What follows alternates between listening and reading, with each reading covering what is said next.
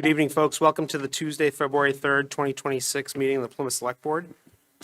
Pursuant to Massachusetts General Law, Chapter 30A, Section 20, any person may make a video or audio recording of an open session of a meeting of the Plymouth Select Board after first notifying the chair and subject to the reasonable requirements of the chair so as not to interfere with the conduct of the meeting. At the beginning of the meeting, the chair shall inform attendees of any such recordings. At this time, I'm aware of only a recording by the local scene. Is there anyone else who is recording at this time? I see no one else. Pursuant to Chapter 2 of the Acts of 2025, an act relative to extending certain COVID-19 measures adopted during the state of emergency and signed into law on March 28, 2025, this meeting will be conducted via remote and in-person means.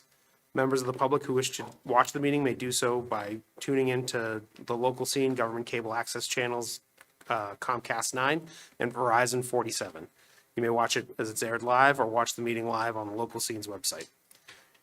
Members of the public who wish to participate in the meeting may do so by coming here in person to the Great Hall at 26 Court Street, Town Hall, Plymouth, Mass., or remotely by clicking on the link which is posted on our agenda and posted on our website. Please join the board in the pledge to the flag. I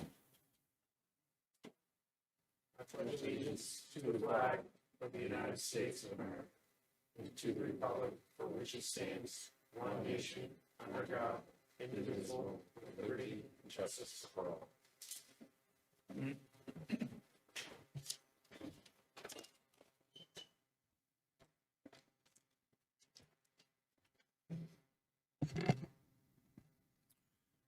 Our first agenda item are public hearings for aquaculture license renewals. We have a memorandum in our packet from the harbor master.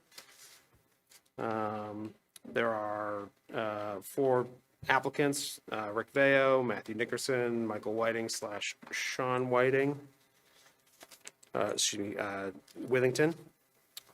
The materials are in your packet.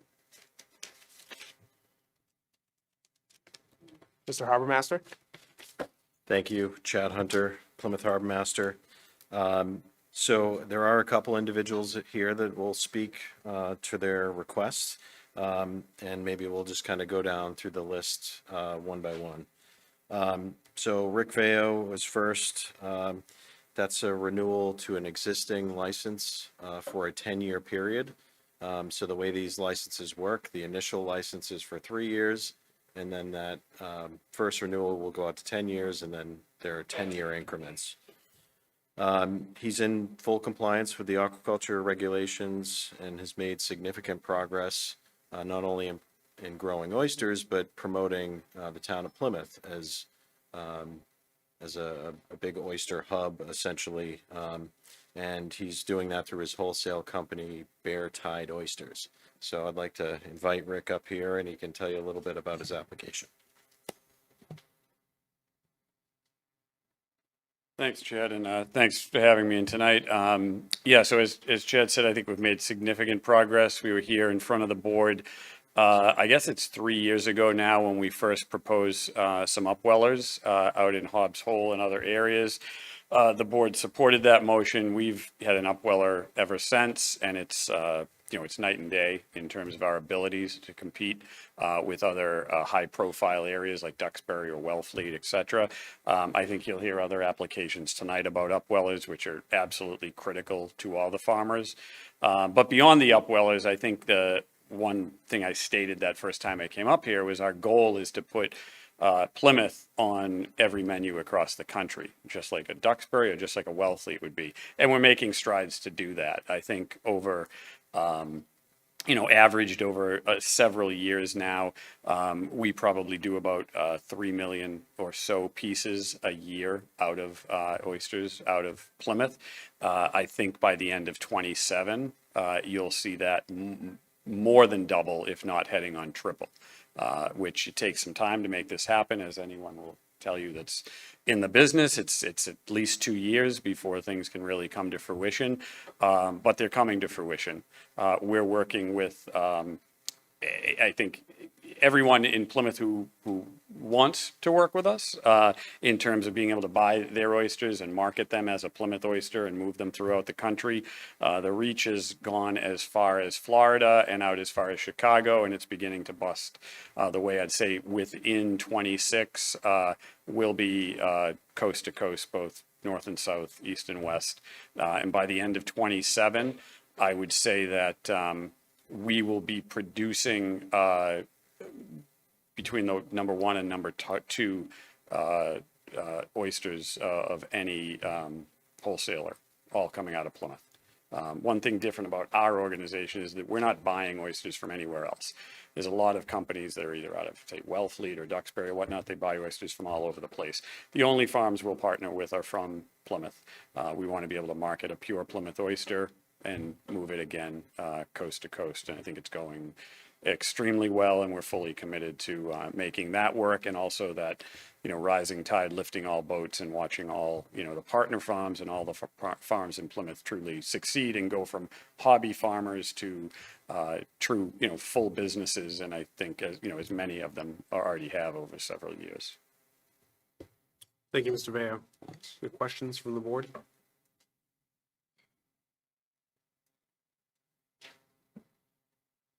Do you want us to take votes as we go through, Chad? I'll leave that up to you. You could do them all Pleasure of the together. board. I'd make a motion to approve Mr. Veo's 10-year aquacultural renewal. Motion for Mr. Canty. Is there a second? I'll second. Ms. Iaquinto, discussion? Ms. Iaquinto? Yes. Mr. Canty? Yes. Mr. Quintal? Yes. Mr. Cohen? Yes. Myself, yes. Congratulations. And thank you for that, Rick. So the next three applications are for upwellers. So there's a difference. The grow out site is the plot of land, typically acres in size, where they grow the oysters. Upwellers are typically floating docks that have silos in them, and a pump that forces water through the seed to really boost growth very rapidly when they can be as small as 5 millimeter, and they're trying to get them up to 25 millimeter before they take them out to the grow out site. And I think Michael's going to expand upon that on the upweller side, so I won't go too far into it. But Matthew Nickerson, I don't believe is here tonight, but I can kind of speak to his application.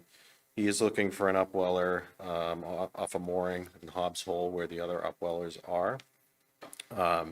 Matthew Nickerson, he's a commercial lobsterman, brings in a lot of lobster, but he's also started to transition to aquaculture as well, which is really kind of a neat story where, you have a commercial wild caught fishery, and, that's been his industry for years. And now he's starting to transition to aquaculture, which, you're not there's a lot of variables that go into it, but it's a put and take system. So a little more sustainable than a wild fishery. So we're kind of hoping that as this goes along, some of our commercial fishermen will transition, and Matt's one of those examples. So he is not here tonight, but this is a new upweller site for him. He's in compliance with all of the aquaculture regulations. His site is probably one of the neatest sites as far as how straight his rows are. He runs a really nice farm out there. So, thank you. Thank you. Is Mr. Nickerson online? Jade? Pleasure of the board. Move it. I have a question. Sorry. Go ahead. So Chad, I see for Mr. Nickerson's application, there's a coordinate, and then it notices a 50-foot radius, Correct. and the others say are coordinates with a 20 by 10 foot area.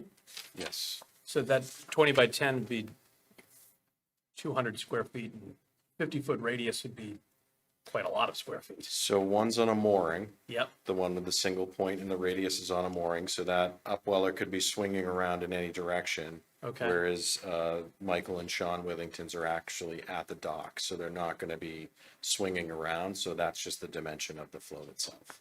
And what the swinging around, is that part of the apparatus, or does the tide and the ocean currents? Tide and the wind. So it's on a single point mooring, so it will pivot around that mooring depending on the tide or the wind. So we just went with a single point, which is where the mooring is located. And Okay. then a radius around that for Matt Nickerson's upwelling. What is because it looks like we charge the same for a 20 by 10 as we do for this, which would be if a 50-foot radius, that's 7,853 square feet. We charge the same for the two areas? So the charge, it's going to be different for these two, and I'll kind of speak to the Withington's request and sort of the pilot program that we're working with them. Okay, But the state only allows us to charge $25 per acre. okay, So we can invoice them for that, but it's going to be a very small bill. It's going to be, fractions of an acre, so maybe a few dollars, if that. okay, So that'll lead us to another discussion. One of the things we're looking at is an upweller fee. Okay. Because with these upwellers, they're in the inner harbor. We have an MOU with Marine Fisheries Yep. that requires our staff to do inspections weekly to make sure that the seed that's there is under 25 millimeters. So there's a little more handling or a little more enforcement and observation on our part. So I think at some point we'll come to the board with an upweller fee that basically covers the cost that the town is providing as a service. okay. Okay, I appreciate the explanation, just the space disparity stood out, so thank you, appreciate it. You're welcome. Mr. Cohen? So again, Chad, you were indicating that this is at Hobbs Hole? Correct. So the upwell is all three of them? So just Matt Nickerson's, Michael and Sean will speak to those. That's a kind of a located- pilot program okay. to be at Town Wharf, which we can get into. So this upweller is located at Hobbs Hole? On a And- mooring in Hobbs Hole. Okay, and then at some point, you will be seeing an upweller fee come out of your department, that suggestion? Correct. Okay, very good. Pleasure of the board. Take a motion to approve Mr. Nickerson's application. Mr. Canty makes a motion. Is there a second? I'll second. Cy Quinto seconds. Discussion? Mr. Cohen? Yes. Mr. Quinto? Yes. Mr. Canty? Yeah. Ms. Iaquinto? Yes. Myself, yes. All right. Michael and Sean Withington, there are two separate applications, but I'll group them together. They came to the town about 9 months ago and pitched an idea to us. Derek, myself, and Kate McKay met with them on the pier over the summer, and to kind of rewind, before the new wharf was built, the Withingtons sort of were the first, again, to have an upweller within the harbor. In fact, Marine Fisheries wasn't even really sure how to sort of move forward with this, but at that point, it was kind of almost a pilot program in itself. But they started with an out-of-the-water upweller, which was actually up on the deck. And then I think they quickly found out that bringing water up 15 feet to run through the upweller and then discharge it was quite difficult.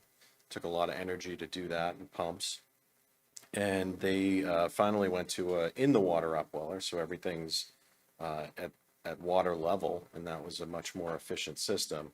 But it was kind of a year-to-year trial run, not only with the town, but with Marine Fisheries at the time. And that was the old T-Wharf that was dilapidated. We had area where we could put them and it wouldn't impact any of the other operations. So that was really the premise of the request. They were looking to maybe try this again, but on the new pier, which the new pier has gotten a lot busier than the old T-Wharf.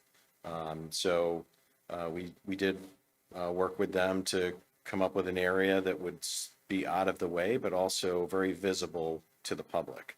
So with the boardwalk that goes around the back of Woods and all of the cruise passengers coming off the pier, it was a way for us to kind of highlight that industry by having it happen right in front of their eyes. Typically, all these grow out sites are offshore. They're out of sight, so nobody sees it. But we do have an opportunity here where the upweller is in a public space and, you know, people can see what they're doing, ask questions. This is a temporary pilot program that we're looking to do with them, and then revisit it in the fall and see where we are. Questions from the board? Mr. Canty? Well, Mr. Veo's comments earlier suggested it would take about 2 years to see any positive results. So what do we expect to see in the fall that we'll be able to, like, what would be our measure of success in a 9-month or so period? So, and I don't want to steal too much of, Mike Withington is here, so I know he wants to speak on the application. But an upweller is pretty immediate. I think Okay. our concerns from the town side are to make sure that it doesn't impact any uses on the Okay. pier that exist. Okay. That they're able to do this in an area in a way that doesn't impact the cruise ship or the fishing boats that already use this space. So really that's it. I mean, an upweller, it's pretty immediate. You buy seed really small, you put it in an upweller, and within, you know, a month and a half, those are ready to be transported out to the grow out site. Okay. And for these growers, upwellers are important because the larger the seed, the more it costs. So if you're getting to a scale where you're buying millions of seed, Yep. you want to grab that at a really small size, get a good price, put it in an upweller, get it up to 25 millimeters, kind of the size of a quarter, and then get it out to your grow out site. So the benefit is there. It works. It's a system that works. They'll see that benefit immediately. Okay. It's just whether or not all the other uses in Down that area are later in the compatible. process. Yeah. Okay. All right. Thank you.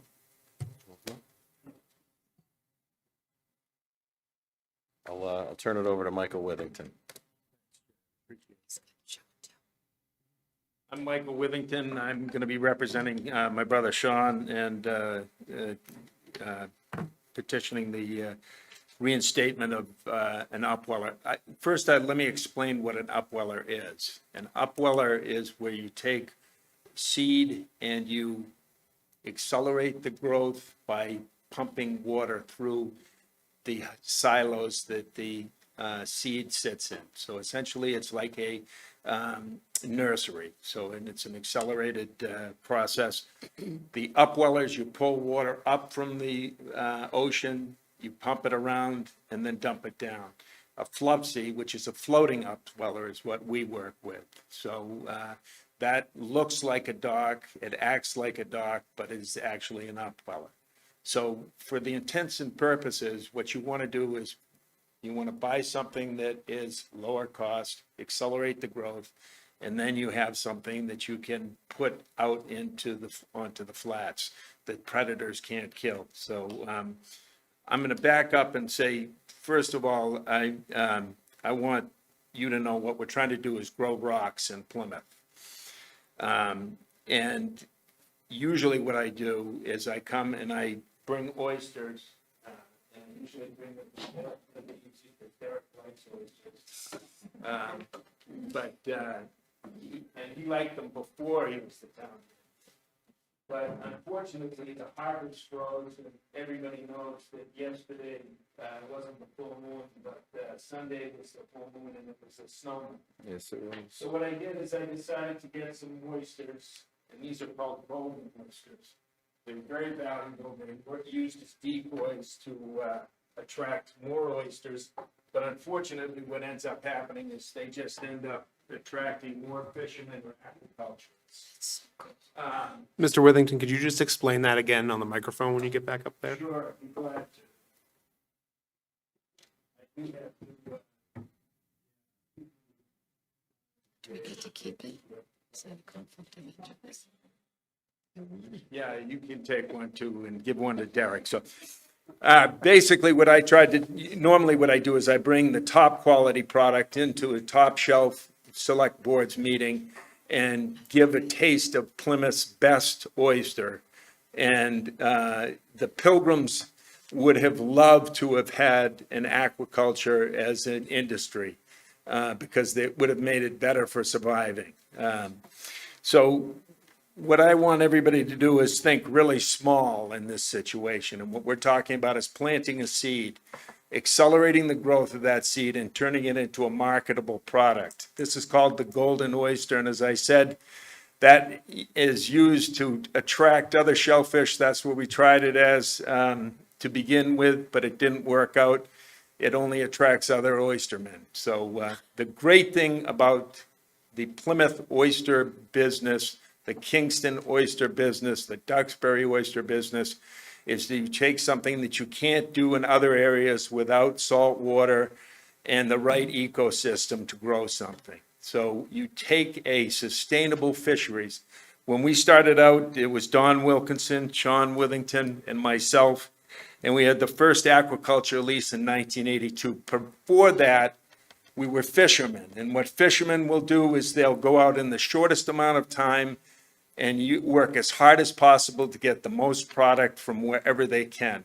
The difference between a fisherman and a farmer is you compete on your own leased area.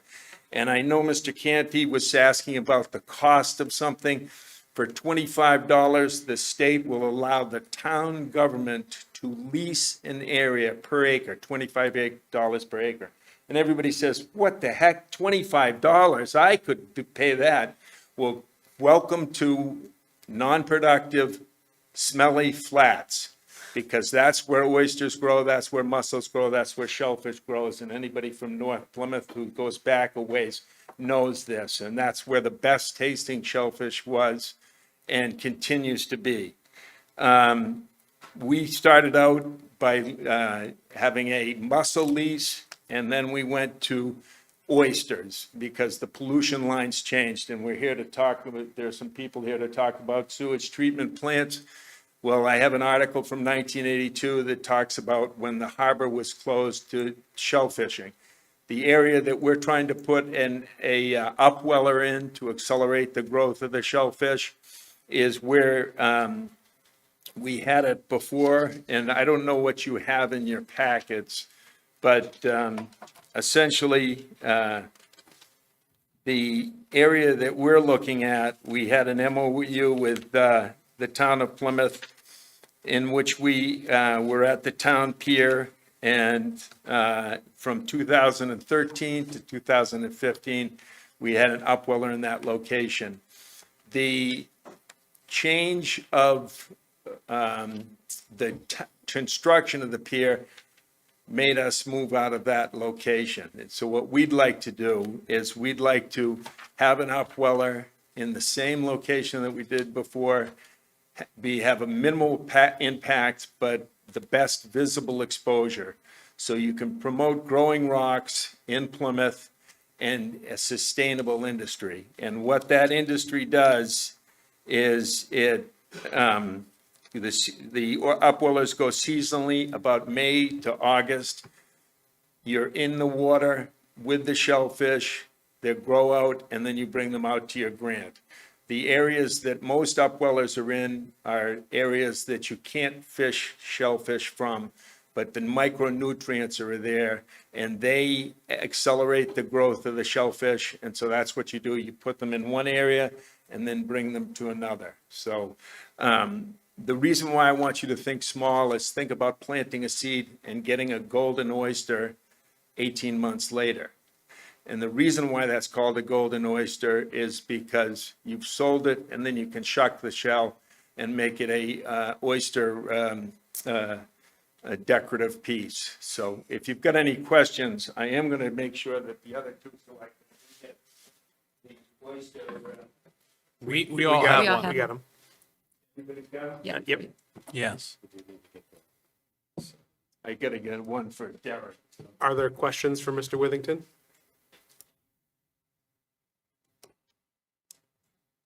Geez, I guess I talked long enough. I think you covered everything. Pleasure of the board. I will, I'd like to make one comment. There's a person in the audience, its name is Don Wilkinson. And Don is the oldest oyster fisherman in the room. And he is one of the best promoters of the oyster industry. He got Jim Hooper to come down and take photographs of all the oystermen. And you can see, Don, I've highlighted it.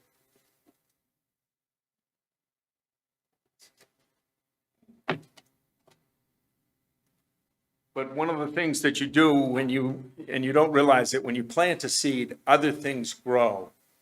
And in this industry where you think you're just growing oysters, you're growing jobs, you put kids through college. We've got one of our ex-employees who got smart, went into the military, and then he decided to apply to Yale Law School.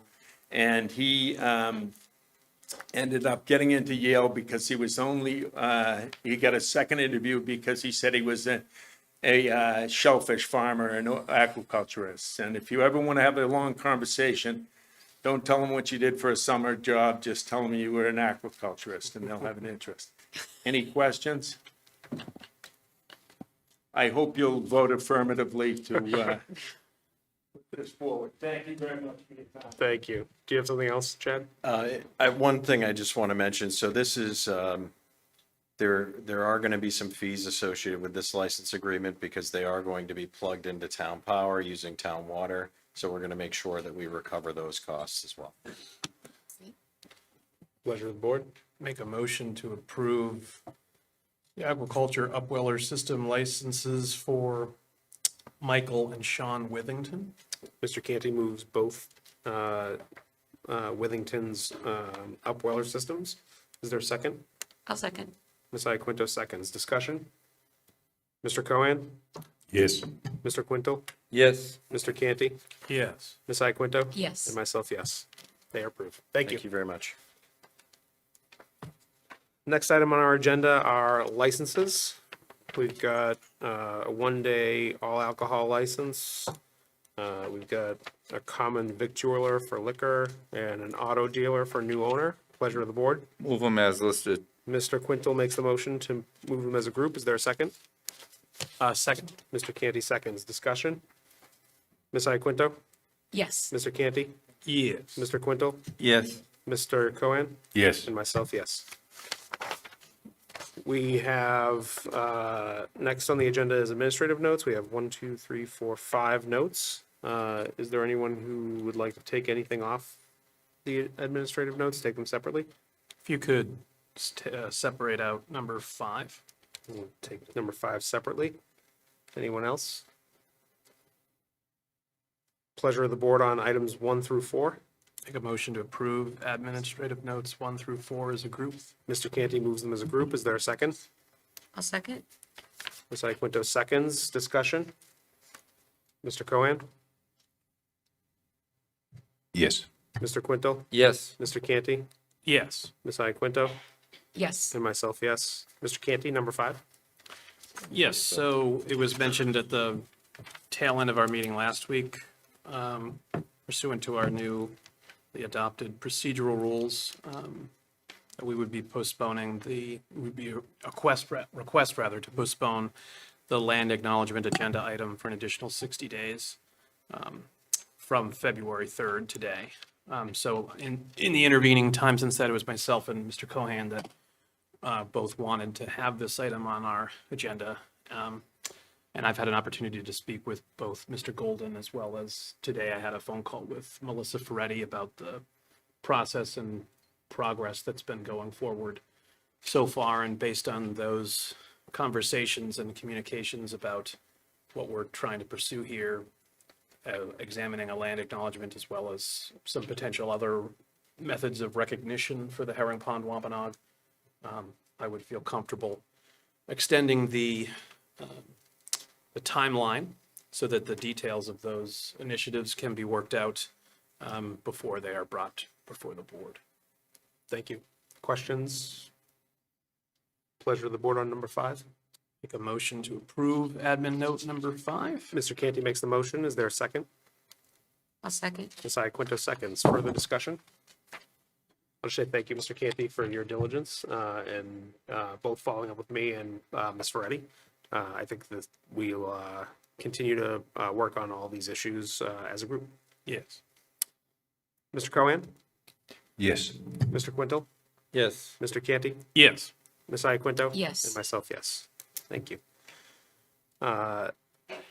Next item on our agenda is public comment. I do want to say that I think there are a number of folks in the room who are here for public comment on a later agenda item related to the wastewater, groundwater discharge permit presentations. I have heard from one of my colleagues that they'd like to reopen public comment during those presentations. So you're certainly welcome to make a comment related to them now, but if you would like to reserve it for discussion during the actual presentations, we can do that as well. With that, I'll open up public comment. Is there anyone in the room who would like to register a public comment with the board? Is there anyone online?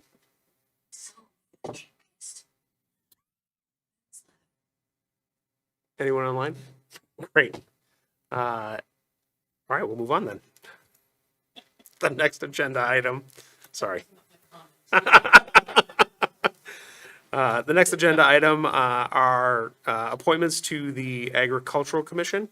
We have two terms, the first expiring June 30th of this year, and the second expiring June 30th of 2028. We had two applicants, however, one has withdrawn, Ashley Bennett. So the only applicant that we have here is Janelle LaGrange. Is Janelle in the room? Is Janelle online? Excellent. Ms. LaGrange, if you wouldn't mind, we're going to let you into the room. When you are in the panel, if you could unmute yourself and introduce yourself to the board.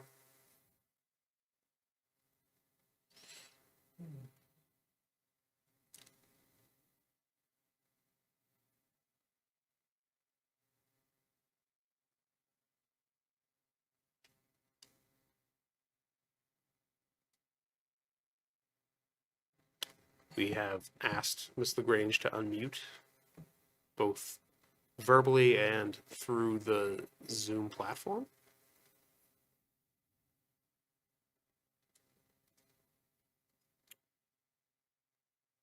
We are still waiting for Ms. LaGrange.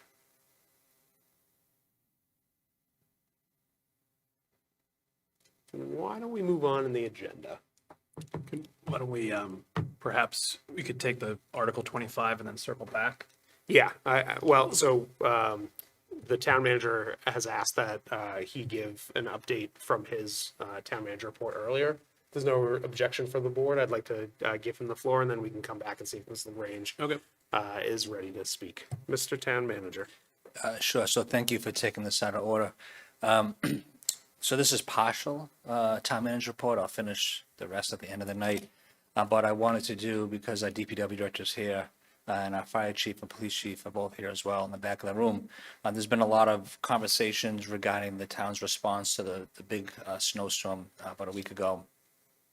And then most recently, there were a number of concerns relative to the decision-making that goes into determining whether or not we're going to institute a parking ban. And so, having talked to the DPW director and Mr. Coyle, I asked if he could share with the board and the community at large what goes into snow and ice operations and what we do. And then we will certainly answer any questions relative to parking bans, which is why both chiefs are here, because parking bans are really rooted in public safety. So I think people need to be aware of that. So I'm going to turn this section over to the DPW director, Bill Coyle.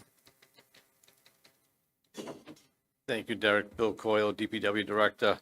Mr. Chairman, members of the board, thank you for having me. To talk a little bit about the storm, I might bounce around a little because there's a lot to talk about.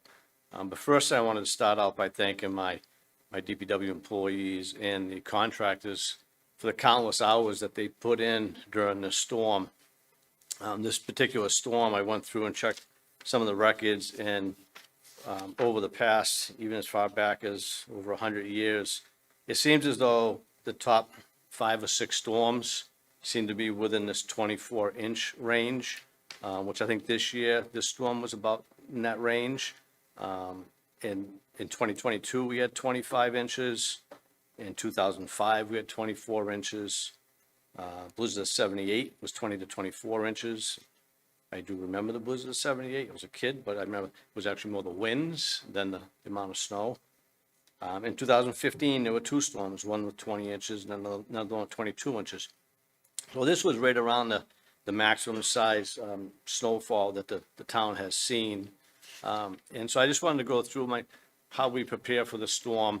Obviously, days before, we're looking, even a week before, what equipment is down, how can we get our equipment up and running, making sure that especially our large trucks are running, 6-wheel dump trucks, 10-wheel dump trucks, what do we have for staff? Is anybody out sick? I need a foreman. And so, while we're looking at the equipment, we're watching the weather days in advance. But in particular, the day before, I checked probably 6 different weather apps. We have our own meteorologist that we pay for as a consultant, that I can call 24 hours a day. Like any other meteorologist, I don't always get the correct information, but I think that comes with the territory. It can be frustrating because you base important decisions on what they're telling you.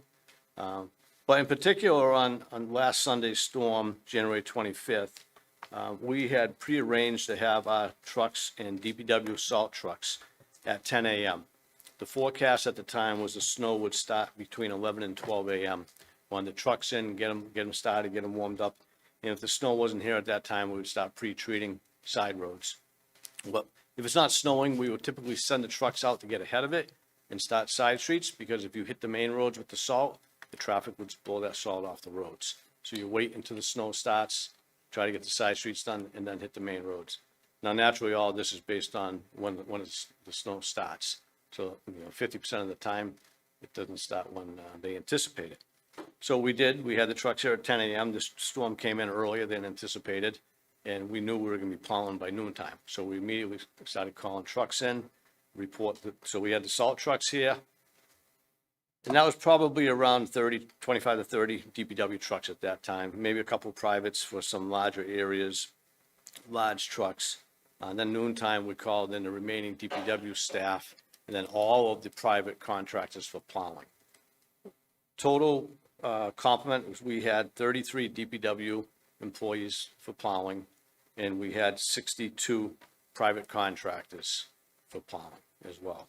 And then we had 4 skid steers for parking lots that we utilize. And I would say that this is, you're looking at a total of, I think, 95 pieces of equipment for plowing. This town really should have about 140 to 150 pieces. I think in years past, they had numbers that were that high. But unfortunately, what we're seeing, not just us, but I think all around the state and the industry, is that people do not want to do this work.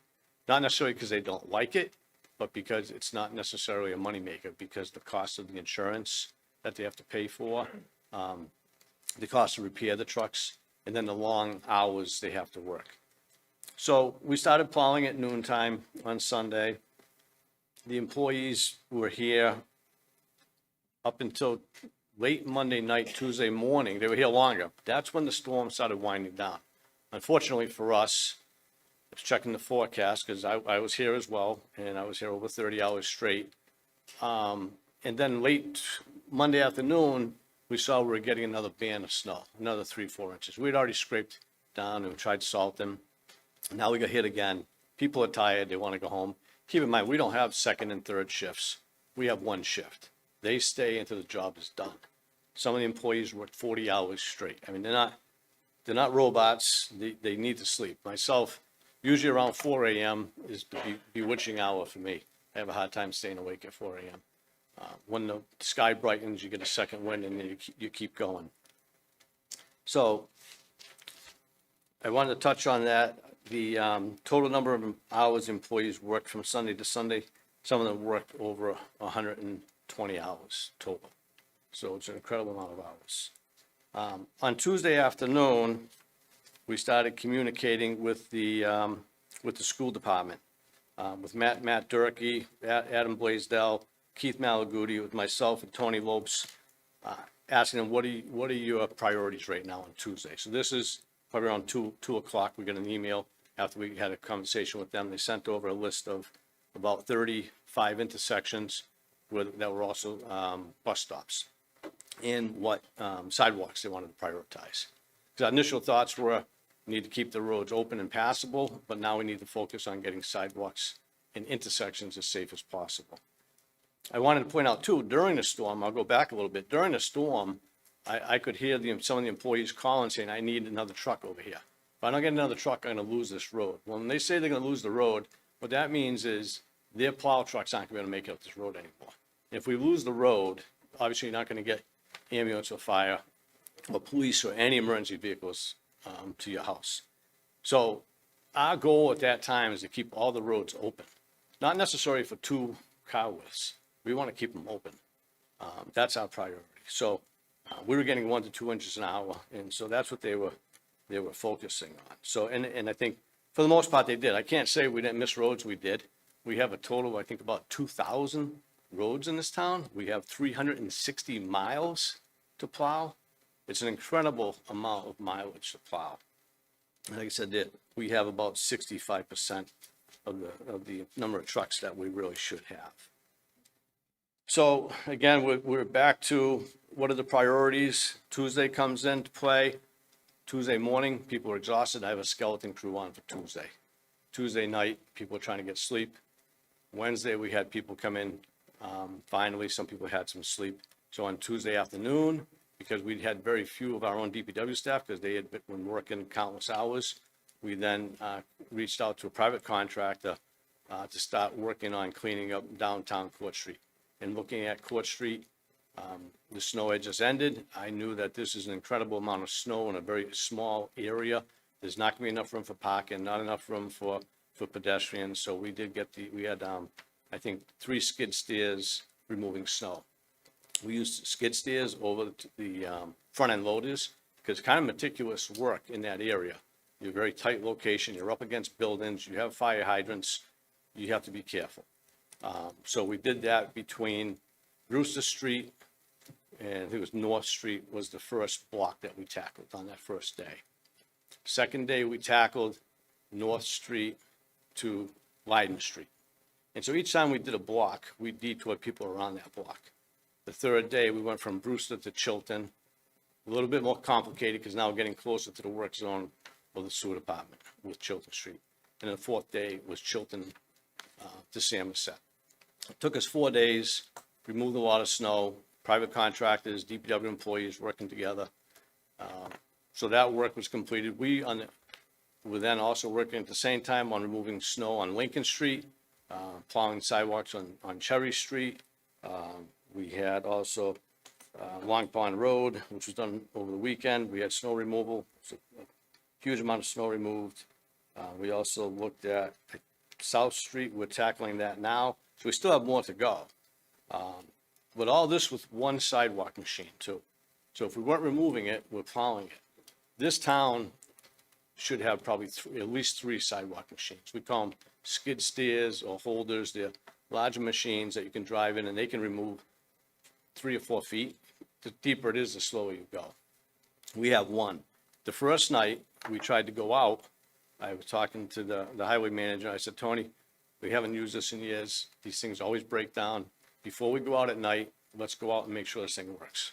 Within probably the first hour, it broke down. So brought it back in the shop and we finally got it going for the next day.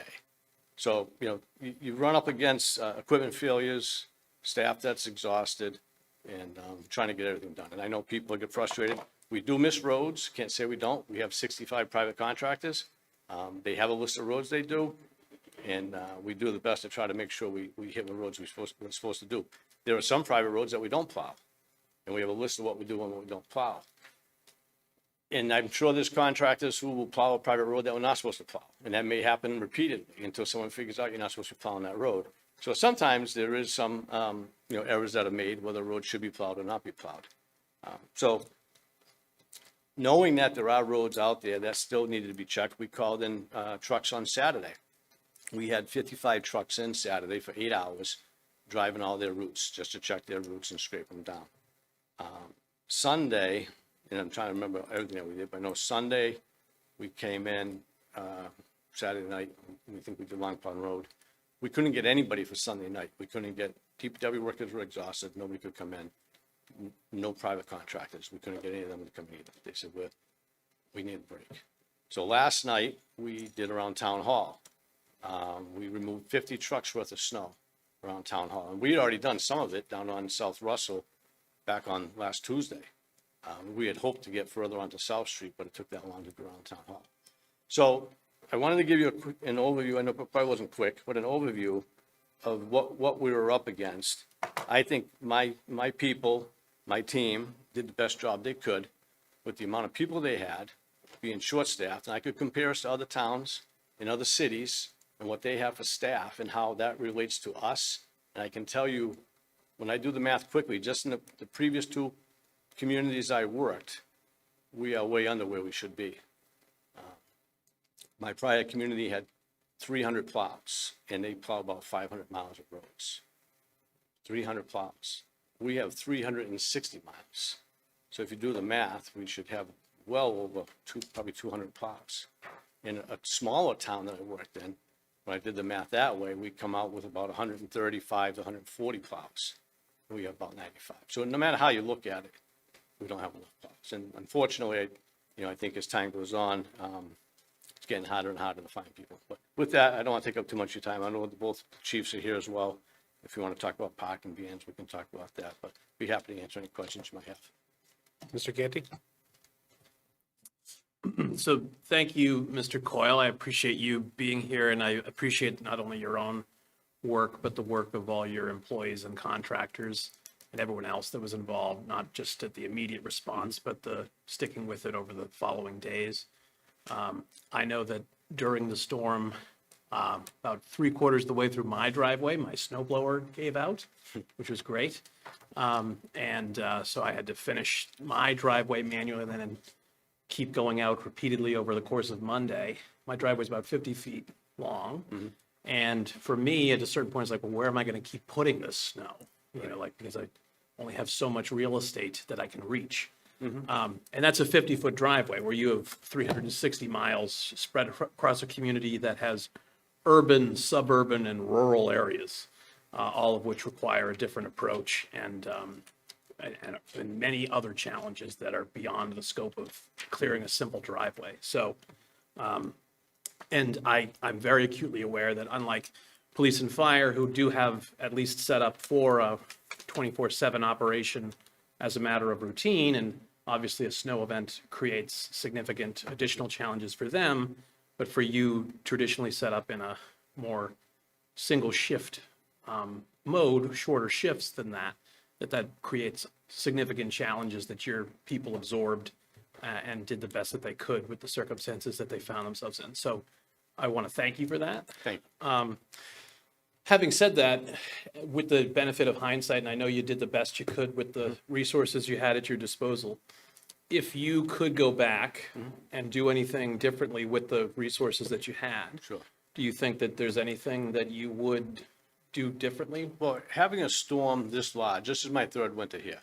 First 2 winters were fairly mild. Right.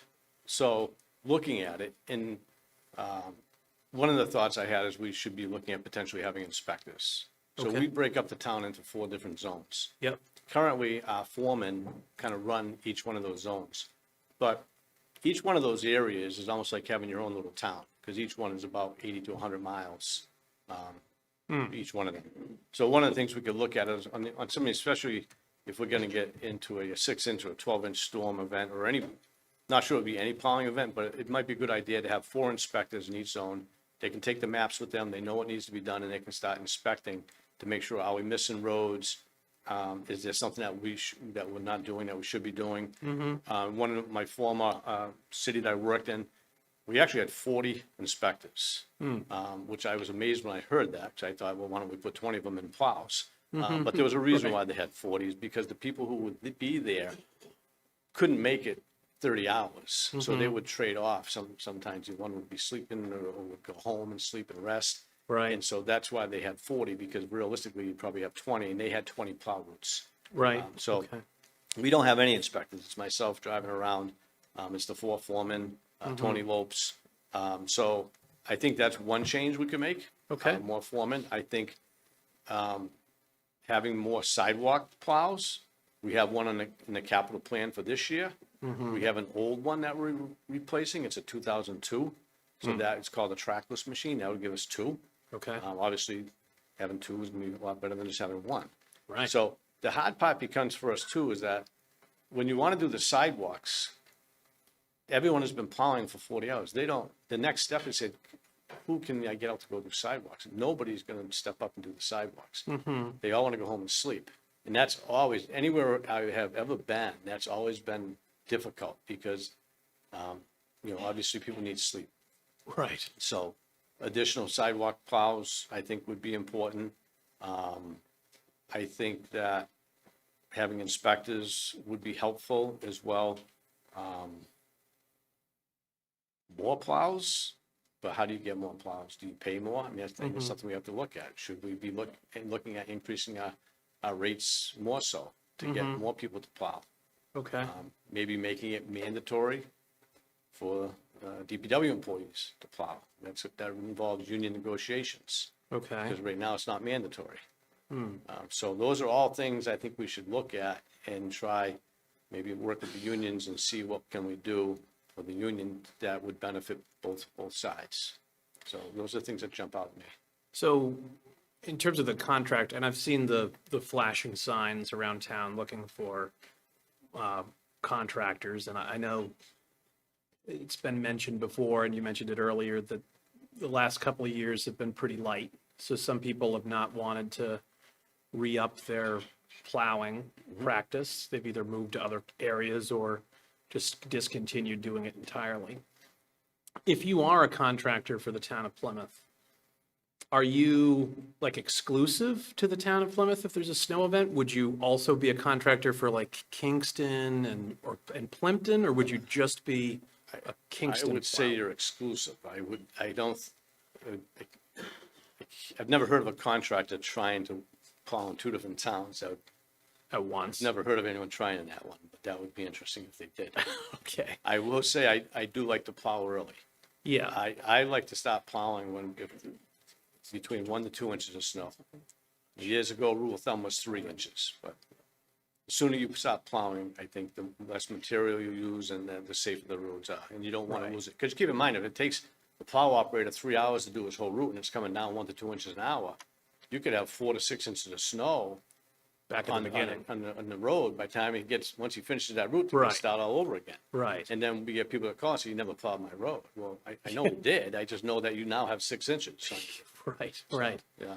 Now, is there, I guess part of the expense would be the added insurance and equipment. Is there anything, could we look at offsetting some of that expense so that during a light snow season that they don't disappear? That, I think that you'd have to look at incentives. We have to be careful. Your incentives could be based on if a private contractor shows up every time that they're called, then they could get a bonus. And the bonuses could be structured so that it might offset the cost of the insurance. So, Okay. we could look at bonuses Yeah. for them if they show up for every event. yeah, So that would be, I know when I was in the city in Worcester, they did offer bonuses. If the contractor showed up for every event, they would get whatever that was, $1,500 or $2,000, depending on the size truck, would be a different bonus. So, okay, and that would, if they know, you're bound to get at least 2 events, you're gonna get called in at some time during the winter. So if they knew they were gonna get a bonus just for showing up, that might help offset the cost of the insurance. okay. And do they sign is it an annual contract or they send? Yeah. Okay. Yes. Okay. I think exploring ways, and you would know how to structure it better than me, but exploring ways to retain people through light years so that they're still there for the heavy years, I think would be a significant benefit because the last few years have been light, but obviously not so much this time. Right, and it's not cost effective for them to have the insurance if they're not making any money. Right. So it's good, but it's also not cost effective for us to be paying out money unnecessary. So there's a balance to be struck there, and finding that exact balance is a delicate process, but I agree. I appreciate the insight. Okay, thank you. Thank you. Mr. Cohen? Thank you, Bill. I appreciate that Snow Removal 101 for the town of Plymouth. That's very helpful. I had the opportunity to attend a staff meeting of the town manager and the department heads preparing for what we might get on Sunday, on Friday. So I had a firsthand experience watching the different department heads work with the town manager in the emergency center, start to look at what the conditions were and the information they were getting out of Taunton and the National Weather Service. So it was an education. Obviously, the town is doing everything it possibly can, but you do bring up these things that we have to pay attention to. And that is, we haven't had a snowmobile event in 3 years. You indicated that we went from close to 150 pieces of equipment down to 90, and that, we had about 30 town pieces of equipment, and we had 62 pieces of equipment coming in from the contractors. And as it was indicated, I saw that flashing sign on South Street. It sounded a little, it was like, sign up to be a plow driver. And then it said, please sign up to be a plow driver. It looked like they were doing everything to find people. And then we're confronted by this reality that not a lot of people are going to hold that insurance cost when it isn't snowing. So obviously, we're having the same problem other towns are finding contractors. But I do want to go back and look at, this is a lesson learned in terms of pieces of equipment. And now we're at we're well into a week now, and we're still looking at our sidewalks. And it's, it's something, I'm surprised to know that we got one sidewalk piece of equipment. We have all these schools, we have to clean the sidewalks, we have to get people in and out, and we have one. So obviously we need to address that sidewalk piece of equipment, because now what I'm seeing is people walking in the street. There's a lot of people that have like walking routes I see, and I could see them walking on the sidewalks, but now they're kind of moved into the street. So it's something you have to keep an eye on when you're driving around Plymouth. I think that everybody should be aware of that. And then when it gets dark, it's another problem. So obviously we have a lesson learned in terms of not have this equipment being an issue. So it's something that I just hope that people take stock in terms of, at one point we had this equipment. Where would this equipment have gone if we had it a few years ago? Well, I think it gets old and eventually should be replaced. Like I said, the last one that we had an 02. That still functions, but the snow blowing attachment, I don't think works anymore, and that's going to be retired. We'll probably keep it as a spare and see if it can still run. Yeah. But it's not, the other thing to look at too is, we do have bylaws in place where, technically anyone who lives or owns property from the Kingston line to JB's Corner within a mile of the coastline, per the bylaw, is supposed to be clearing their sidewalks. I can say that in my prior employment, they had an ordinance that people who own the property had to clear their sidewalks. And I've driven through there recently, and the sidewalks were cleared. And I know the city doesn't do it. They only plow what's in front of the property that they own. We may never get there, and we're not there now. So it's something just kind of throwing that out there, food for thought. Because if everybody did the sidewalk in front of their house or their business, certainly thousands of people pitching in is a lot better than waiting for the 33 DPW employees, and then it's not that many that know how to run the sidewalk tractor. So it's almost an impossible task for DPW to clear all the sidewalks. It'll be springtime by the time we're done. So. Obviously, we have bylaws and we have neighborly efforts where everyone comes out and shovels their walk. It's just around the schools, when you have an event like this with this much snow, and then the plow activity takes place and you start to see large deposits on the side of the road. So it makes it very difficult for the layperson with the shovel, especially, just as you indicated before, you were breaking down the priorities of addressing the storm. And I think that, obviously we just want to keep track of those sidewalks around the schools. And then and anything we can do to convey to the residents to help with this sidewalk issue. But it's something that I just want to walk away from this experience with a lesson learned We did everything we could, but obviously, we'd spent 3 years out of commission, not really on the playing field. So we need to kind of take stock of what kind of equipment we have and be prepared for that in the future, regardless of what happens with the weather. Just always making sure we have enough pieces of equipment. And I will say, many people did shovel their sidewalks, which we greatly appreciate. And I recognize they may have an elderly neighbor. I mean, maybe that's where they could say, you know, let me keep going and help out. But certainly we'll do everything that we can to clear the sidewalks, but any efforts we can get from the help of the residents, greatly appreciated. Yep. And I'll put a plug in for catch basins and fire hydrants as well, huh, man? Yeah, the fire plugs, that's a whole other effort. Okay, thank you very much. Thank you.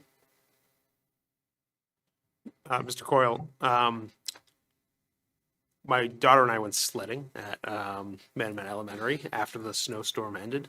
I noticed that there was a plow that was going through that area. On the side of it, it didn't say Town of Plymouth, it said Plymouth School Department.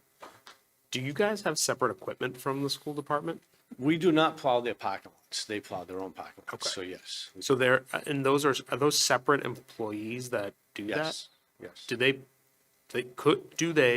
and if not, could they pitch in on the town side? Well, there'd be a couple things. One is I don't know how much time they have, you know, from doing their own tasks to be able to provide to helping us. And also you get into potential union issues as well. I think it's, you know, I know Mr. Canty over the years has done a lot to reach out to the school side to see if there are ways that we can collaborate on issues. Perhaps this could be something that we could reach out to them on. I know there was a lot of concern about particularly school children in the North Plymouth area walking to their school. So, you know, knowing that the schools have some equipment that you folks don't own and manage, knowing that they have employees who also do snow removal, perhaps there's a better way for us to partner with those folks. And we can talk with the school department. I know they did take their snow blower down Hedge Road to help us out. And we sent the sidewalk tractor, was supposed to be over there this afternoon, so hopefully get over there and open that up even more. But at least they had a path from the snow blower that the school, probably a custodian or somebody had gone through and tried to open that up. So they have done their best to help out, I think, as well. But certainly we could talk to them to see if there's any other efforts they could help us with. Yeah, that's great. I appreciate that. Thank you. Thank you.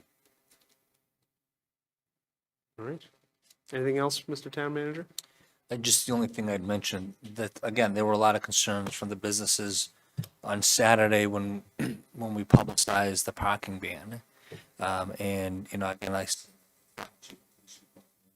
this is a collective decision, so it's not just the DPW director on his own making these decisions. You know, we're looking at the weather report, how much snow is supposed to come through that storm, and then the current conditions of the streets and sidewalks before we make those decisions. And you know, I know, you know, Chief Foley always has a concern of making sure that he can get his apparatus up and down, especially some of our narrow roads. And so I think a lot of the businesses get concerned that they're looking at Court Street. And again, congratulations to the DPW for clearing the sidewalks on Court Street, even though the bylaw requires the businesses to clear the sidewalks on Court Street.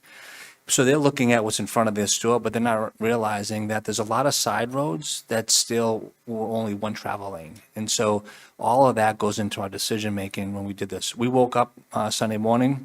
Again, we had a conference call, the group of us, and we said, now that we know, I think, a better sense of the track of the storm, we're able to lift that ban. But we're always going to err on the side of caution to ensure that, you know, we can get our first responders up and down those roads. You know, and I'll quote Chief Foley last week when he presented on public safety, you know, try holding your breath for 8 minutes. And so those are things that we think about. If we can't get a truck or ambulance into these areas, I mean, these are life or death situations. Mr. Canty? So, Mr. Brindisi, your comments about the decision-making remind me of, you forward to us the National Weather Service reports. Yes. And there was a comment by a meteorologist in regards to the prediction of that storm. Do you recall what that meteorologist, how he described? The meteorologist said you can always go to option B, and that's the seat of your pants option. Right. So I think to your point that even the meteorologist couldn't get this one Correct. And again, we use data to drive our decision-making. And so, we're looking at the weather reports on a regular basis. Our emergency management director is forwarding them to the team, and we're looking at those, and it was a difficult one to predict. Yes, agreed. Thank you. And if I could just add, typically 1 to 3 inches, we're not going to call a parking ban. But with the amount of snow we already had on the roads, we had no place to put it. So we were cautious, saying if we get 3 inches and if they're wrong in the other direction and we get 4 or 5 inches, we can't have the cars in the way. And we did scrape roads down on Court Street. We did have plows out there, and but it was just a small amount, so it wasn't going to be a problem. So, but we do try to make the best decisions based on the weather forecast that we have. Mr. Cohen? Just go back to, obviously, we're continuing our cleaning efforts, but it is a lesson learned. We need to, you've told us tonight that we lack this equipment. And so that should be we should kind of zero in on that and focus on how we can get back up to speed. So I know that it's difficult to kind of plan around these snow events, whether we get them or we don't get them. The weather's becoming a little bit more erratic. And so we have to adjust to that reality. But for safety purposes, for the fire and the police and everyone else in the community, having the appropriate pieces of equipment is critical. So tonight, that was an interesting, helpful presentation, but it does leave us with a lesson learned to focus on where we can fill in the gaps the next time. I agree. Thank you. Thank you. Thank you. Jade, were we able to get Ms. LaGrange into the Zoom webinar? Ms. LaGrange, if you are in the room virtually, could you please unmute yourself and introduce yourself to the board? Hi, my name is Janelle LaGrange. Can you guys hear me okay? We sure can.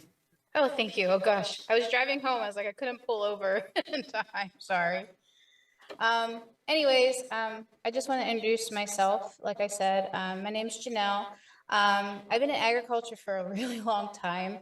I expressed my interest in the committee. I just moved here and I really want to be a part of our community, and I love it here. I moved here from Denver this summer. But my professional background, I went to school for turf grass science at Penn State. I studied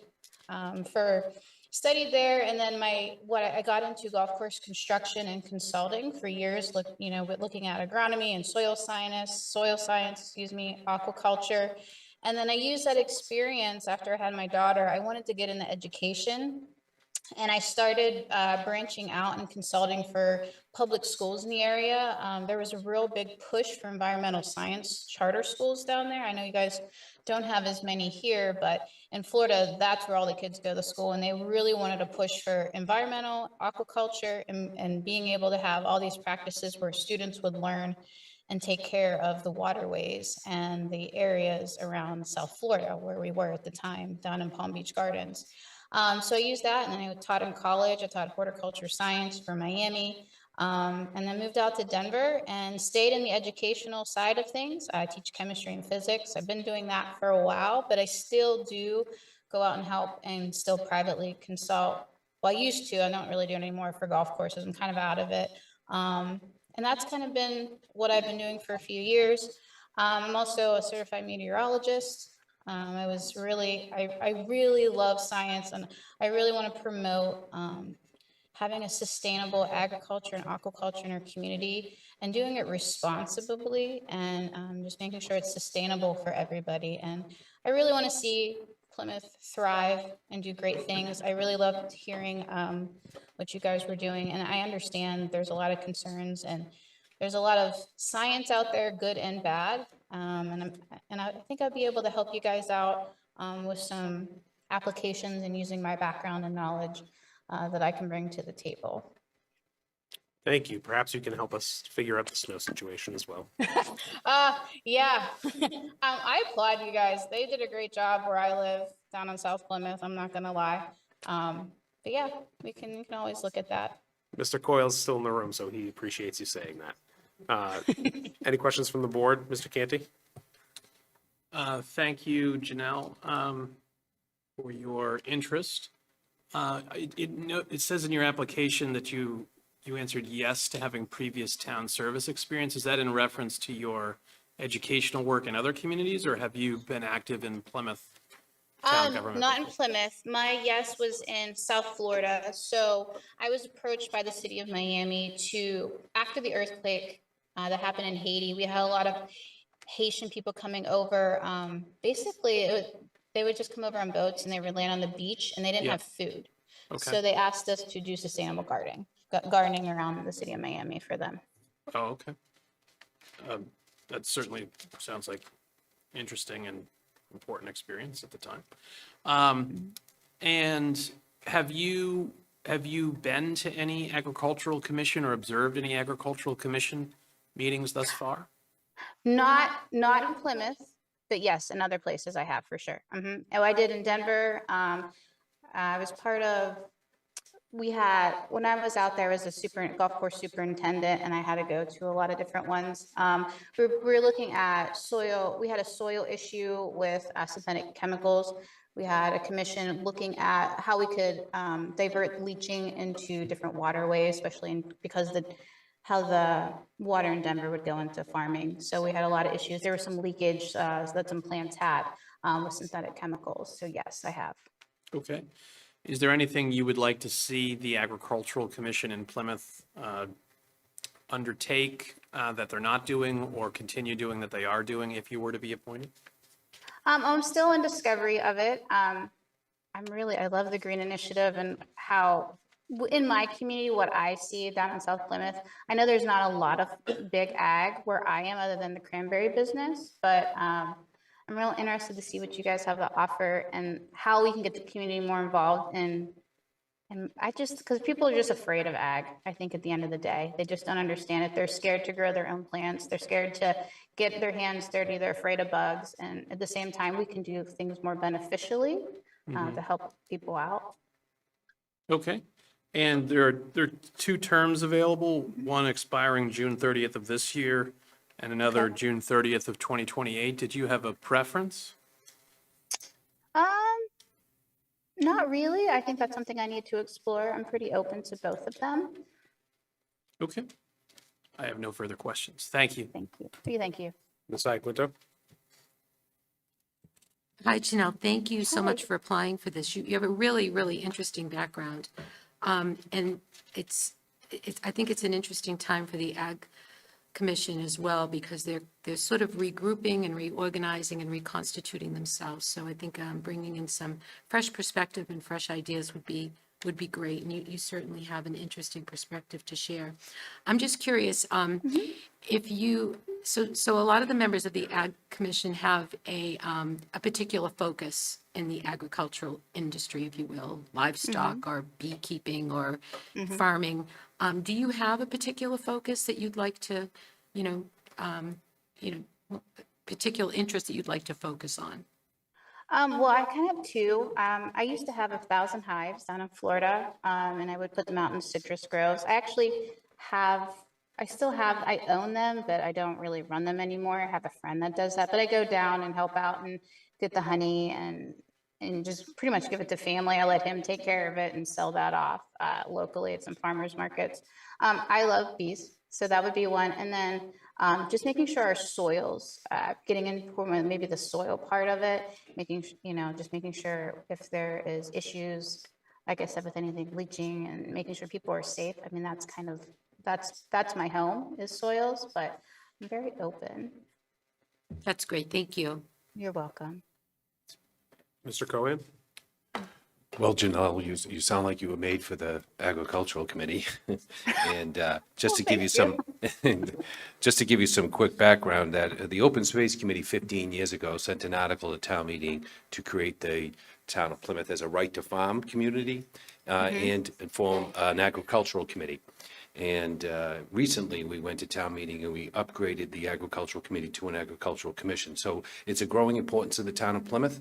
I think that as you take on this challenge as a committee member, know that the town of Plymouth does hold agricultural restrictions on the county farm and here in Plymouth. We also have, excuse me, that seems to be aggressive. The town of Plymouth has a agricultural restriction held on the county farm on Obery Street. So I hope Okay. that the agricultural commission can reach out to the county, county farm.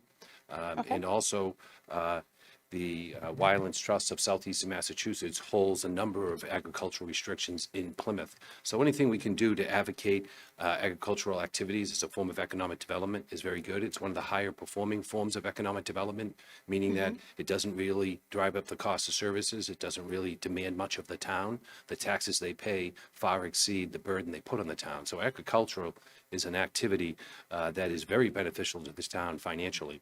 So it's something that I hope that you're serving on this committee, you can utilize that effort, your knowledge in what we're trying to do here in Plymouth to maximize the effect of the impact of the agricultural committee in our community, and also outreach to residents that smaller agricultural activities on private property is something that we used to do quite often in our community to subsidize our vegetables in the summertime. So I think it might be a good idea to start an outreach program in the agricultural committee, asking residents to consider this as an activity on their property.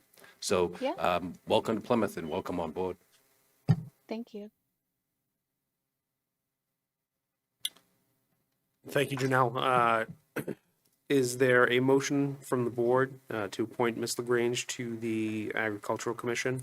I would suggest for the term expiring in 2028, so she has Yes, a little staying power. I would make a motion to appoint Janelle LaGrange to the one-year term, or the one term rather, that expires on June 30th, 2028.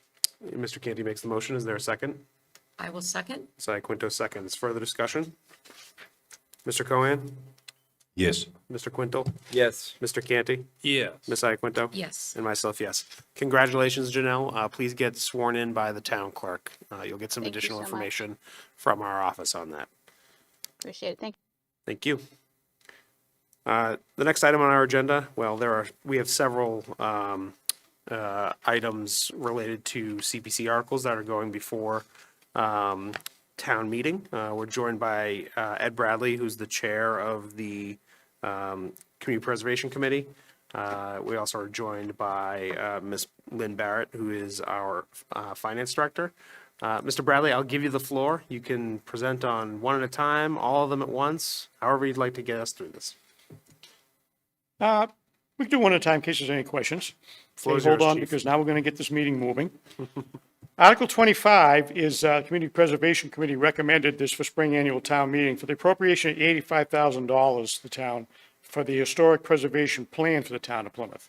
I think the town had gotten a quote for the work about $75,000, but it was recommended to a $10,000 buffer be added in case of any changes or price occurs changes between now and when the work gets done.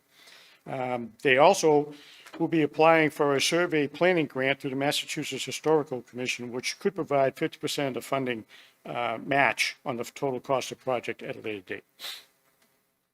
Questions for Mr. Bradley? Ms. Iaquinto? Thank you, Mr. Bradley. Could you tell us just a little bit about what this plan would provide for us? Like, what's the purpose of it and what will we get when it's completed?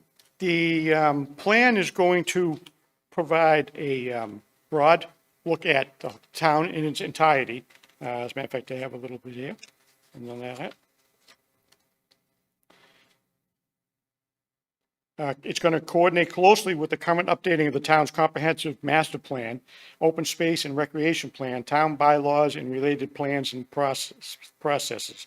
And the plan will recognize the central role of the historic character of Plymouth and identify and quality of life and address the relationships between the historic preservation and all aspects of town activity. In essence, this is going to be a roadmap for the preservation of Plymouth historic resources and features for the foreseen future through the entire town. As you know, we do have a downtown historic. This is going to be at last town meeting, you voted to have a townwide historic. And this will give them the money to go out and get the plan that they can then base their activities on. So I understand that the Historic Commission is undertaking an inventory. Is this part of that? This will be part of that, yes. Okay, This will help okay. them with that also. Awesome, correct. thank you. Yes. Mr. Canty? Mr. Bradley, is there a consultant or contractor in mind already? Or has the 85,000, it just seems cheap for a town as large as us, so. Yes, they have gotten some prices from companies that have done similar work in the state of Massachusetts. Obviously, none as old as the town of Plymouth. Right. Or probably as large. And that's where they got the prices. It should be around $75,000, but to build in the extra $10,000 buffer just in case. Okay. And do we have a time frame for how long it would take to complete? I don't, no. Okay. All right. Thank you. Mr. Cohen? Thank you, Ed. As you know, I'm the liaison for this board on the Community Preservation Committee. We heard the presentation by Connor Anderson, who is the Town Historical Resource Coordinator. And he's the staff person for the newly created Historical Commission, not to be Yes. confused with the District Commission, which is overseeing the permitting process in our downtown, from the lights at 44 to the post office at Leiden Street. So we have a small historical district. Recently, it's expanded to include the Bradford Street neighborhood and up along the training green. So we've had a recent expansion of the historical district, but more importantly, at Fall Town Meeting, or as importantly, we formed this newly created historical commission. They're meeting tonight upstairs. They meet on Tuesday nights. I'm missing that meeting, so I'm disappointed I can't be there. But this will be one of their first charges, is to work with this consultant and begin the inventory process. So I look forward to their results and hopefully getting to one of their meetings. Thank you. Pleasure of the board. Make a motion to recommend town meeting approve Article 25 as CPC articles are included in the warrant by default. Is there a second? I'll second. Ms. Iaquinto seconds. Further discussion? Ms. Iaquinto? Yes. Mr. Canty? Yeah. Mr. Quinto? Yes. Mr. Cohen? Yes. Myself, yes. Chief, Article 26. Article 26 is to reduce the borrowing for the Plymouth Area Coalition for the Homeless. We recommended this article for town meeting. This will allow the Finance Department to use $74,008 available CPA affordable housing funds, $415,351 for FY27 annual revenues for affordable housing obligation, and $2 million of other FY27 available revenues, reducing the original town meeting borrowing authorization, which of course is going to control costs by reducing some of the interest. Questions? Mr. Cohen?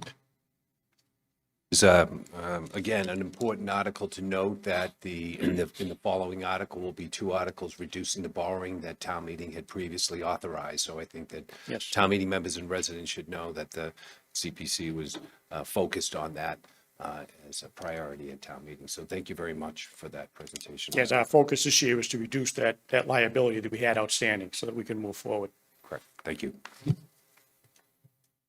Pleasure of the board. Make a motion to recommend town meeting approve Article 26. Is there a second? I'll second. Further discussion? Mr. Cohen? Yes. Mr. Quinto? Yeah. Mr. Canty? Yes. Ms. Iaquinto? Yes. And myself, yes. Chief, Article 27. Article 27, to reduce borrowing at Jenny Pond. The Community Preservation Committee recommended this article for Springtown meeting. It will allow the Finance Department to use the 10% of the annual fiscal 27 revenues for open space and recreation of $415,351 to reduce the original town meeting borrowing, and again, controlling costs and interest. Questions? Pleasure of the board. Make a motion to recommend town meeting approve Article 27. Is there a second? I'll second. Any further discussion? Ms. Iaquinto? Yes. Mr. Canty? Yes. Mr. Quinto? Yes. Mr. Cohen? Yes. Myself, yes. Chief, Article 28. Article 28, Historic Preservation. This is for the Old Colony Memorial Digitization Project. Community Preservation Committee recommended this article for a Springtown meeting for $70,530 to digitize approximately 300 rolls of 35 millimeter microfilm of the Old Colony Memorial and to make them searchable and available online. And this request came from the Plymouth Public Library, who is in control of those 300 rolls. Questions? Mr. Canty? Do we own, or would we own after this, the copyright to these, or like, it's privately held? Certain years, and I can't remember where the break is, could be searchable and downloadable at home. Yep. And then there's a point in time backwards that it would have to go to one of the libraries or one of the libraries that are in that system that the Plymouth Library belongs to be able to do that work. Okay. And is the Old Colony contributing, or the Gannett?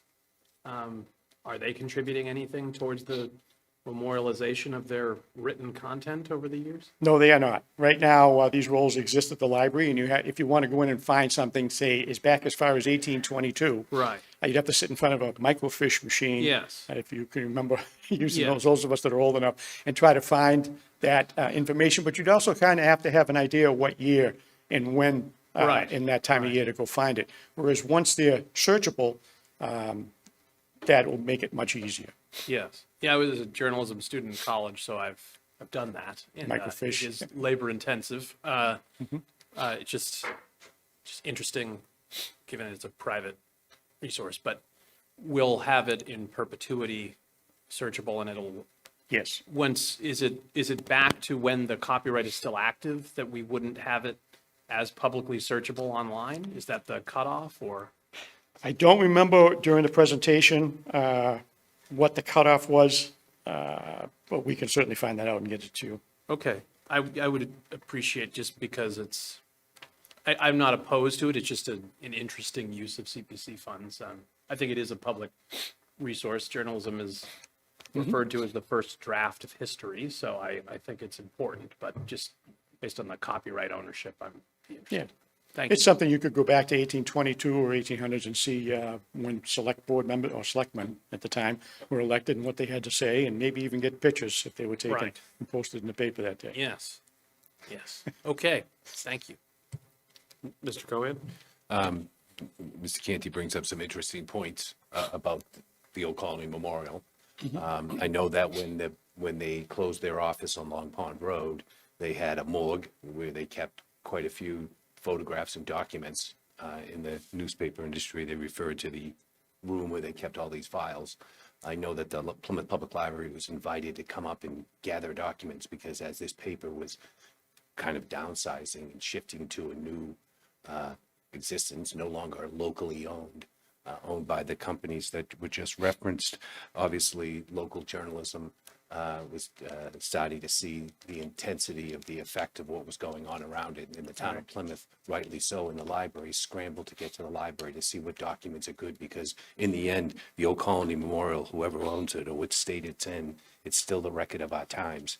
So that was the intent, was to go back and get this document, this film, and make sure we digitize it so it's accessible to a larger audience. But you do bring up an interesting point about there is still an Old Colony, and be curious to see what they're doing to keep some records of their existence.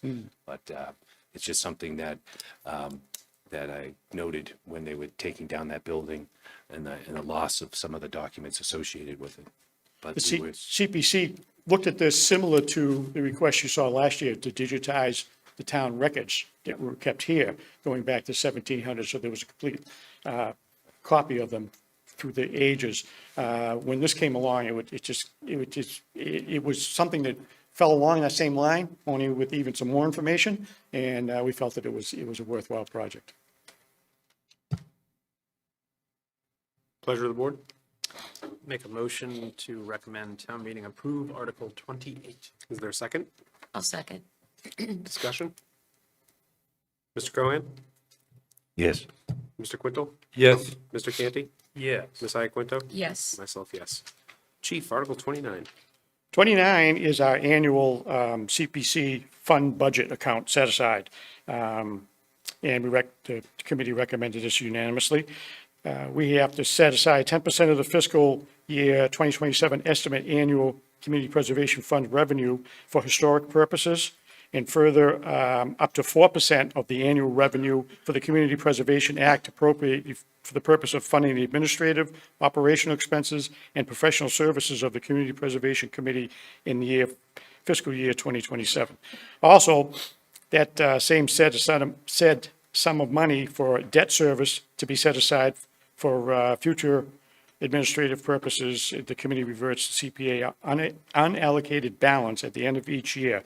So the 10% requirement for open space and affordable housing were handled in earlier articles we just reviewed.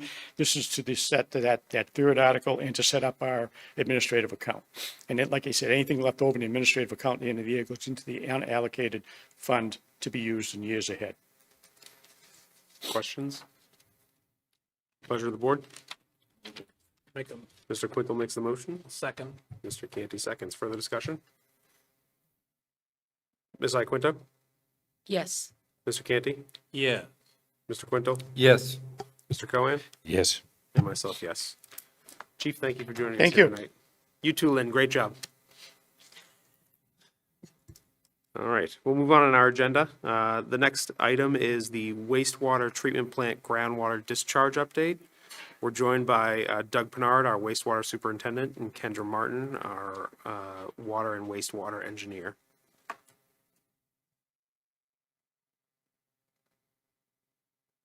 I think you have to turn your mic on. Oops, sorry.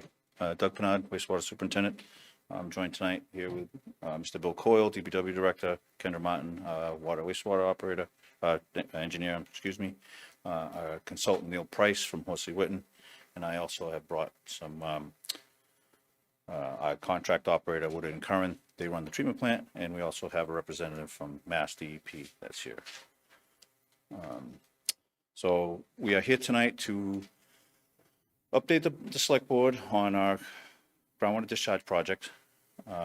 And we are looking for a positive vote to move the project forward. So I wanted to start tonight with a little bit about the project and how it started. Originally, we looked to shift the prioritization of the wastewater disposal from the ocean outfall to the groundwater beds at the wastewater treatment plant. Currently, our permit is 1.75 to the outfall, 1.75 million gallons per day to the outfall, and then anything that exceeds that, up to 0.75 million gallons a day to the beds. We average right now about 1.6 million gallons per day treated effluent. One of the things that we were looking to change in the permit in this process was to increase our total average flow from discharge of effluent from 2.5 million gallons a day to 3.0 million gallons per day, which is what the treatment plant is designed for. Through this process, we would be asking to maintain the permission to use the outfall up to 1.75 million gallons per day. Some of the initial project drivers were to improve water quality in the harbor to support shellfishing and aquaculture, which you actually heard a little bit about tonight, eelgrass, and the recreational interests. Reduce pathogens to the loading to the harbor, increase groundwater recharge for the aquifer to support the base flow to the Eel River and the water surfaces, and to reduce some energy at the treatment plant. Started out, FDA did a dye test out here in the harbor in June of 2018 to simulate what the effluent does in the harbor, which it kind of just goes back and forth in the harbor. It really doesn't leave the harbor.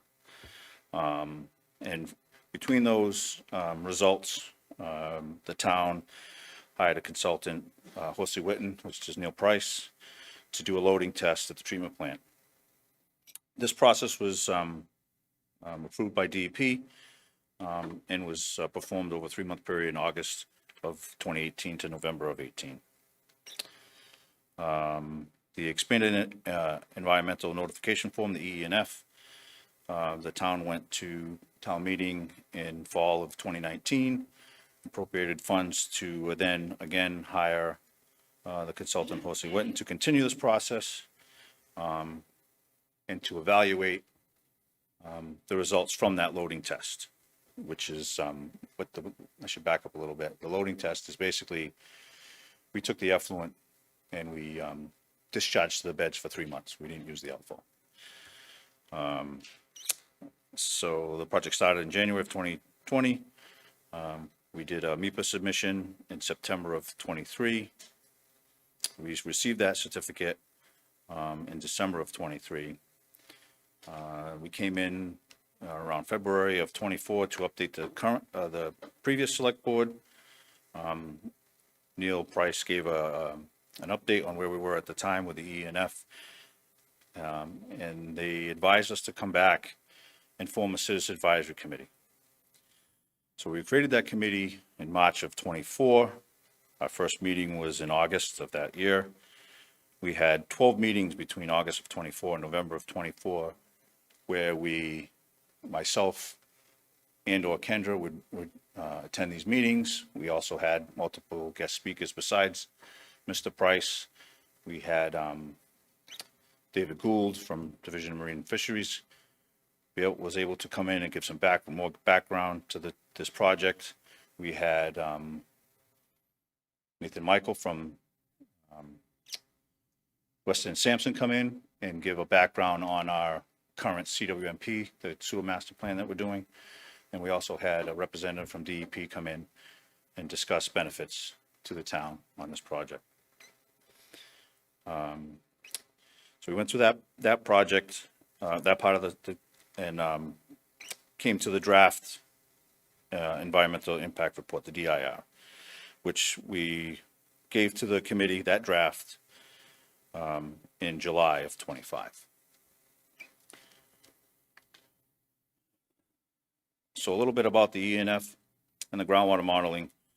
The load testing was used to refine and validate the U.S. Geological Survey regional groundwater model and what impacts increased discharge to the beds would have on the surrounding area. So groundwater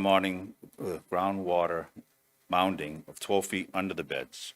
Mounding meaning the water would rise to before it would recede underneath the beds.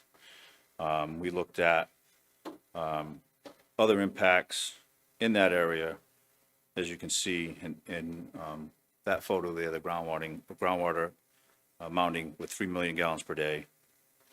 There was one septic system that was, let's see, Sandwich Road. It was, I don't pick it up, but it was in this area right in here. There was one potential that might be impacted by that groundwater mounding.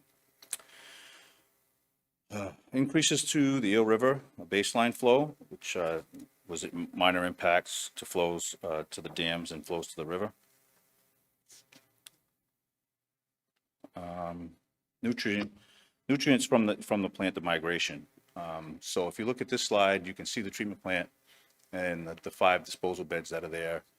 And there are multiple well sites that we sent either wooded and current samples for the town or Kim Tower from Dave's office, part of the nutrient management plan. Some of those wells, we share the information. Some that she samples, some that we sample, but we work together on that. So reviewing the groundwater monitoring well data from May of 2002 to December of 2021. Historical data showed minimal correlation between nitrogen concentrations and volume of wastewater discharge. So there was very little attenuation in the groundwater. Attenuations in the wetlands and surface water bodies, meaning how fast it would spread, the attenuation. Historic data showed correlation between phosphorus and concentrations of the volume wastewater discharge. And the difference between the nitrogen and the phosphorus will bind to the soils and saturate them before they migrate. So the only spot up until today that we notice any amount of phosphorus is this one right in the middle here. This is A8 in the middle of the beds. And that's where we'll notice some phosphorus increases. It hasn't migrated from there yet. And that's from when the treatment plant went online till now.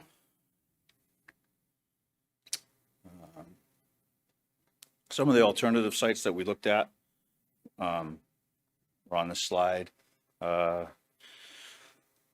So full groundwater discharge is looking at the beds. There'd be no change of the discharge. Some of these sites, let's see, site 101, which is this one up here, that's Samoset between, I don't know, it's after Walgreens there on Samoset. It's on the right-hand side between Samoset and Armstrong Road.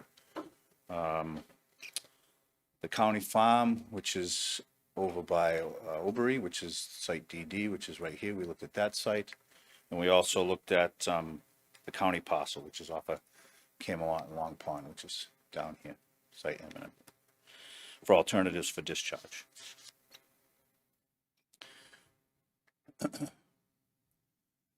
So a summary for the mitigation of measures, we would continue to implementation of the nutrient management plan of the Rio River and the watershed monitoring. Install, this is if we're moving forward, some of the mitigation that we would do to monitor this groundwater discharge. We would install additional wells, which would be, we're looking at 8 between the treatment plant and Warren Wells Brook.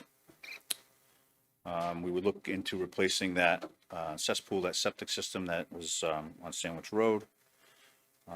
We would implement a plan of additional monitoring and treatment and mitigation of the process of phosphorus in the groundwater.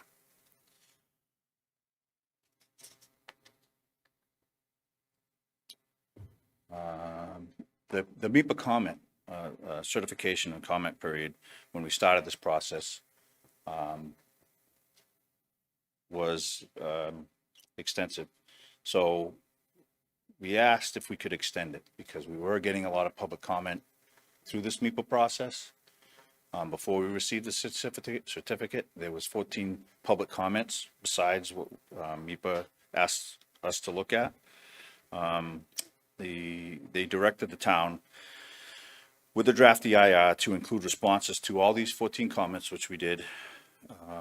Look at additional alternative sites, which we also, part of the draft EIR, we have ready to submit.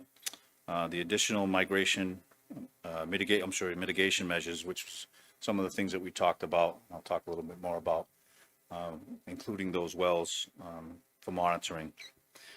Reassessment of the nitrogen attenuation and climate change analysis.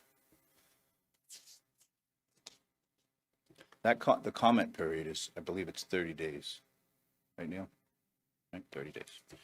And we extended that twice to make sure that we got enough comments. We wanted to make sure before we move forward that everybody had a chance to comment.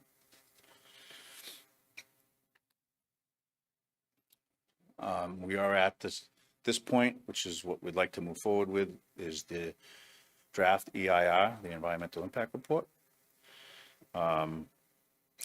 which would include the updated nutrient analysis, additional alternative analysis with some of these sites that we were asked to look at, which is Site 101, Cold Springs School, extending the current outfall to deeper water,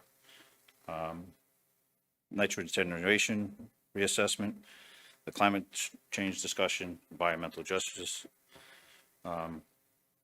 public health impacts, responses, we respond to all comments, additional mitigation measures.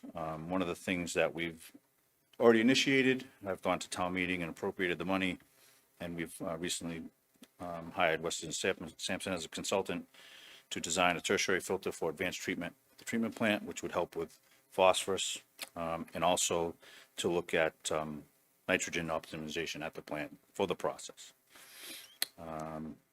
We would connect any properties to town water that are on well that would like to do that. And one of the things in discussions moving forward as well I have here is increasing flow to the beds, not all at once, but potentially in smaller increases. So we would have even more time to monitor those impacts moving forward if we did go to groundwater discharge. Some of the things that we did talk about on these other additional sites, some of the issues were, they were either too small or the water mounting, like that site 101, wasn't optimal. And obviously, it was the same thing with the Cold Springs. It was a small area, and also it's a school. So part of this project right now, which is the treatment plant was designed for a 3 MGD and groundwater discharge, and it's a turnkey operation. If hopefully we continue through this process, and if DEP permits us, it's a turnkey operation. There'd be no additional cost to build any infrastructure or anything like that to pump it or move it to another site. It's already at the treatment plant.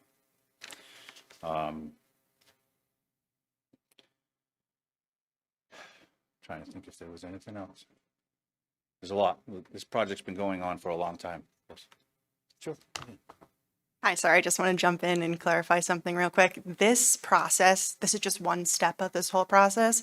This still needs to go through MIPA, and then we have to do a final EIR. None of that's a permitting process. DEP is the permitting agency for groundwater discharge permits, but MIPA process is required to even get to DEP first. So none of this would end up in a final permit through this process, what we're going through right now, until we decide if to move forward with DEP later on.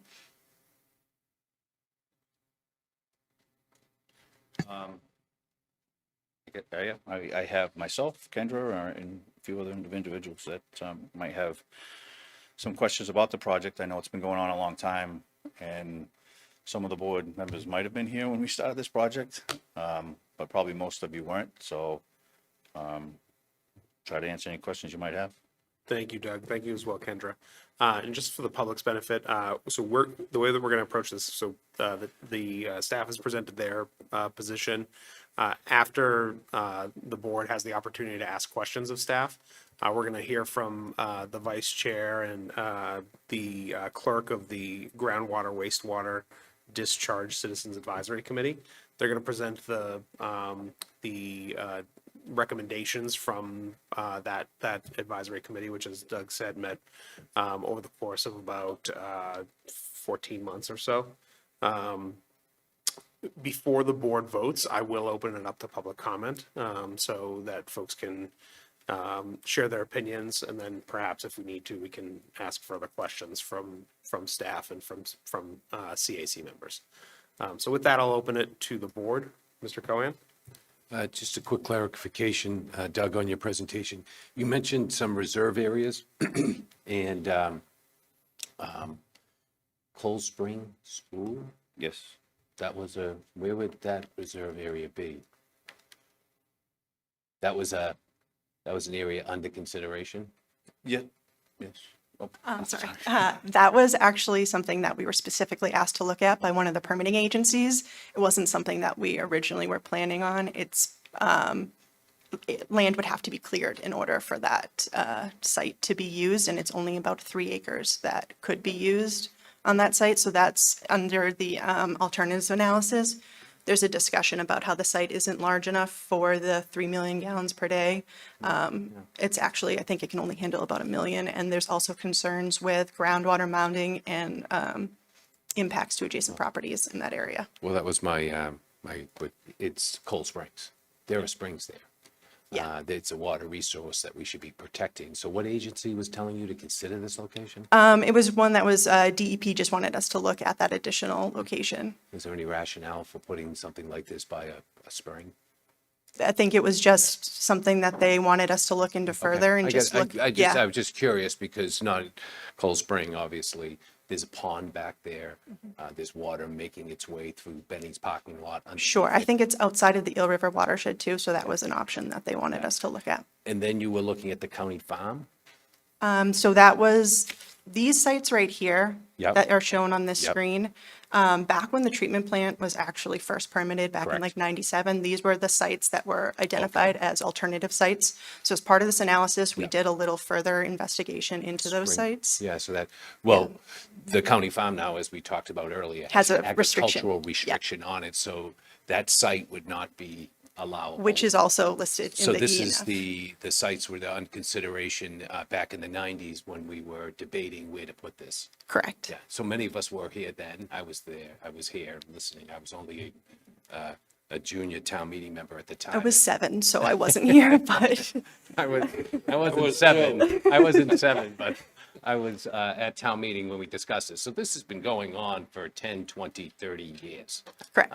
And so we've had a lot of trials and tribulations around our sewer treatment plant in terms of how we move the waste and in some things that happen to the piping that cost us a great deal if you're a rate user, ratepayer. But I just wanted to just go back and get some clarification because obviously that site at the farm is not current. Correct. So I'll defer to my board members to hear what they have to say. Thank you. Ms. Iaquinto? Thank you so much, Doug and Kendra. I have a couple of questions. So this has been going on 6 years, 8 years since this Yes. started? Okay, so it's been going on for 8 years. And what was the impetus for beginning this? Like what prompted us to even start down this road? So this started before Doug and I both got here into town, but from everything we found in the files, it all stemmed from that dye test that was done in 2018. There's a series of excursions. The treatment plant wasn't meeting their permit, and there was concerns with the outfall and the impact to the aquaculture in the harbor. So this was a request from MIPA to start this study? It wasn't a request from MIPA. It was more of the reclassification of the bay because of through the FDA. Okay.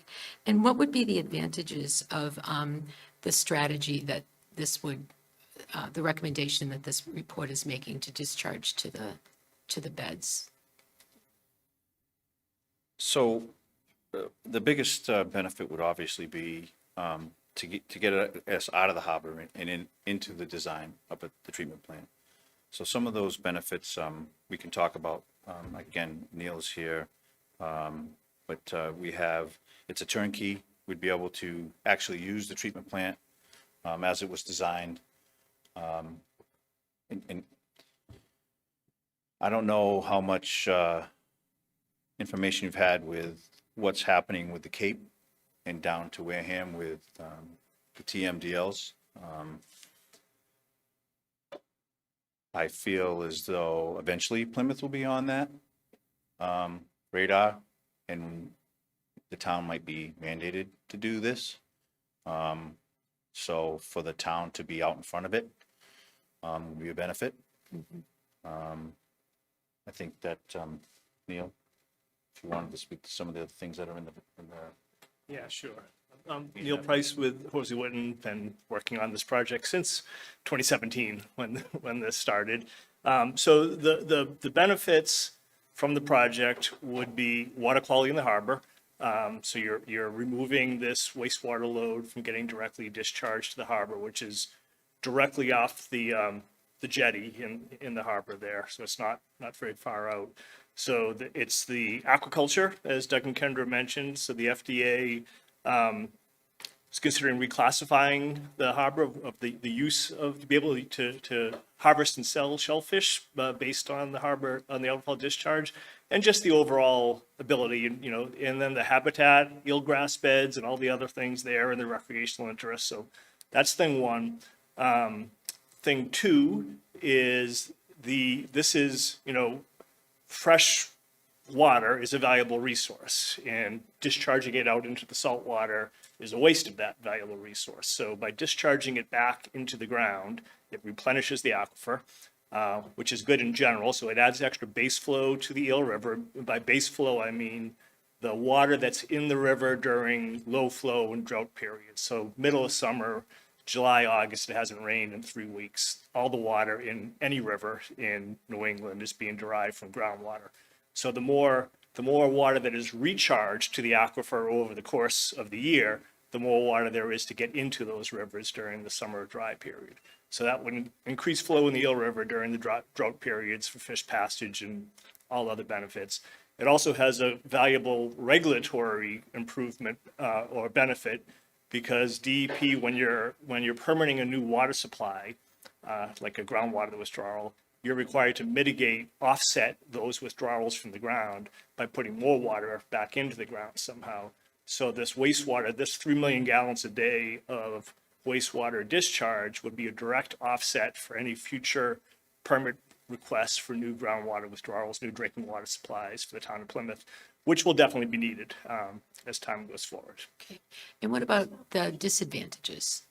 The disadvantages would be some of these nutrients that are currently going to the harbor would be going to the Eel River watershed instead. So, and Doug sort of intimated that there's a kind of a difference in these two types of nutrients. We talk about nitrogen and phosphorus. Freshwater systems tend to be limited by phosphorus. So the algae that feed off nutrients and grow and pollute these resources, freshwater algae are limited by phosphorus. Saltwater algae are limited by nitrogen. So there's a swapping of which one is which. And because phosphorus tends to bind to the sand particles, it moves slower than does the nitrogen. And not just slower, a portion of it is retained semi-permanently. So it provides a time benefit. So yes, there is a risk of increased nutrient flow to the Eel River, which might eventually create worse water quality in the Eel River. However, the timing of that is likely never, or 80 or 100 years from now, at a time after we've had many opportunities to improve treatment, do different things, and so forth, as opposed to the immediate now impacts of the nitrogen going into the harbor, which we're feeling right away. Yeah, so, and one of the things that we have as a mitigation step, it's an adaptive management plan essentially for monitoring of different nutrients in these wells. That's what we have now. We have a very robust nutrient management plan that mostly handled through David Gould's office of sampling of not only the wells, but surface water bodies along the Eel River as well. And as part of this process, we would make that even more of a robust plan through coordination with DEP. I do want to mention too that another benefit of this is this energy reduction, because instead of pumping it back to the harbor, we would just be discharging right on site, and it's about 4.5 miles through that pipe. So And would that translate to cost savings? it would, yes. Do you have an idea of how much? Yeah, I think, yeah.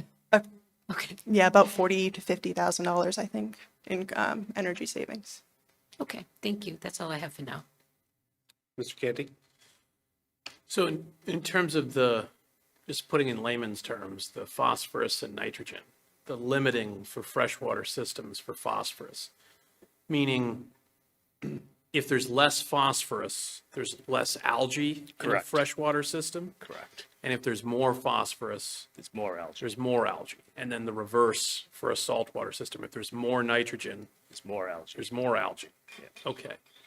And there's mention of the tertiary testing and the tertiary filtering rather, and then processes to limit phosphorus intrusion, if that's the term, or discharge.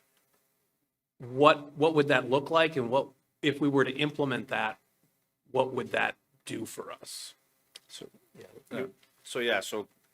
Again, currently, we're working with Weston and Sampson to design that project. So that'll be advanced treatment at the treatment plant, which would probably be, it's going to be a separate building with 2 trains of fabric tertiary filters. You will do some chemical addition to capture that phosphorus. And also part of that project, we've asked them to look at other ways that we could improve nitrogen removal through the process at the treatment plant. So there's 2 things happening at once. Okay. So we're going to be polishing effluent, the treated water that we treated, that we'll be polishing that at another step before we even discharge into whether it be the groundwater or still at the outfall. Okay, and you mentioned treating for nitrogen, you're gonna be treating for phosphorus too? So the filter will be focused on the phosphorus. Okay. polishing for, removing phosphorus. The process at the treatment plant will be where we would look at to improve nitrogen removal. Okay. Not so much equipment, but just how we operate the And- process. Okay, and do we have a sense of how much of a reduction of phosphorus and nitrogen, if we went through these processes, would it remove? If we're talking, if we don't do it, there's 100% of what's going to be in there. What would this reduce the levels of nitrogen and phosphorus down from the base level of 100? Well, I think it's too early to tell. Again, we're going through that process. We did do a pilot, but I'm still waiting to get those results of the pilot. Okay. But we would probably be looking at 0.1 or 0.2 phosphorus. Like 0.1 of what? Like 10% of pre-treatment levels? It's 4.5 now, right? Yeah. And going down to So 0.1. like 50% would we be able to reduce it, right? You saying it's going to reach 0.1 from 4.5? Oh, I'm sorry. I'm sorry. Yes, we're trying to reduce it to 0.1 or 0.2 phosphorus. We are currently at 4.5. 4.5 Milligrams per liter. milligrams per liter down to 0.1 milligrams per liter? Or Or 0.2 0.2 milligrams per liter? Correct. And Neil, you had mentioned that phosphorus in the soil may never be an issue. Like, could you, if it's reduced to that level, what would that That's a key question and factor. So our current modeling at the current 4.5 milligram per liter discharge rate is suggesting travel time of phosphorus to Warren Wells Brook, which would be the closest tributary to the Eel River. It's about 1,400 feet away from the beds. So that travel time is something like 70 to 80 years at current, at the 4.5 milligram per liter current discharge concentration. So obviously, if you knock that down to 0.2, I mean, we haven't done the math, but you can sort of mentally do the math that it's a whole lot more. So it looks like, according to Mr. Golden's math, it's about 95% reduction. Yeah. So that would give it, I don't know if it's probably not fair to say it's that the reduction in travel time is that direct 1-to-1, but it Okay. would be a highly significant reduction in travel time. okay, And just to give you guys a scale, our permit right now, we don't have phosphorus limits, but we have nitrogen limits, and it's 10 milligrams per liter. So we're putting out right now about 6 milligrams per liter of nitrogen. So just kind of on a scale basis, 10 milligrams per liter is what our permit is for nitrogen currently at this moment. okay, And phosphorus would be on a similar level. okay, all right. And could we talk about the it was the FDA that wanted to recertify or reclassify the harbor? Is that was the impetus? That, yes, from my understanding, that's what that was. Because of the aquaculture? They were having, yes, because the aquaculture, because they were having some permit issues. The previous operator were having some violations that were in the bay.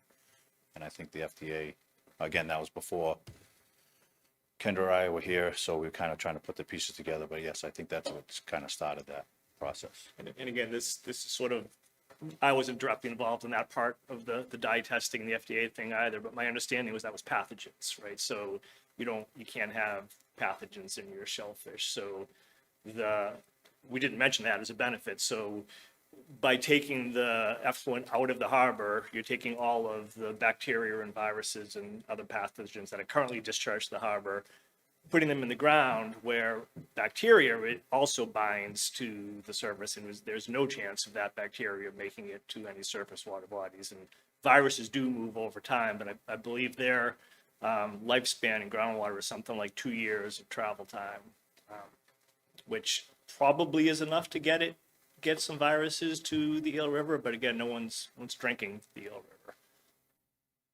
River. Okay, but there are some, I don't know if the term is aquaculture, but there are some fish farms and other Right. uses in the Eel River, right? I'm not aware, again, I'm not a food expert, but I'm not aware of anyone looking at viruses with regard to shellfish or that. It's the it's the bacteria stuff that people are concerned Does the about. pathogens being discharged into the groundwater create any issues with the aquifer for drinking supply?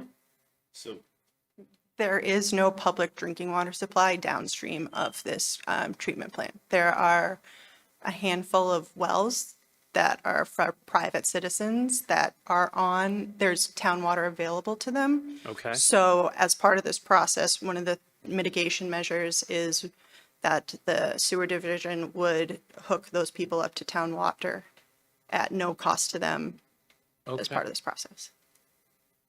Okay, are there any other remediations that would be done for residents that would be paid for by the town as part of this, beside hooking those? There's one septic, it's a cesspool, so it's significantly deep and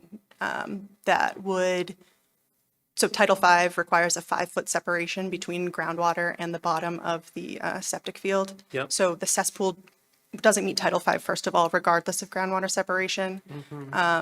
But the depth of it would not meet that 5-foot difference, so we would replace that cesspool as part of this as well. Okay, thank you. Mr. Cohen? You wouldn't be replacing the cesspool because that is not allowed now. You'd be going to Title V. Correct. Correct. So, no, I just, back in 1995, when they adopted Title V, myself and others, some of my friends I grew up with, we started a site development company called B&E Excavating, and I got licensed to install septics.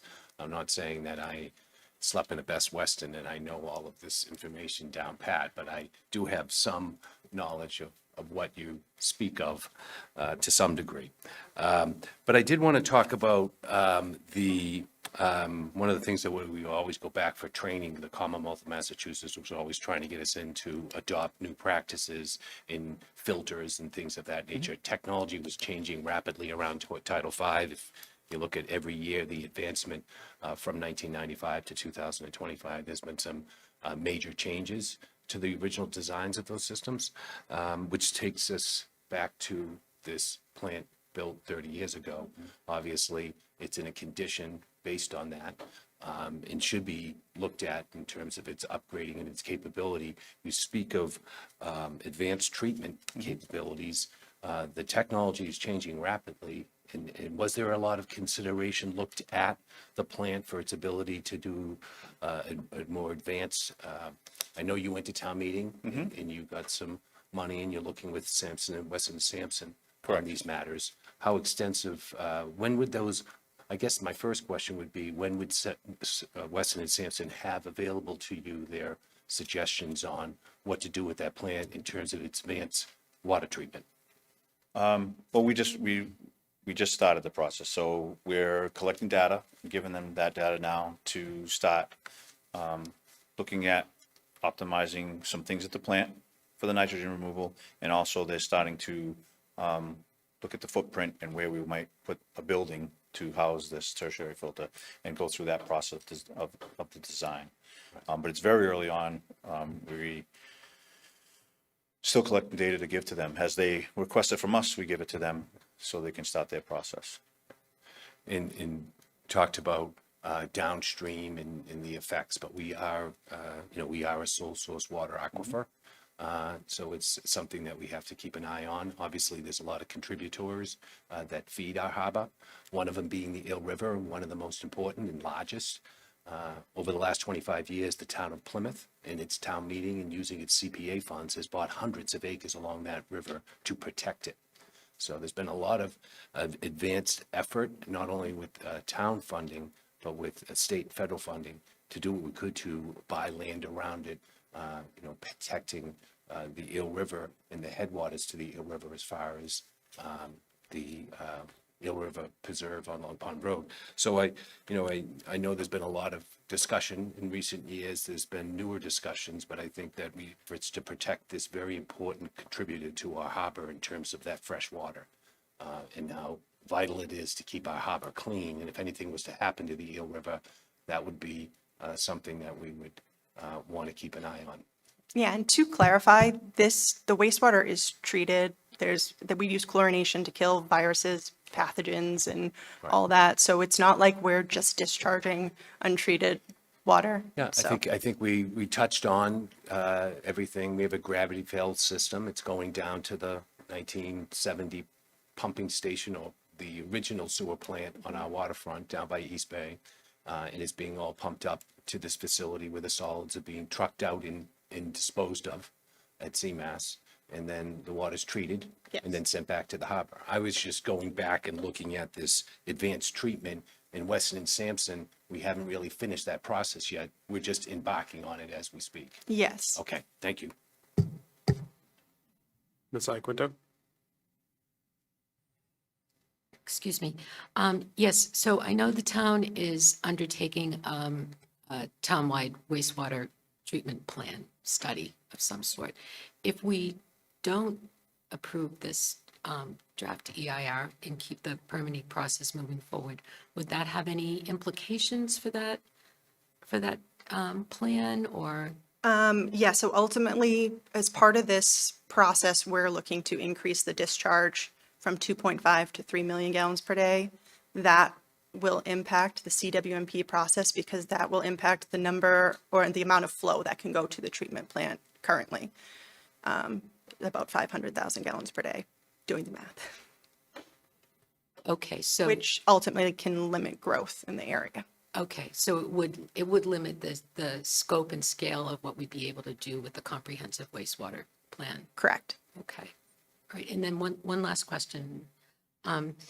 If we do approve this draft, what happens next? Like, what's the process? How long does it take before we'd actually start discharging to the beds? Oh, we're looking quite a ways out for that. So if this gets approved, what happens next is this draft environmental impact report is in draft form right now. There's still a public outreach portion that needs to happen as part of the requirements of MEPA through the environmental justice communities.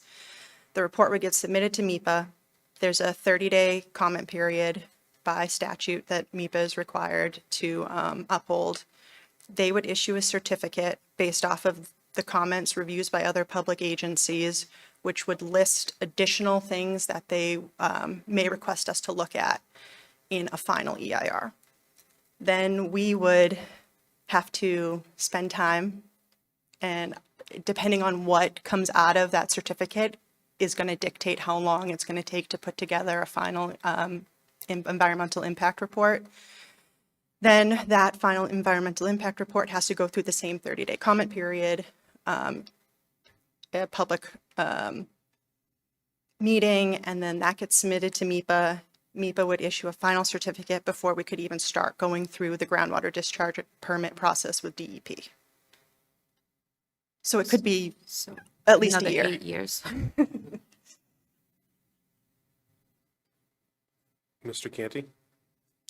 So is the 1.75 million gallons per day going to the harbor, is that like a hard cap? Yes. Okay, so we could only expand through an alternative means? Yes, so the 1.75 million gallons per day is under the Ocean Sanctuaries Act. So we're not getting any more out of that outfall. Okay. And what, circling back to the FDA reclassification of the harbor, what, if any, economic benefit would there be to the reclassification? So I'm not an expert on aquaculture, but my understanding is they can't sell to foreign markets currently under the reclassification. Okay, so if we wanted to see Mr. Veo's vision of having Plymouth on the menu around the world, we would need to discharge into an alternative means? That is my understanding. Okay. All right, thank you. Doug, you mentioned earlier that you think that there's potential that the state could tell us at some point, we have to do this anyways. Yes, I believe so. Very early on through this process, when we would have meetings, about moving forward and filing. We've seen some action being taken across the Cape, along that south coast up to the town of Wareham. And we kind of tried to get some clarification on when and if the town of Plymouth might be on their radar. They wouldn't commit to that. So just speculating, but I would imagine once those issues are with the TMDL on the Cape, they would probably refocus, probably keep going along that south coast, maybe to the city of New Bedford, town of Fairhaven, and then switch their eyes towards Plymouth. That being said, me personally, I would hate to stop this process, especially when it's just another step in the road for all of us or some of us to look back 5-10 years from now and say, well, we were getting close to the finish line there. Why didn't you continue this process? And then the town would have to start this process all over again. All this, the time, the energy, the funding would all have to start all over again. Well, that's where I want to focus. So if the state were to tell us at some point, like, you can't discharge into the water anymore, into the harbor anymore, would we still be going through this exact same process? Just all over again? Pretty much. Do you know approximately how much it cost us? I do not. We Because know, we're still going through the process. I think that originally, I think the original contract with Horsley Witten to start with the E and F was $130,000 was appropriated in 2019. okay, so over 100,000 anyways. Yeah. And we know that it also cost us 8 years to go through this process. So I think there's a lot of time and resources dedicated to this. Not to say nothing of the time and effort that you, our paid staff, have put into this process. I know that we have a representative from DEP here. Is there any concern on their part, if they're willing to come up, about us making this change?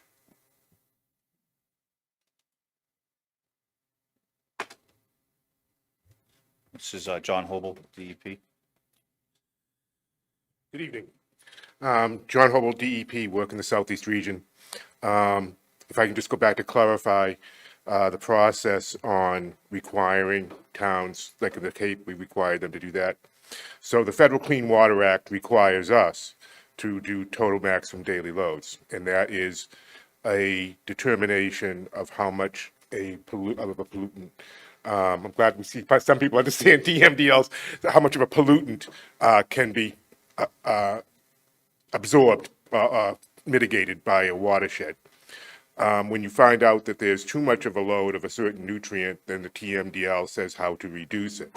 We, as a state, are required under the Federal Clean Water Act to assure that those TMDLs are met. In other words, that the load or the pollutants that are going to that load are reduced to preserve, well, not really preserve, because usually it's impaired waters, to ensure that impaired waters are recovering to their natural state. And that's the goal of what's going on in the Cape, and that's the ultimate goal of where the state would require that. I received a report late this year. I'm also concerned because there will be TMDLs in other parts of not just Plymouth Harbor, but there's contributions to Buttermilk Bay in Bourne, Wareham, and there's a lot of growth down that southwest region of Plymouth, and that's where there could be problems in the future. And then also the Weebiantic Basin and some of the Wareham River Basin. Wareham River does have a TMDL. A good chunk of that watershed is in Plymouth.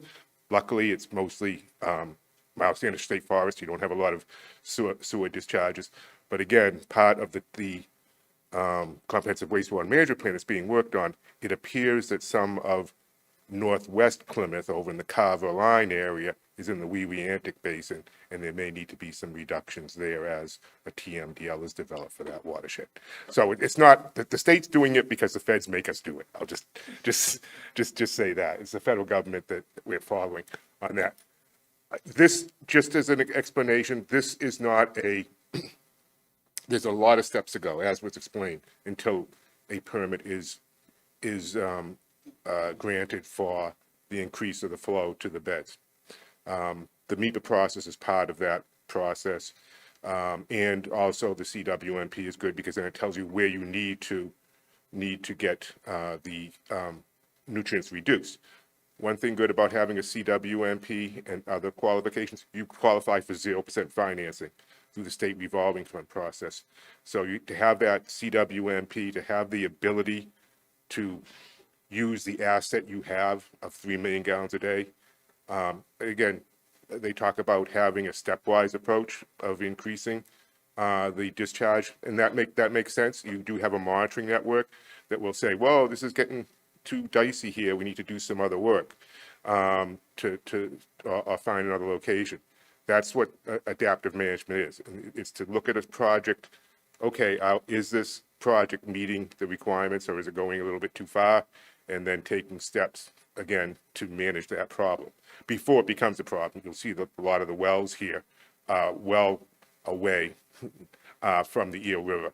So before it impacts the Eel River, you'll detect it in the groundwater before then. It'll be many years before it hits the Eel River. So you can start on a project, fixing the project, if it goes bad. So, you asked about, should you continue with this? Yes, because there's a lot of shoes to drop. You have TMDLs for both different areas of Plymouth. They're going to come out. There still isn't one on Plymouth Harbor yet. That's in the future. So you're going to need to address those TMDLs as they become approved by the EPA in different areas of town. And then again, this whole process you have an asset now of 3 million gallons a day of treatment of wastewater, which you're only using, about 1.75. So that this process will allow you to use that asset that's already constructed there, and to determine again future use if you need to reduce nutrient loads in other areas.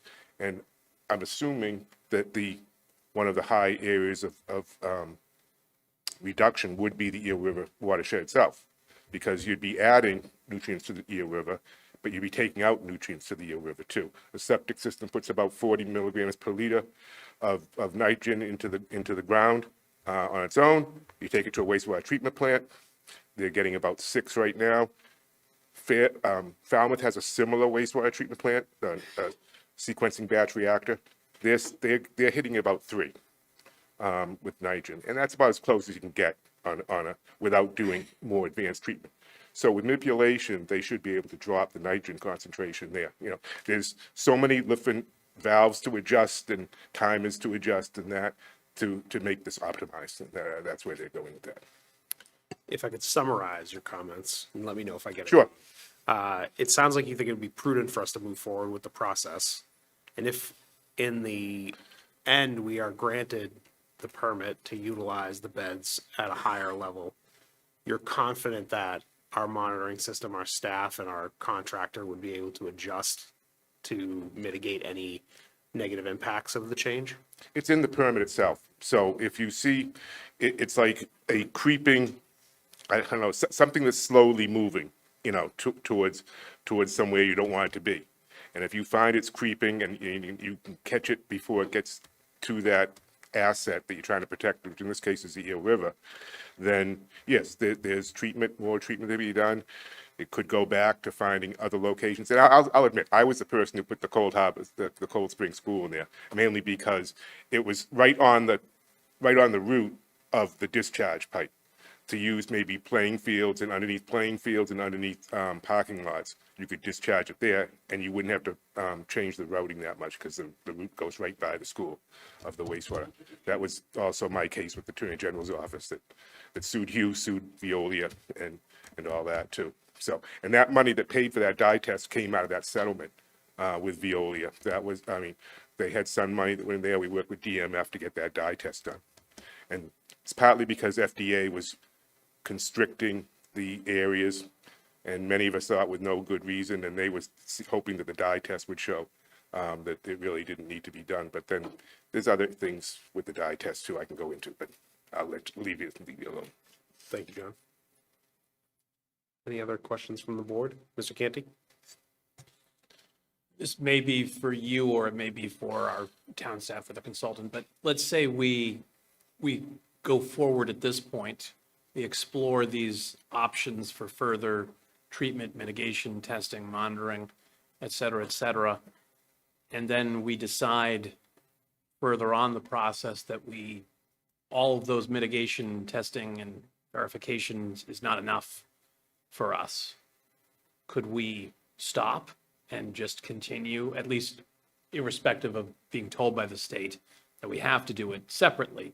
But by advancing today in this process, we're not committed to seeing it through, correct? We're just No, I voting to mean, go forward? Again, as was said, MEPA is not a permitting process. It's used as a process to avoid, minimize, and mitigate environmental damage from any project. Yep. And the secretary adds what's called Section 61 findings to the MEPA process. Yep. Those Section 61 findings put conditions on permits that are done there, and the agencies that issue those state permits have to have those Section 61 findings as mitigation for the project within the permit. So no, you're not obligated to follow any further along. I mean, there's no, at the end of the secretary, at the end of the DEIR review, there's another secretary certificate asking for an FEIR review, which you just heard about, but there's no obligation to move forward. Okay, so we could go forward tonight, make these steps, and then choose to reverse course later if we so chose. Okay, thank you. Further questions? Thank you, folks. I'd like to just add one more thing, if I might. Sure. I'm coming up on my 5th year here in Plymouth. I've been doing this over 20 years, and I'd like to feel as though not only am I looking out for the town and the taxpayers, I'm looking out for what's best for the environment. And I've tried to be proactive in that pursuit, whether it be looking for funding for advanced treatment at the treatment plant, following through with our CMOM program for the collection system, our CWMP, which is a sewer master plan, to try to get all these things for the town, to make sure that we're doing the right things, both, like I said, for the taxpayer, the town, and the environment. Thank you. We thank you for your service, Doug. With that, we'll move on to presentation from the wastewater groundwater discharge citizen advisory committee regarding their analysis and recommendation. We're joined by Hampton Watkins, the vice chair of that committee, and I know Rose was here. She seems to have stepped out. I'm sure she will join you when she rejoins the room. Hampton? Yes, thank you very much. Hampton Watkins, Vice Chair of the Wastewater Groundwater Discharge Committee.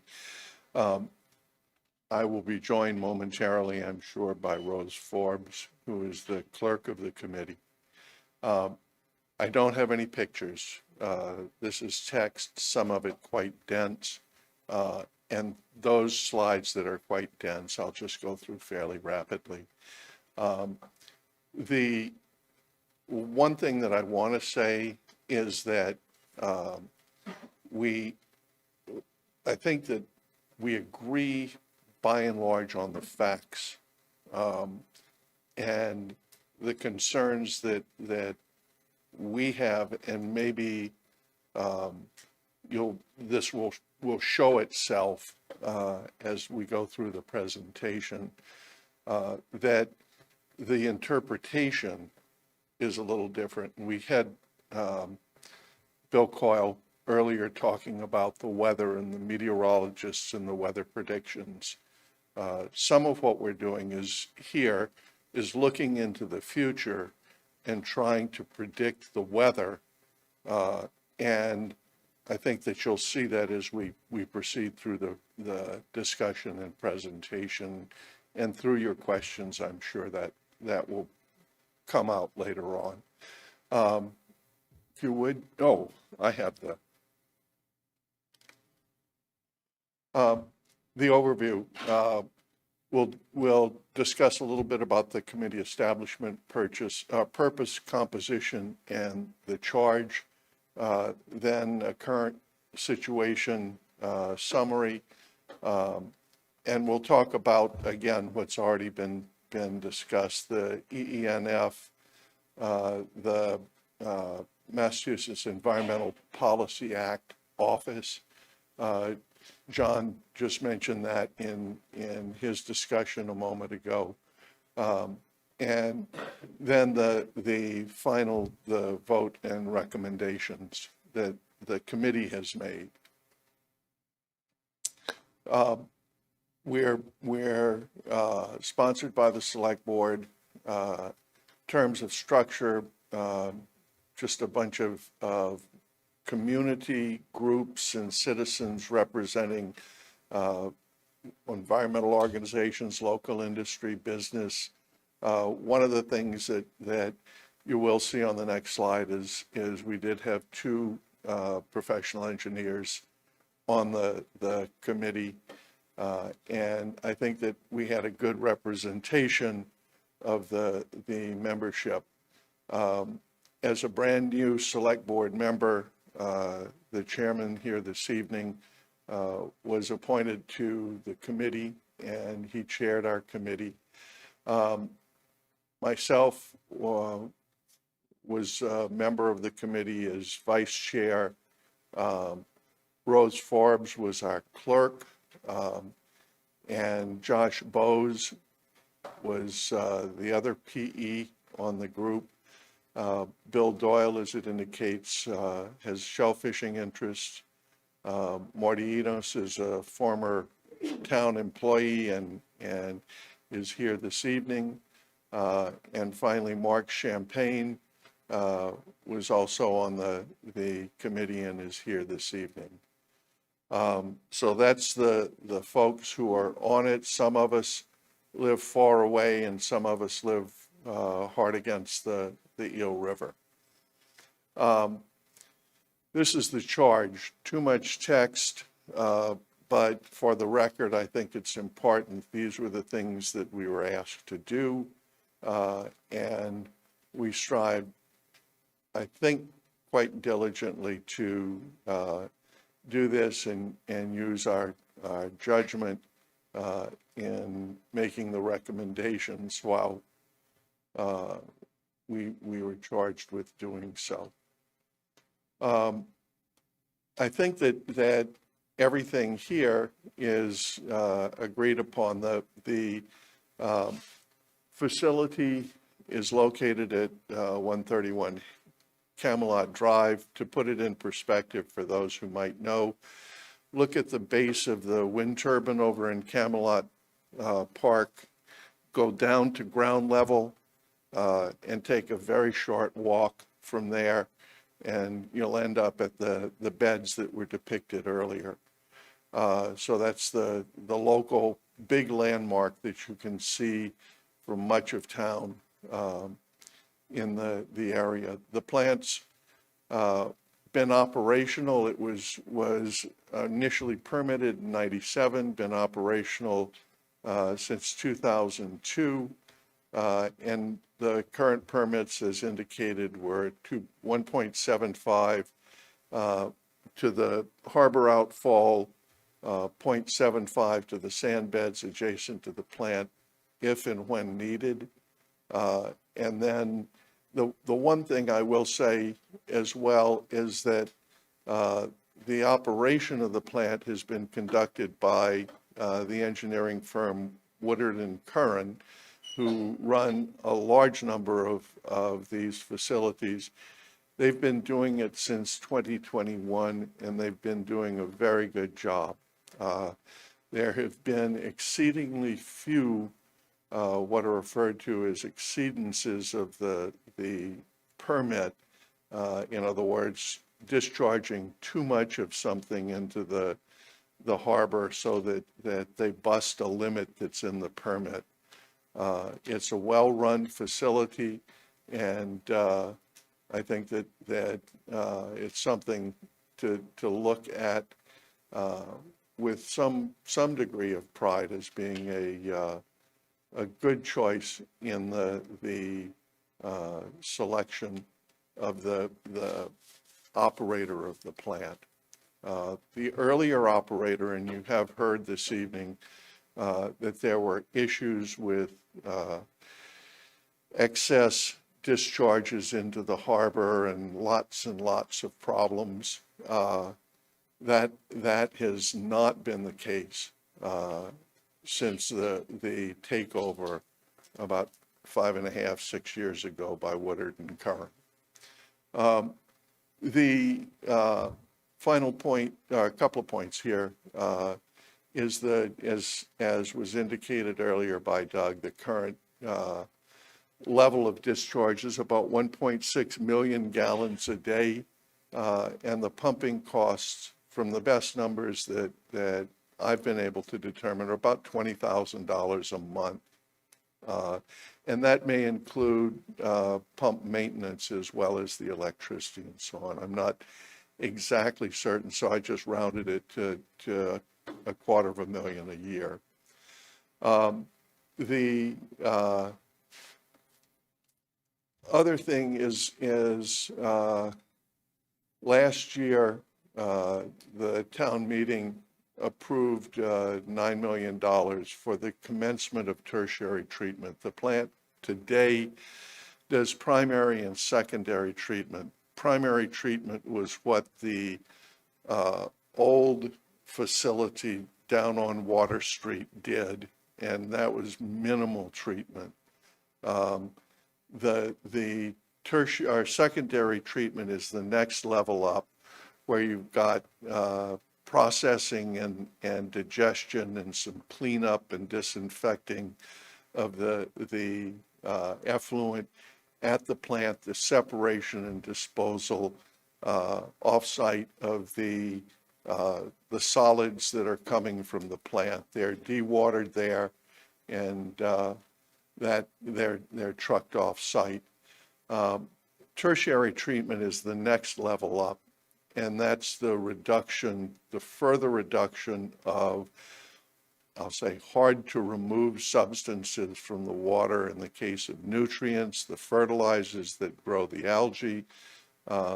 That's the nitrate and the phosphate, as well as potentially other substances that would be found in a groundwater discharge, anything that's poured down the sink or dumped into the system by industrial or other activities.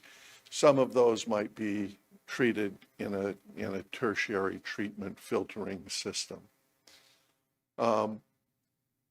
So the EENF that was described and discussed earlier, the intention is to reduce the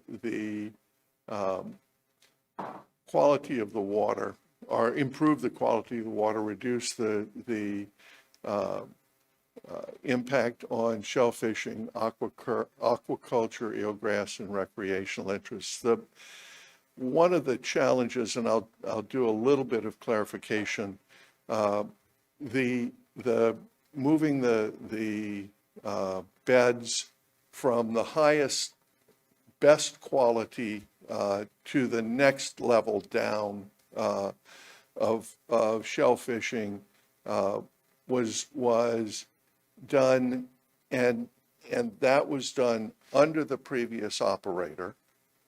It's even with the new operator that is not been reversed, and it probably won't be, because we're still discharging the effluent into the harbor. The one market that was shut off when the FDA reduced the classification of the beds was the EU. We can sell in other markets around the world and across the U.S. As is the case. So I think that the shell fishermen are more concerned about, I'll say, widespread generic bacterial. For example, there was a Vibrio shutdown of the beds, widespread. I think it was in 2019. And so those are the sorts of things that we have to be concerned about. And yes, viruses do get into oysters. You consume the oysters, you can get infected, for example, with hepatitis. It's rare, and we don't want it to happen, but it is a possibility. So this is not something that is to be ignored, but it's something that we should be aware of, and it happens wherever you're eating. You go to a Japanese restaurant, you see on the bottom of the menu a warning that eating uncooked shellfish can be unsafe. So it's at that level of lack of safety. The issue of recharge and retention of fresh groundwater is an important one. The interesting point, though, that wasn't raised is that there are no municipal wells currently in the flow field or planned for the flow field. In other words, downstream in the underground at near this plant. And in fact, this would probably do a lot to disqualify that area, at least for some time. The things that are looked at here are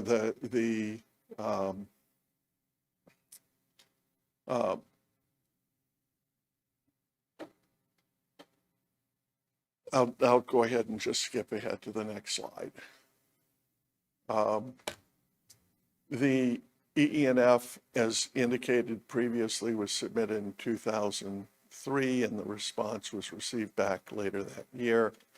And the bottom, the required submission of more elaborate description of the proposed project, and in the form of a draft EIR, we went through that. In the bottom of the slide is as detailed below, comments provided by Mass DEP incorporated herein by reference, so on and so forth. The issue that we're wrestling with is you're dumping the effluent, you're discharging it directly into the harbor today after it's been treated. It's meeting all the permitted levels.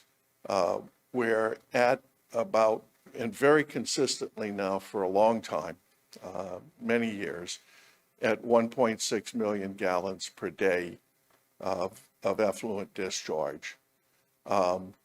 The challenge is that if you start putting that into the beds, I'll just take this as a reference point. The gauging station at Route 3, where the Eel River passes underneath, this is a USGS gauging station.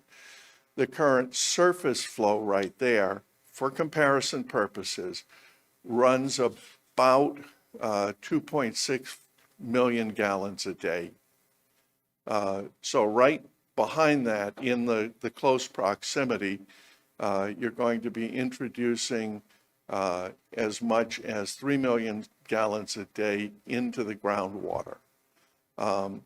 And I think that one of the things that I heard when John Hobel presented to us was that there are lots of pieces here, but we're looking at putting 3 million gallons a day adjacent to the plant, as Doug indicated, as the plant was designed. We're now going to hang on to that 1.75 million that's going into the harbor, just as an insurance policy, and in case. I believe John indicated to us that it's probably the case that the FDA is not going to lift the classification of the harbor back up to a higher level, just because we're going to have the possibility of reintroducing at some point at the town's need into the harbor again, into the shellfish, the beds where they're growing. So there are plenty of ifs, and that's when I said at the start of my presentation this evening, we're looking at the weather. When it came down to looking at the weather, we looked at the various pieces here. I think all of these numbers match up with what you just heard from the team here in DEP, their consultant, and Mr. Hobill of the DEP. So based on the charge and the information provided to the committee through numerous presentations at the committee meetings, and I want to commend the individuals who did appear before us. They put a lot of time and effort, and particularly Kendra and Doug, in meeting after meeting after meeting. And still, with all of that, there was enough uncertainty, and I think that it was the consensus of the committee members that we were going to be presented with information that would lead to a final submission or a near to final submission to the DEP in the form of a DEIR. And based on what we had seen so far, the vote was taken, and it was indicated that an affirmative vote in this favor was not to move forward. Of the committee, there were 3 in favor, 2 opposed, 1 abstention, and 1 absence at the meeting. The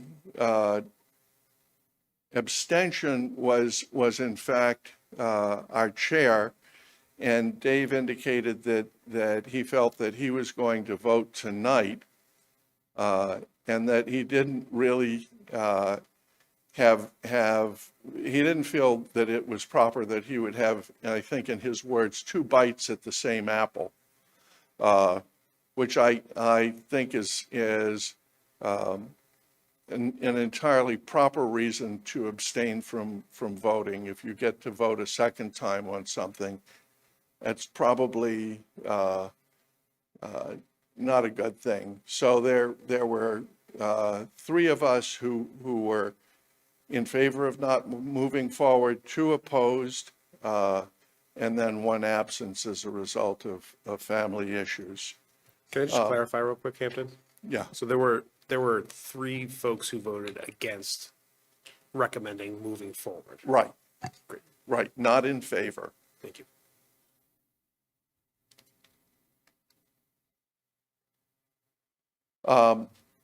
So the current situation is there are very few violations. Woodard and Kern's been doing a good job. One of the big things that is left open is what I'll call the hydraulic impact on Warren Wells Brook, and that entire branch of the Russell Mill Pond.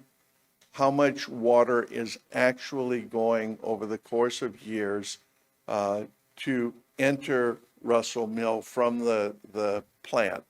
Granted, some of it is going to go directly east toward the harbor and the rest of Lower Eel River Basin underneath Route 3 and out into the river that way.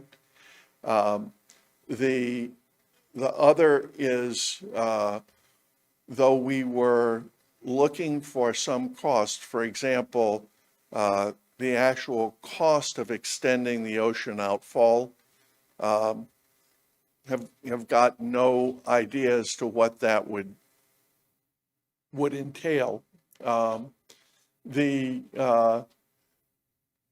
The thing is, we understand that part of the target is to match the size of the plant that was built in 2002 with its capacity to discharge. And I will say that one of the committee members, Josh Bowles of Merrill Engineering, stated in the last meeting before the vote that this will be, the plant will be the town's best friend over the next decades, meaning that as the town continues to grow and we have more discharge, we'll need to use the plant closer to its capacity. As Doug said earlier, 3 million gallons a day than it's being used today.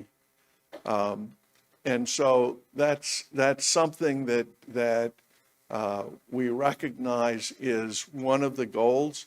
And finally, I think that though it might be prudent, depending on your vote this evening, to move forward, get more information and so on.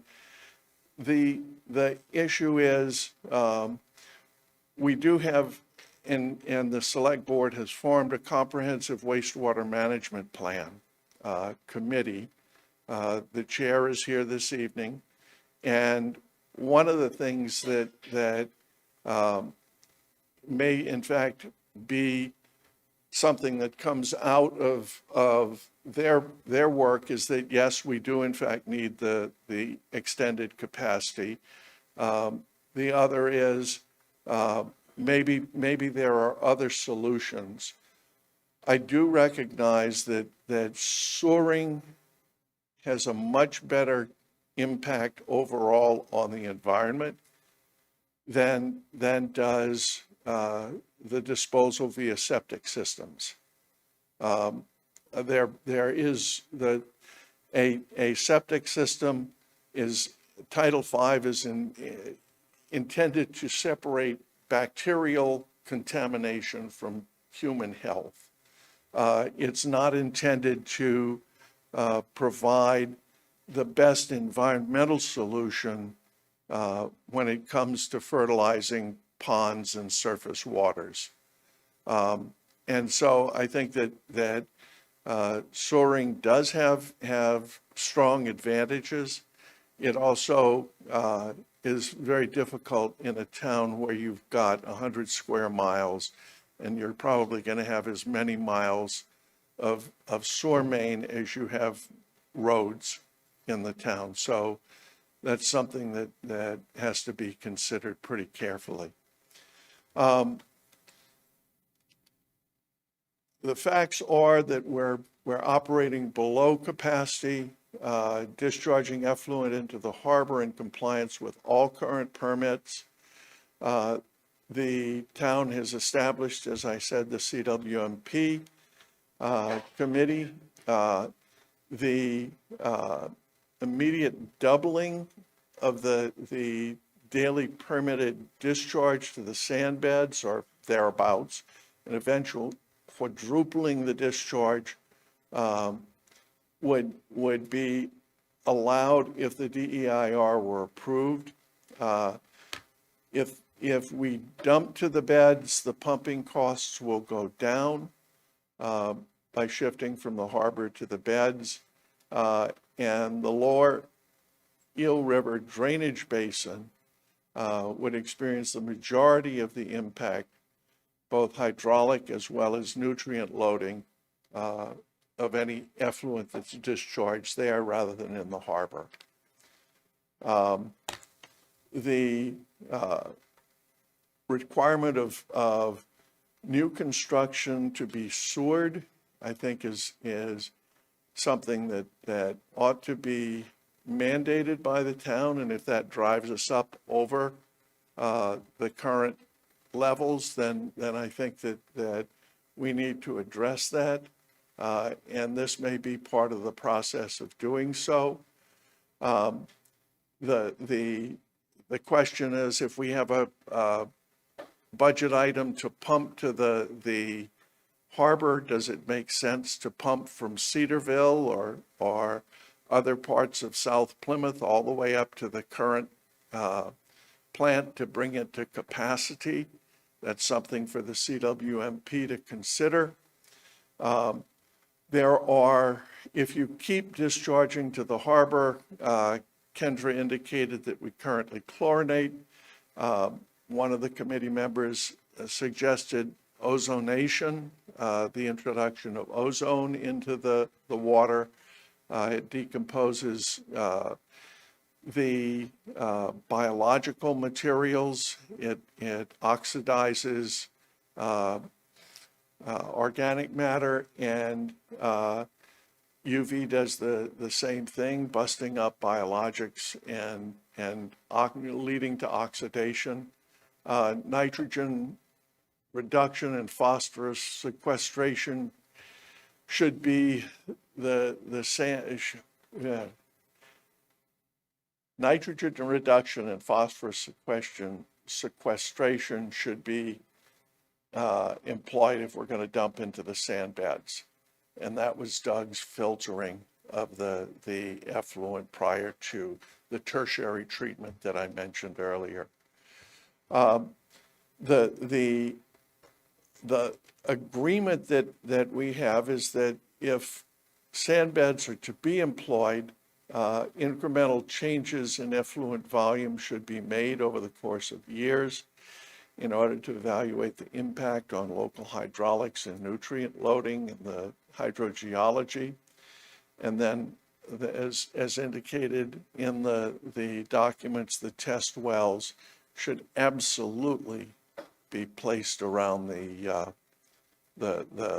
current beds so that we have a much better picture, particularly on the Warren Wells side. If we do get mounding and we do get near surface flow that's entrapped by the Warren Wells Brook and Russell Mill Pond, that is something that we certainly need to be aware of.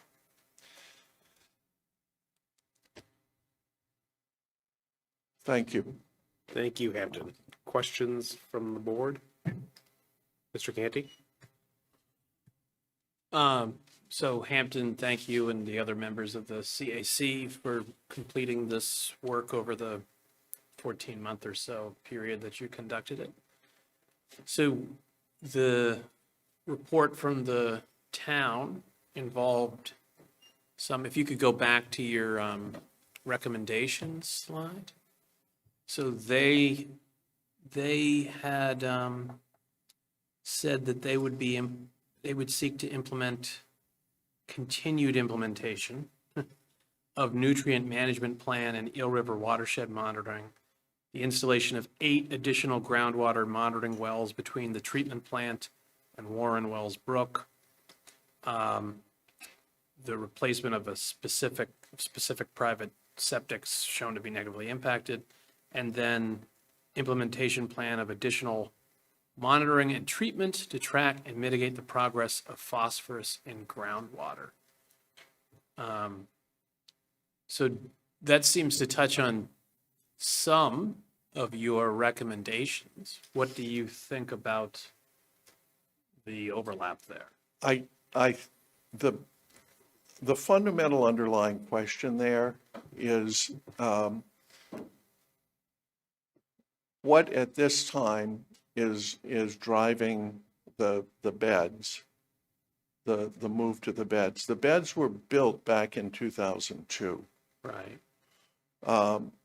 For some reason, for the past nearly 25 years, the beds have gone unused, except in loading instances and a few other.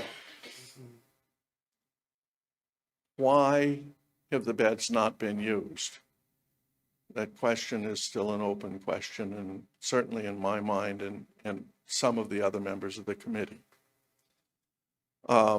We've asked it, but we've not received a clear answer. And Kendra said something very important. When this started, she was 7 years old.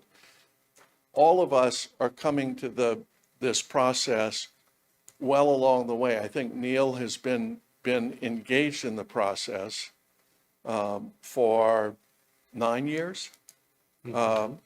And so this has been something that's gone through generations of DPW directors and town managers and other staff. So I think that it is, Don't worry, by the end of the meeting, everybody's phone will go off. sleep well then. Bill's phone doesn't bother me anymore.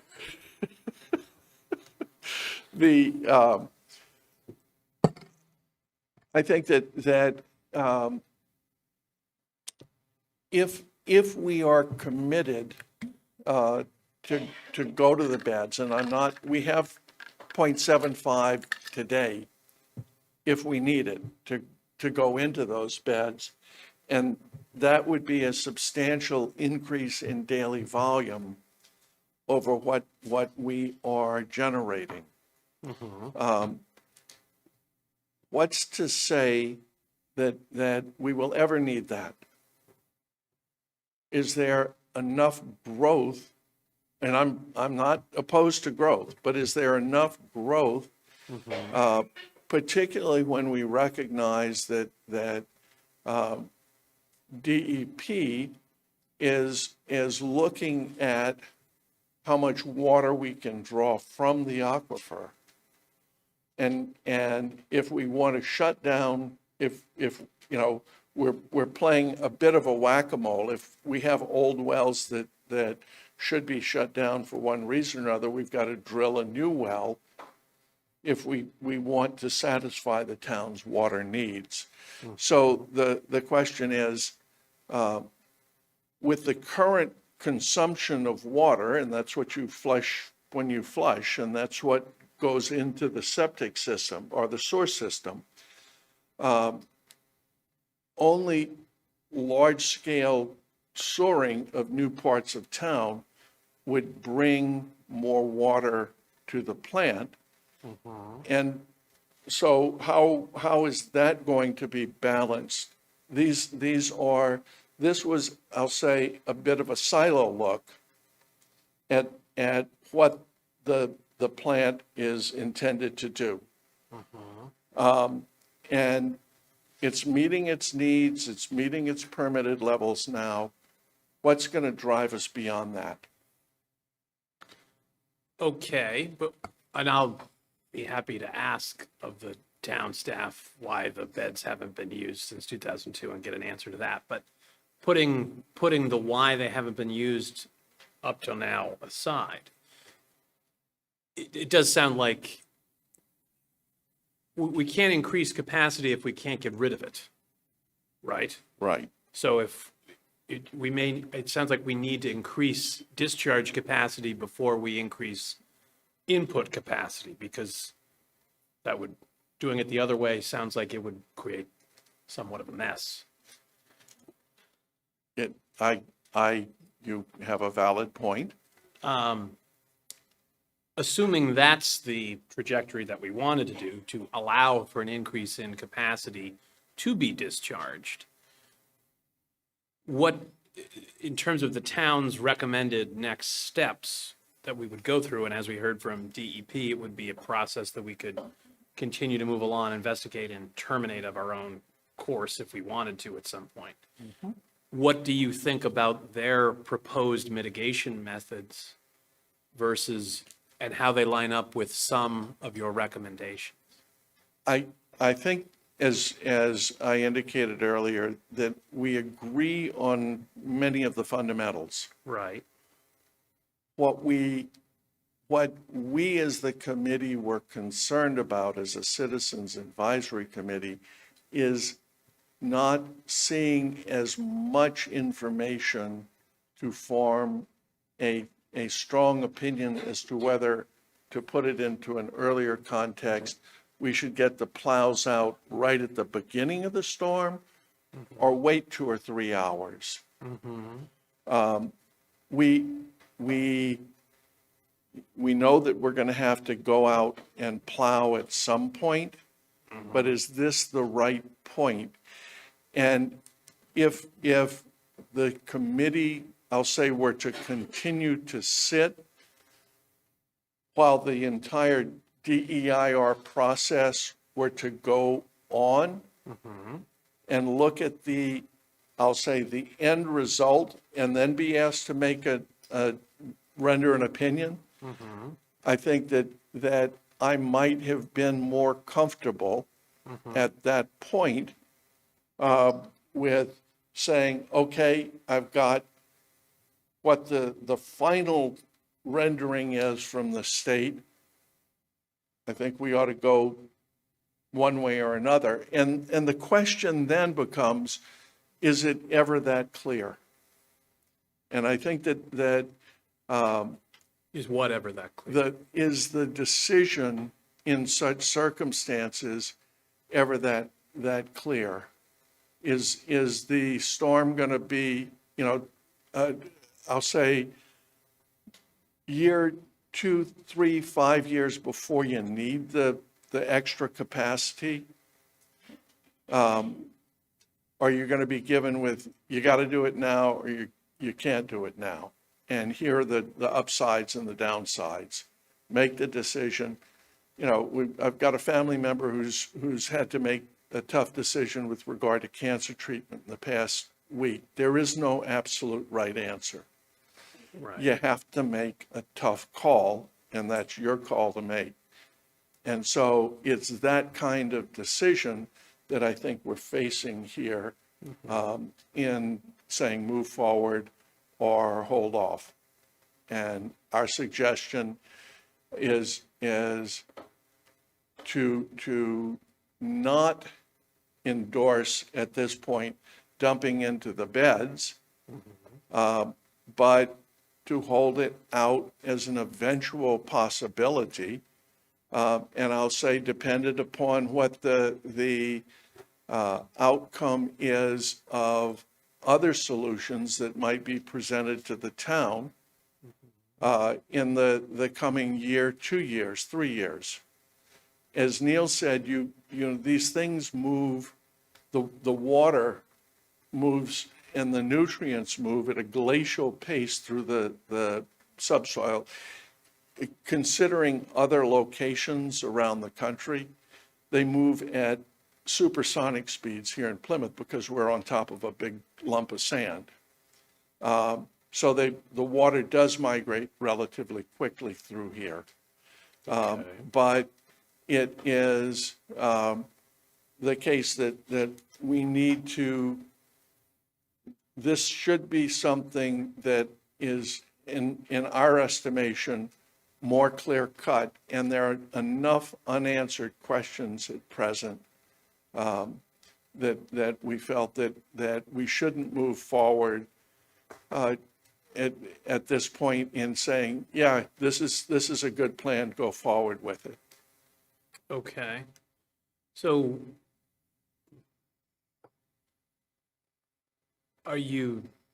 if we continued through the process and kept looking at it as we developed and we were told that we could stop it at any point, would that assuage some of the continued monitoring of the progress being made through the permitting process? I'll give you an example. When we asked the question, what's the tertiary treatment plan? And the response was, well, tell me whether I'm going to continue to dump it in the harbor or whether I'm going to dump it into the beds. I see the chairman shaking his head, and we didn't get an answer because we were charged with saying, this plan generally shaped is should we move it to the beds? Okay. And I think that was what you heard this evening from the town, that we should move it to the beds. Okay. And that describes the sort of tertiary treatment that Doug described, the filtering. What if we were to continue discharging the majority of it to the harbor? that would be some other tertiary treatments, something to further reduce the nitrogen, the breakdown product primarily of urea, and then the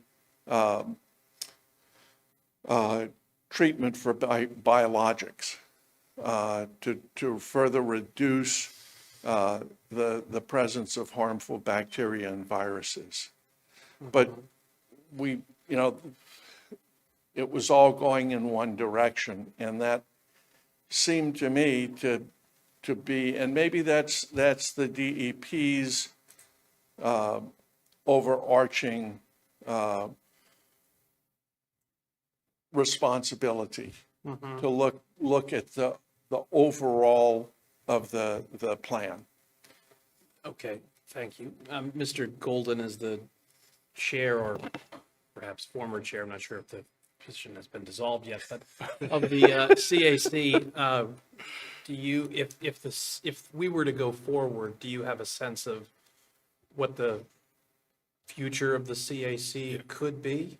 Yeah, thank you for that question, Mr. Canty. Yeah, Jade and I looked into it. We don't actually think that there is a dissolution until the process concludes.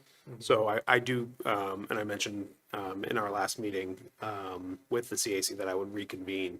If we were to go forward and if we were to have an iterative process where we go back and forth with the state, we would reconvene so that the committee could continue to review the information that's put forward. Okay, so then as the process were to develop and we'd have more information as to the progress on some of these recommendations and the town's perspective, the CAC could weigh in on that. Correct. Okay, thank you. And then if I could, to Kendra, in terms of, the question has been posed, why the beds haven't been used since 2002. Do we have any? Sure, clarity as as to that? Hampton liked to remind everyone I was 7, but John Hobel from DEP was around at that time, and he has filled us in that, I mean, I can say, John, if you want, yeah. So the original permit was for the full discharge of the beds. It was appealed through the state. That ends up with this hybrid permit, I guess you would call it now, with the 1.7 has to be maximized to the outfall, and then the 0.75 to the beds. The nutrient management plan had been ongoing since the plant went online. So the thought was, you've been monitoring this data. We've looked to see the impact, because that was the main concern in the appeal, was the impact to the Eel River, particularly. So the data was showing that there was no impact based off of the discharge at the plant. So with the dye study, in addition to the data that was there, the thought was to move forward with pursuing the groundwater discharge to the beds. When you say it was appealed through the state, is it the state appealed? No, private citizens appealed Okay. to the state. Okay, all right, thank you. Mr. Cohen? Yes, I do want to hear from the residents. They've been here since 6 o'clock, so I do want to hear from them. I heard from my fellow board members. I heard from the different presenters, but I think if it's okay, I think we should hear from them. It's getting late. I'd like to hear from them. Are there any questions before we move on? Any further questions for Hampton before we move on? I agree. I think it's time to hear from the residents. You can always bring Hampton, him. anything else? Yeah, one of the things that I was going to say is if you'd like to hear from our colleague on the committee, one of the 2 professional engineers, Rose is here, and she has prepared a comment or 2. I don't know whether. You are a listed presenter, Rose. Please feel free to come on up. Thank you. Perhaps I missed my opening when I stepped out to avail myself of the facilities after a 2-hour meeting, which is now getting to be past my bedtime. So I did make some comments on the presentation that Hampton gave, and some of them weren't incorporated for whatever reason, I think due to lack of time, perhaps. So I think I'd just like to give you some of those comments so you have this information in preparation for the decision you're going to make. The reason I voted no on this was, one, and this is relatively minor, it was that we hadn't been given a copy of the revised draft environmental impact report. We were given a copy of the draft. I read the entire report. I made several comments on it, and we hadn't seen how that report was revised. So I didn't really know exactly what went in it. So there's that. I do want to point out that we had 12 meetings, as you heard. One of them was a listening session. And in all of those meetings, we had multiple members of the public show up, and you'll probably hear from some of them this evening. 100% of them were opposed to making this change. I just want to point that out. There was nobody who came forward and said, yeah, I want to see the water go to the infiltration beds. I also read the EENF, which is over 900 pages. One of which includes the loading test, the hydraulic loading test, and bear with me, this gets a little bit technical here. But that loading test was done for 40 days, not 3 months, is what was mentioned earlier. It was done at one bed, bed 4, at 1.5 million gallons per day. And there were several issues with that loading test. Monitoring wells have to be monitored during that time for water levels, and usually data loggers are installed in those monitoring wells. There were at least 3 monitoring wells that the data loggers were, and I don't want to say tampered with, they were moved during the course of the test, which really hurts the data, the quality of the data. You don't get as accurate data. And one monitoring well with a data logger was mowed over. So in addition to that, there were 3 significant rain events during that loading test, which does cause problem with the data.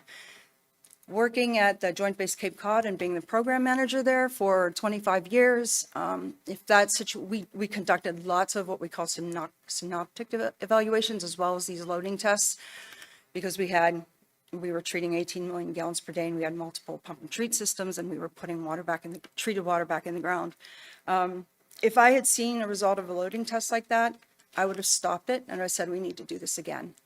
Plus, this entire evaluation of putting 3 million gallons per day in the wastewater infiltration beds is based on this loading test. So you really want to have the best data you can in order to make the right decision. And that best data was up to 1.5 million gallons per day. And as we're talking about 3 million gallons per day. So that data goes into a model. And then the model projects what the impacts are at 3 million gallons per day. And in this case, if you have bad data going into your model, you're going to have bad response coming out of your model. So I just want to put that out there. So one of my recommendations is to do the loading test again. You should always repeat your data anyway. Hampton, he talked about this a little bit, but the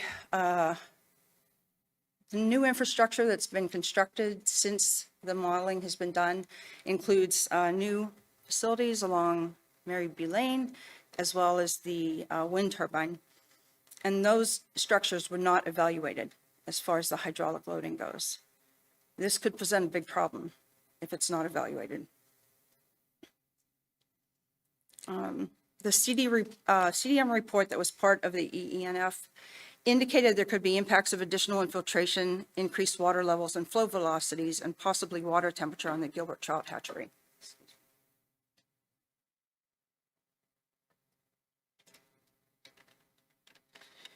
So I just want to read a quote here. Okay, so both the Gilbert and Brewster Nickerson trout hatcheries could experience a small flow increase. Any increase in flow would increase the depth and velocity of water in the hatchery and could have a detrimental effect on the survival of the hatchlings.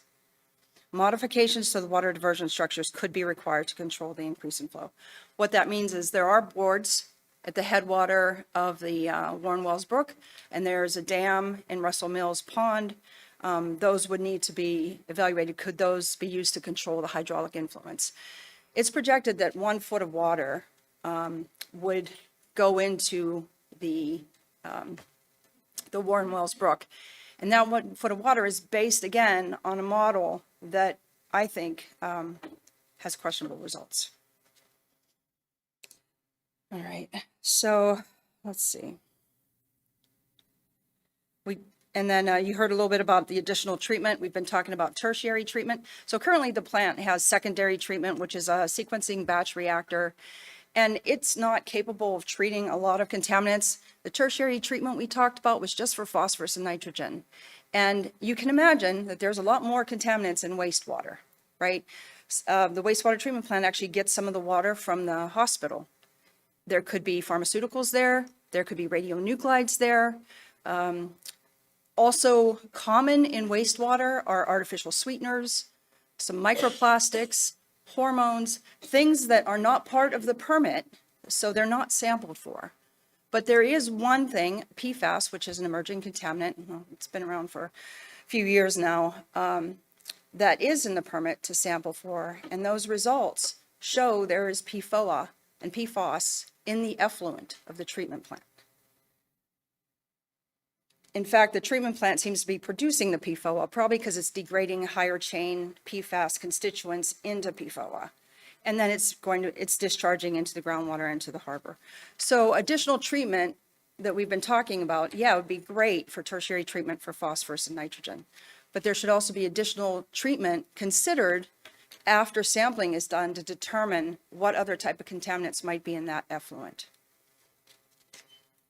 And it's going to be the Warren Wells Brook, given the proximity to the wastewater treatment plant, is the headwaters to the Russell Mill Pond and then the Eel River. Anything that goes into that surface water stream, as well as the groundwater, and it might be better to have a graphic up to show you, that's all going to end up back in the harbor anyway. The Eel River ends up, you know where the Eel River ends up in the harbor? That's in an area that doesn't flush out as well as where the current outfall is. So you're going to have more, you could potentially have more of an impact right there. And I don't think that was discussed. Once you contaminate the groundwater, it takes decades, if not hundreds of years to clean up. I know firsthand how much that costs. So if you can avoid doing that up front, it's a lot, even if you have to put more treatment on the effluent, it's a wise decision. In addition, we touched on private residential wells. There are 5 that are designated, or not designated. There are 5 that are included in the reports. There are 5 known ones. But during a meeting that we had during the listening session, there was a member of the public who came and said, on Kingfisher Way, which is over by Russell Mills Landing, every one of those houses is on private wells. That wasn't accounted for in this assessment. Now, it is on the other side of Russell Mills Pond, so maybe they're not impacted, but you don't know until you sample them. And some of those wells, those private wells, are very close to the pond, and I know firsthand experience that private wells close to ponds will draw in pond water. And if there's contamination in the pond, they're going to have contamination in their private wells. So one of my recommendations is to at least notify the private well owners that they're downgrading of the wastewater treatment plant and what type of contaminants could possibly be in their wells so that they can make an informed decision. We talked about capacity. If you need the additional capacity, perhaps you could stop accepting waste from other towns. I don't know how many million gallons per day that accounts for, or certainly it's a fraction of a million gallons per day, but that could be done. So I do have a list of recommendations. I feel like I've talked to a lot of those already, and I do want to save some time because I know there are a number of other people who have comments. I do agree with changing, or Hampton's comment about changing the disinfection from the chlorination dechlorination process that's currently used in the treatment plant to ozonation. It has less of it doesn't have a chlorine residual, and it would be better for both the harbor as well as the Warren Wells Brook if you choose to go forward with this. As far as costs go, if you're going to have a little bit, well, you have extra costs because you're pumping to the harbor.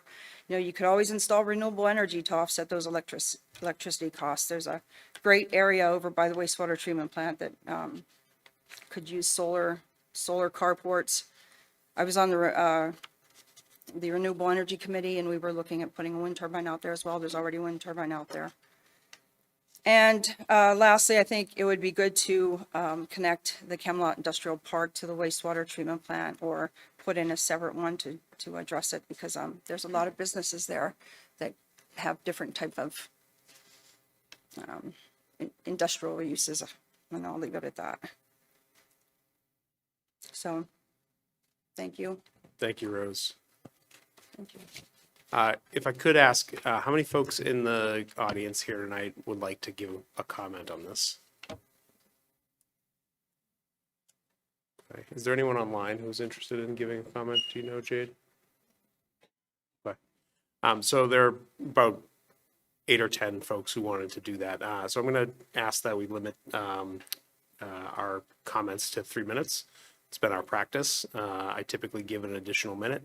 But given the number of folks who are interested in speaking, and given the late hour already, I'll ask that people keep it to 3 minutes. So who would like to go first? Mr. Enos.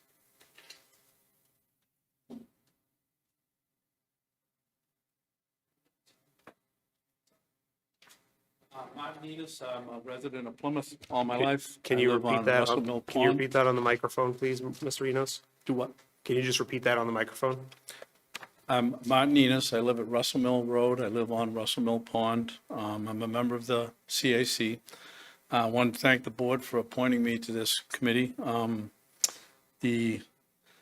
My interest or my motivation is because I live on Russell Mill Pond. I've lived there all my life, so I kind of have been here longer than a lot of the people involved in this, namely 75 years. My ancestry on Russell Mill Pond goes back 135 years. Rather than try to get through everything that I have here, because 3 minutes won't do it, some big important things were, I went to the town of Kingston and saw what they were doing. I went to the town of Duxbury. Duxbury's doing nothing. They don't have a septic system. Kingston has land application, and they built a brand-new leach field. Approximate cost was $7 million, and it took up a grand total of 8 acres. They're currently using their old leach system. The leach system they built handles 900,000 gallons a day, just so that you realize that land application is possible. The real problem is, and the question's been asked, is why haven't we used the beds? Well, they have used the beds, especially since 2021, when the new management company has come on board. The reason why they're not using them all the time is, and I started this in 2023. I started observing the beds in January of 2024, and I've been observing them ever since. I live right there. I hunt my dogs there, so I see these beds at least once a week. The answer is they don't use the beds because the damn things don't work, period, full stop. The effluent that gets put in there sits in there for up to 6 weeks. So if you're thinking about, putting the beds as the default, picture the idea of having 5 football fields full of sewerage sitting in the open for 6 weeks. And think about the fact that the occupation of Camelot Park Basin is extremely larger than it was when this whole thing was designed. In fact, 800 feet from those beds is a daycare center. And given the fact that a mosquito has a life cycle of 2 weeks, and Triple E and West Nile are still out there, then consider the health impact of using those beds, because it was not something that I was considering when I started. But when I started observing the beds, and I did that in 2 years full-time, there were 2 definite times where those beds had effluent in them for well over 4 weeks, and in one case, 6 weeks. So is that something that is going to be a good idea for the town's health and well-being? I don't think so, not given the number of people that use Camelot Basin. The other things that... Mr. Enos, you've exceeded your 3 minutes. If you could just wrap up. Okay, I will. I've lived on Russell Mill Road for 75 years. And in those 75 years, I've always been able to swim in that pond, fish in that pond, eat the fish in that pond. And in the last 2 years, that has not been possible due to cyanobacteria. If this company feels that there's no degradation to that pond based on the use of those beds, they're full of baloney. That pond is already degrading. It's got algal blooms again when it didn't have them prior to this. And it's going to destroy Eel River. So the beds should not just be not used as a default. Those beds should be shut off yesterday and never used again. Thank you. Thank you.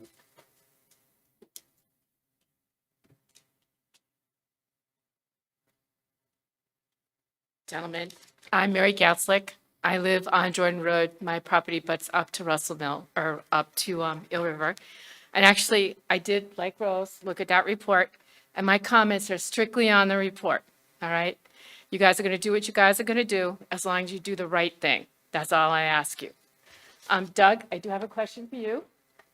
The first page on your project purpose, Excuse me, Ms. Gatzlick, Yes. this is not a time for question back and forth with the staff. This is time for public that's fine, comments. that's If you could fine. share However, I your- just want to make a comment. I'll Please. talk him offline.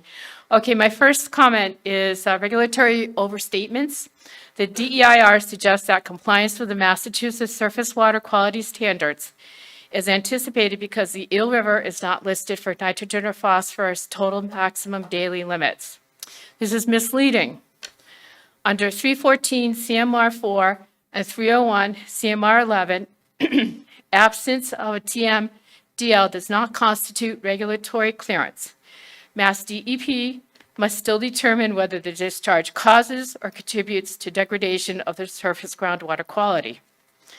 The nitrogen attenuation, there's some uncertainty there. DEIR acknowledges uncertainty in nitrogen attenuation due to the inconsistent timing of sampling, but later relies on assumed attenuation rates to support conclusions about downstream impacts. MEPA requires conservative analysis where uncertainty exists. No sensitivity or bounding analysis is provided. For phosphorus transport assumptions, the DEIR relies on phosphorus data sets that it simultaneously identifies as compromised by improper sampling and preservation techniques. Despite this, deterministic conclusions are drawn regarding phosphorus retention and migration thresholds, which is not scientifically defensible. For groundwater modeling errors, Rose touched on it. The data is old. You should consider perhaps updating it. Excuse me.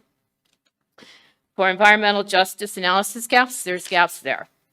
The environmental justice analysis focuses on outreach and process compliance. MEPA and environmental justice guidance requires an evaluation of outcome-based environmental burdens, including long-term groundwater and drinking water risks. There's data level errors there. There's presence of placeholder text, inconsistent figures, formatting errors, and it indicates the DEIR was circulated before completion, undermining the confidence in the analysis. So, I mean, I don't mind you guys. I would hope you guys would do the right thing. I don't have a problem with you guys approving the submittal of the DEIR, but the data needs to be looked at. The report needs to be revised to close the gaps. That's all I want. I'm asking you guys to keep that under thought and in consideration. Thank you. Thank you. Mr. Enos?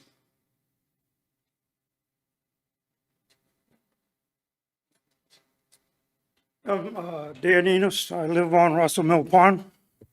I've been there even longer than my little brother. Anyway, I'd like to dispute some of the facts that they gave you today. They talk about the cost of energy. Wouldn't cost a damn much if the sewer treatment plant was on the waterfront. All the sewage in the town of Plymouth flows to the waterfront. Primary treatment is done at the waterfront. Then you pump it 3.5 miles uphill to a height of 55 to 56 feet above sea level. That's what's costing all the energy. It doesn't cost a hell of a lot for it to flow back to the ocean, probably nothing, with a head of 50-odd feet. Also, In Russell Mill Pond, I've operated a hydroelectric power plant at that dam for the last 40 years. And I live within spitting distance of the water. The degradation of that pond in the last 5 years has been very significant. They also talk about replenishing the aquifer. My question with that is, if they were interested in replenishing the aquifer, why did the town of Plymouth tear out a dam upstream from Russell Mill Pond? By tearing out that dam, you lowered the aquifer by 10 feet. Very, very basic science, physics. Like I say, I've been involved in this since the very first plant, very first project back in the 80s. C.E. McGuire said, by no means do you ever want to put a sewer treatment plant on Eel River watershed. And the town of Plymouth went away for 10 years. And they hired another engineering company, paid him twice as much money. You pay an engineer enough money, he'll give you the answer you want. And even they said, you can build a sewer treatment plant at Camelot Park if you choose. Do not discharge the effluent in Camelot Park. So here we are 20 years down the road, listening to the same BS about putting it in the ground. I also spend a great deal of time, back probably 2-3 times a week. I drive through Camelot Park, right past the sewer treatment plant. Mr. Enos, you've exceeded your 3 minutes. Could you please wrap up your statements? Okay. And effluent pits have been used, and that water, as Marty stated, been in there for weeks and weeks and weeks. So I'd say definitely you need to rethink this deal. You want an idea, why don't you run a discharge line from the sewer treatment plant, right down the M Road, right across the field where the plantation is, and right underneath Burt's at Gone. Pump the effluent directly into the bay instead of putting it into the harbor. And last but not least, if you're concerned about the shellfish that the farmers from Kingston and Duxbury are growing in the harbor there, maybe they'd be willing to fund half of this. They're going to be the beneficiary of it. Thank you for your time. Thank you. Ma'am, he was up first. He's going to defer to you. All right. I don't speak well. It's far too emotional for me.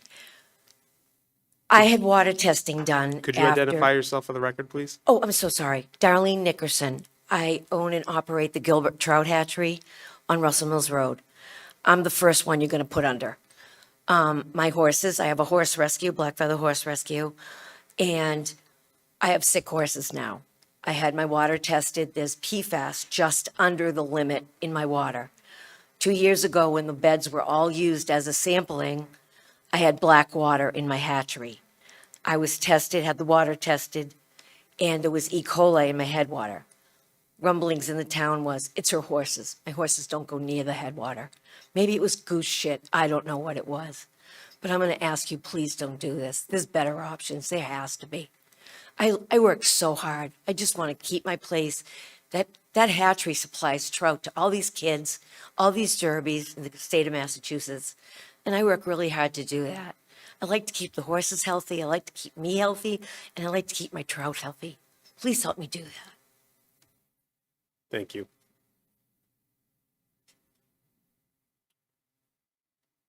Kevin Enos. I've lived on Russell Mill Pond for 60 years. You guys have quite a challenge. I don't envy you. It's not a good one. I heard somebody ask one of the gentlemen what the most detrimental effects of the treatment beds would be. And he was talking about phosphorus, possibly in the next 70 years reaching the pond. like my uncle said, I've lived there my whole life. The last 2 years, we're seeing the cyanobacteria bloom, lethal to pets. We've never had it.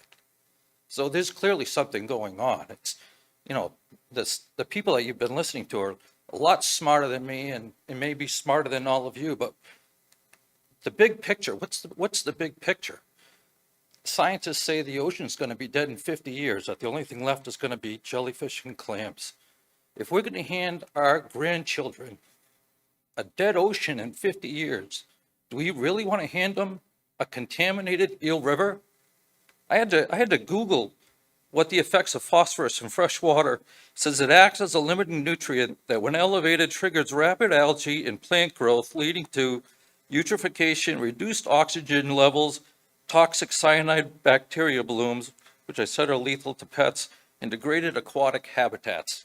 Is that what we want? A dead ocean in 50 years and phosphorus in 70 years contaminating the Eel River? I don't want it. I don't think you want your names on it when they look back at who did this. I would have no part of it. Thank you. Thank you.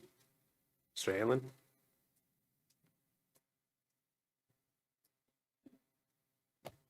Thank you. Michael Hanlon. I'm a town meeting member from Precinct 15. I'm also the chair of the Comprehensive Wastewater Management Planning Committee. You should say CWMP. I hope you will remember that. So I'm also a licensed professional engineer. I've been an engineer for licensed engineer for 50 years, unlicensed before that. But I spent most of my career dealing with these kinds of issues as an environmental engineer, civil engineer. And some things never change. When you have a project like this, the people who come out to speak are invariably opposed. The people who are sitting back at home, hopefully watching on TV, who may be in favor, never come out. Well, I'm here to talk in favor. You've heard a lot of things tonight. You get a lot of information to digest and to try and make your decision. One of the things you heard from Doug and Kendra and Neil was that this is a process, this NEPA process. It's not black and white. It's gray, and there's a lot of stuff involved. Answering the questions, some of the questions that have been asked tonight. Some people, they brought it up about the wind turbine. If you discharge to the rapid infiltration basins, is that going to have a negative impact on the wind turbine? I'm a civil engineer. I'm like, how's that going to happen? Well, the more and more I thought about, maybe there's an impact, probably not, but invariably the question needs to be answered, yes or no. Impact, no impact. That's going to happen through this process. So I encourage you to vote in favor of submitting the draft EIR because it's part of the process. One small part of the process. The process will continue. And yes, the CAC and the consultant will continue to work on this project to answer the questions, answer the concerns, so that the bases get covered. And at the end of the day, it's going to be MEPA and the DEP who either give you the green light to do it or the red light and say no. But you have to continue with the process. That's my recommendation. Thank you. Thank you.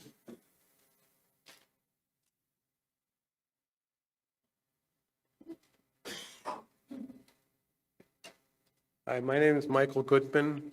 I also live on Russell Mills Pond. Compared to the Enoses, I'm a fairly newcomer. I've only been there 28 years. But I have also witnessed the degradation of the pond, especially in the last couple of years.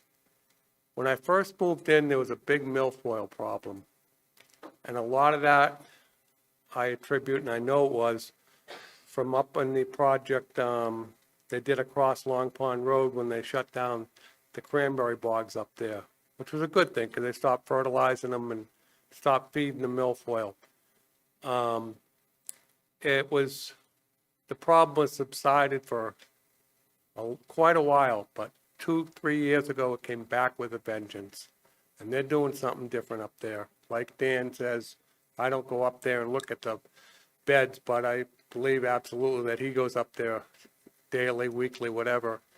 And it has to have something to do with that, as well as Darlene's farm getting black water in it. Milfoils come back as bad as ever. Also, like Dan said, when they took the pond up above, I forget, what was the name of that little pond, Dan? Sawmill Pond, little tiny pond, had a beautiful little rock wall there and everything, looked like something out of Vermont.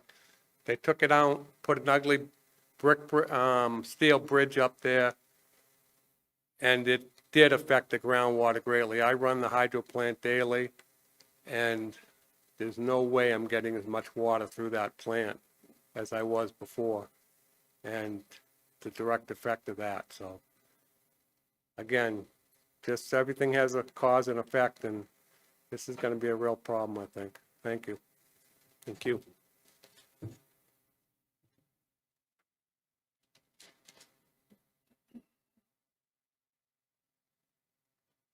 I'll apologize. You're going to hear from another Enos.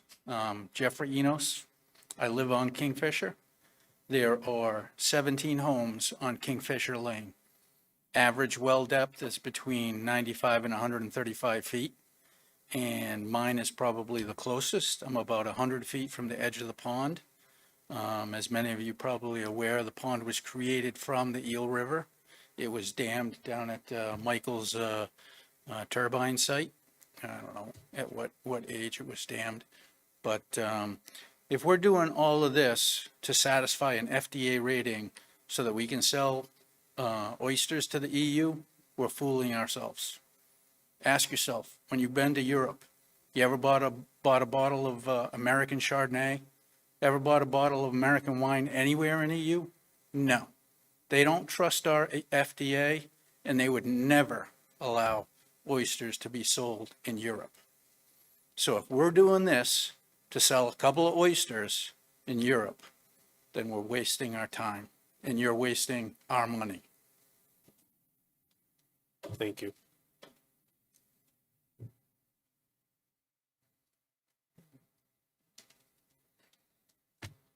Excuse me, I have a frog in my throat that won't disappear. I'm Matthew Hoagland, Precinct 18. Speaking on behalf, oh my gosh, of the Eel River Watershed Association and the local chapter of Trout Unlimited. Although not CAC members, we attended most, if not all, of the CAC meetings.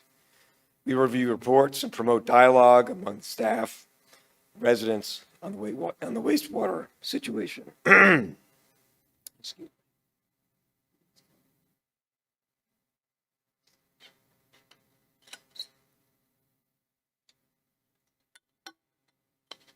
We applaud the DPW for its outstanding record of wastewater of compliance with few of any violations over recent years. We applaud the town for funding tertiary treatment. We recommend that the town immediately put these funds to work to reduce nitrogen to the maximum extent while continuing to utilize the existing outfall to the harbor. We applaud the board for convening the Comprehensive Wastewater Management Plan Committee to create holistic wastewater solutions for the town. The presentation you saw lists 4 project drivers. I think of drivers as reactive, focused on specific problems or gaps. It's time now for serious strategic objectives that are proactive, clear, and pull us all toward a better future state. The first 2 drivers relate to shellfishing, aquaculture, eelgrass, recreation, and pathogens. All are critically important, and all can be addressed immediately with tertiary treatment for nitrogen using the existing outfall. Fixing base flows, the third, is not a driver.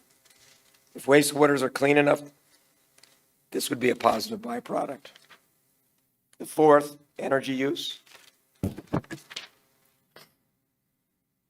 we see as perfect for the CWMP committee, especially if plants generate energy to save money and support climate goals. Absent from the proposal are answers to why the wastewater treatment facility has never operated at capacity, why increased wastewater capacity is needed right now, and how will the waste get there. No one should be left to speculate about whether our existing or new businesses, or homeowners, or additional trucked-in waste are intended to fill the sought-for capacity. These questions fall squarely under the auspices of the CWMP committee. The Eel River Watershed Association recently submitted a letter to you all. In addition to 4 examples, 1, adding forever chemicals to our sole source aquifer. 2, cyanobacteria health advisories. 3, testing trucked-in waste. And transparency. Citizens watching this unfold still have questions concerning things like risks to structures at Camelot Park, river hydraulics, adding groundwater nutrients on top of uncontrolled nutrient-laden stormwaters, private wells, cost efficiency, adequate evaluation of other sites, and we heard something about the county farm tonight. Mr. Hoagland, you've exceeded your 3 minutes. If you could wrap up your statements. I will, thank you. Whether residences will upgrade septic systems, whether the rapid infiltration beds actually work, and foul smells that emanate from the ribs to local eateries, businesses, daycare center, and residences. Decisions at this level of complexity should not be met with fits and starts in various individual components. Therefore, we recommend that the town pause on the proposal to increase discharges to the ribs near Russell Mill Pond until a holistic strategic vision has been established for the town through the CWMP committee. No, we're not saying no way, never. Let's try harder to develop a holistic strategy and return here with an agreement that we can all stand behind. In the meantime, expeditiously implement the tertiary system for the immediate benefit of the harbor. Thank you. Thank you.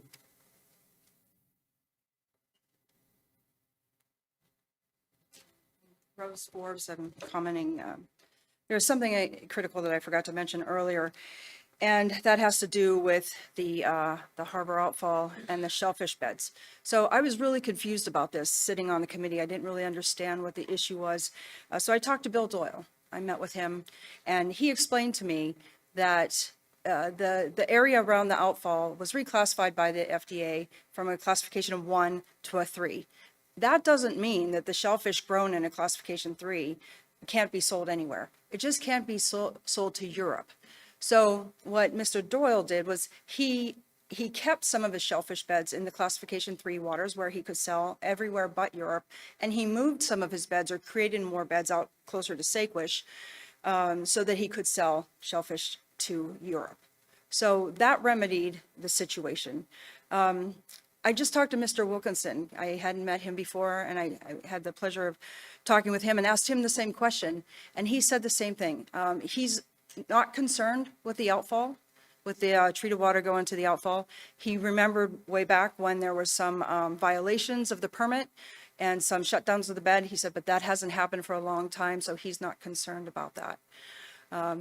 So I think, you need to talk with the shell fishermen. If they were truly concerned, I would think that they would stay here this evening and provide their input on their concerns. But I don't think that they're concerned with the outfall the way it is at this moment. So hopefully that clarified a few things between the classification areas and the ability to sell shellfish to different parts of the world. Thank you. Thank you. Is there anyone else in the room who would like to give a public comment on this matter? Is there anyone online? All right, we'll bring it back to the board.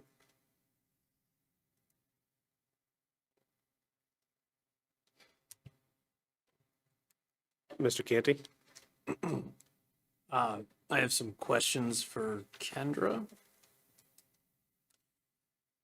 So Kendra, if, in the event that we were to move forward, what would be, or vote to move forward at this juncture, what would be the timeline of events? Like, what's the earliest that groundwater discharge would be the primary discharge?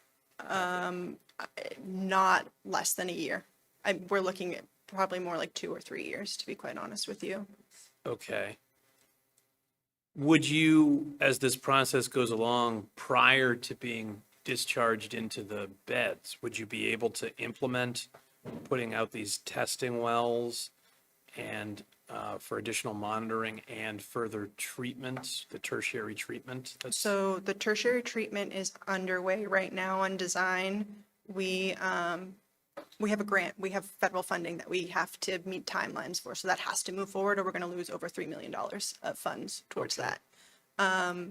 So that shouldn't be an issue with meeting that time frame, and the wells can easily be drilled in that time frame as well for monitoring. Okay. And would you, if the CAC continues, some of this would happen through that, but do you do other outreach into the affected area of the community to address, obviously there are a number of concerns Yes. from, I mean, you could hit some of them if you went to a family gathering, but there's plenty of other people that have concerns in the affected area that I think, taking into account their personal needs as well as some of the business needs in the area, I think would be important. Is that something that you could commit to doing? Yes, we can do continued outreach on this. And how common is it for a community to have harbor discharge versus groundwater discharge? It's much more common to have groundwater discharge than there is harbor discharge. Do you have any estimation of? John, do you have any numbers on that? John, can you come on up?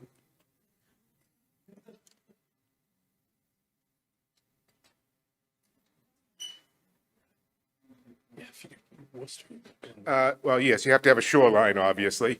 That helps. Yes. A lot of the towns on the Cape, the only exception, I think, is Falmouth, which is looking at a discharge out into Vineyard Sound.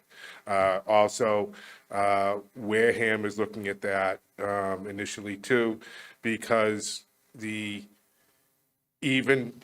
selection of a location to put, first of all, you have to find a piece of land to do that. Secondly, you have to make sure that discharge isn't going to make the conditions worse. In other words, if you're taking the same nutrients and putting them back in the same watershed, it's causing the violation of a water quality standard. That's not going to help. So that's why people usually go offshore now. Previously, that was the preferred way. Most of your towns on rivers, would just discharge because permitting was a lot easier. The permitting for having an open water discharge is a lot more rigorous right now than it used to be. So. Okay. Now, while you're there, as Mr. Golden alluded to, yes. Sorry, the sounds are coming from over here. That's okay. I'm coming from over here. As Mr. Golden alluded to, there's the possibility if we were to abandon this plan this evening, that the state or maybe the feds could come down and say, you have to shift discharge in the future. Right now, we're not under a mandate to do it. We're working on our own schedule to do it. If we were to get a mandate like that, do we have any sense of what the time frame for that would be? Between when we get told to do it and when we have to implement? No, I mean, those are policy decisions that are made well above my pay grade on how they choose to, determine the compliance with the TMDL and the timeframes that are set for that. But they are set, and they have to also, in essence, be approved by EPA. Yeah. That's within the TMDL. It gives a compliance plan within that. So I just wouldn't want to hazard a guess at that. But I mean, eventually, if all works well and the multitude of impaired waters all receive TMDLs. Probably in the next 50, 75 years, because it takes a long time to produce a TMDL, although others are further along than the watersheds, stepping back, the Massachusetts Estuaries Project put a high priority on the coastal area, because that's where there has been a large degradation of eelgrass, which is the nursery for fish. So there's been impacts to the estuaries through septic systems that have been quite large, and that's why they created the Massachusetts Estuaries Project, which creates feeder documents to make the TMDLs. So there is a draft Massachusetts Estuaries report for Plymouth Harbor. Like I said, you're looking, you're in other watersheds such as Buttermilk Bay, the Wareham River, the Weweantic River, and also there'll eventually be one.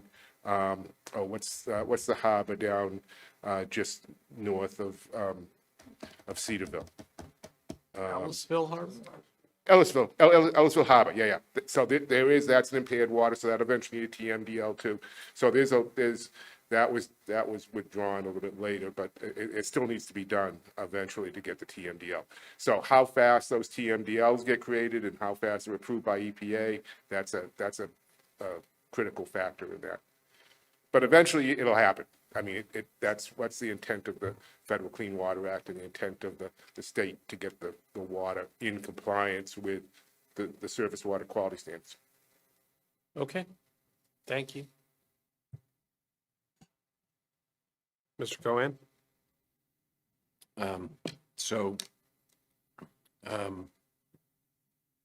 Again, the town meeting voted to put $9 million in play to do this work to the plant.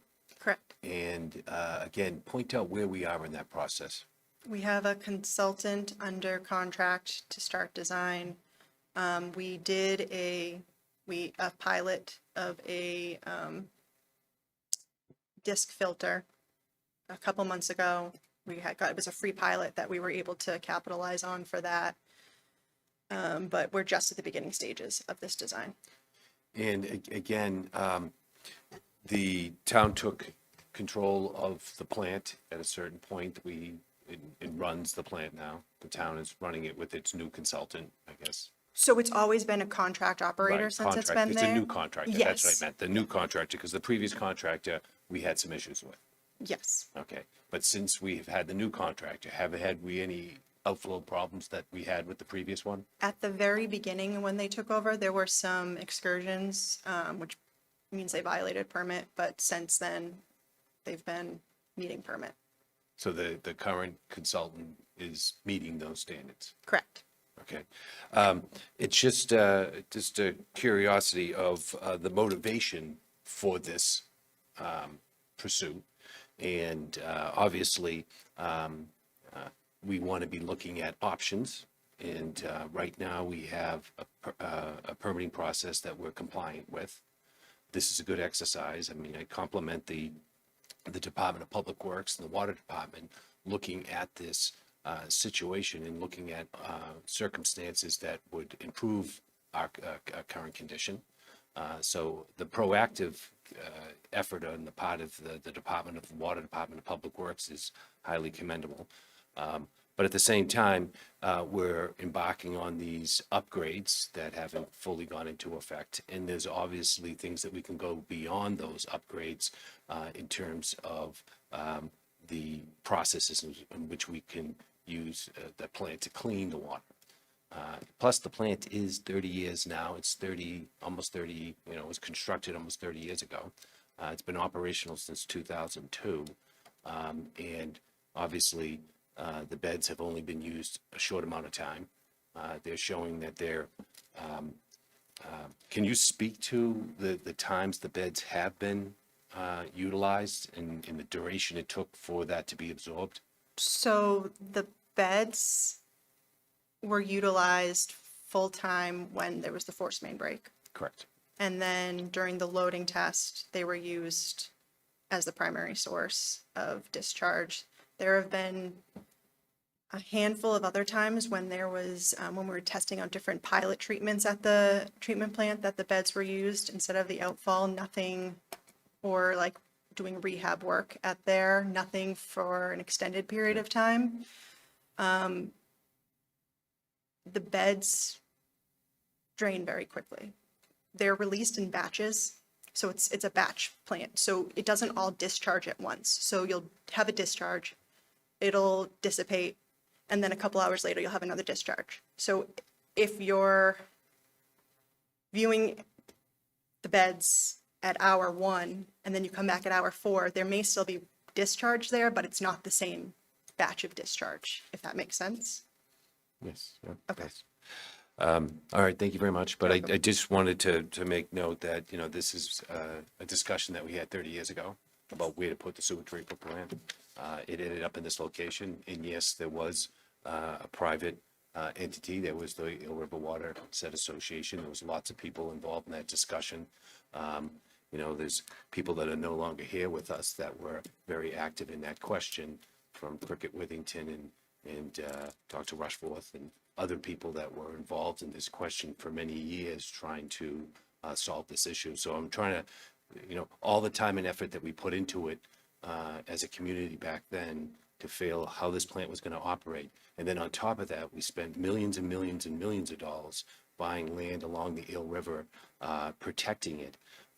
And we're starting to see some encroachment at Russell Mills. There has been cyanobacteria blooms at Russell Mills. Sure, but that Correct. is not from the, I just Not- want to be very clear. It's All the not- testing shows it's not from the treatment plant. Right. We have wells that monitor You along that haven't way. used the bed enough to justify There's no that. phosphorus But what detected in we're- those wells. But what I was trying to continue with that was that these ponds are telling us a story around Plymouth. Because cyanobacteria blooms are happening from Great Herring Pond to Little Ponds. So we have Sure. a circumstance. These are like micro versions of what could happen to Eel River, the biggest freshwater contributor to Plymouth Harbor. And we're talking about trying to keep that harbor functioning at a high level. And there's been a lot of efforts in keeping that resource clean. We talk about other towns on the Cape not having this, but this is really about the Eel River. I think the focus is on this water resource that we've gone to great lengths to protect and where this plant is located. So it does take, you know, it does require us to take pause to think about how best we can clean our water in terms of the technology that's available to us today that wasn't available to us 30 years ago. Correct. Mr. Quinto? This is a tough one, but it's a quite honest one. We have to do something.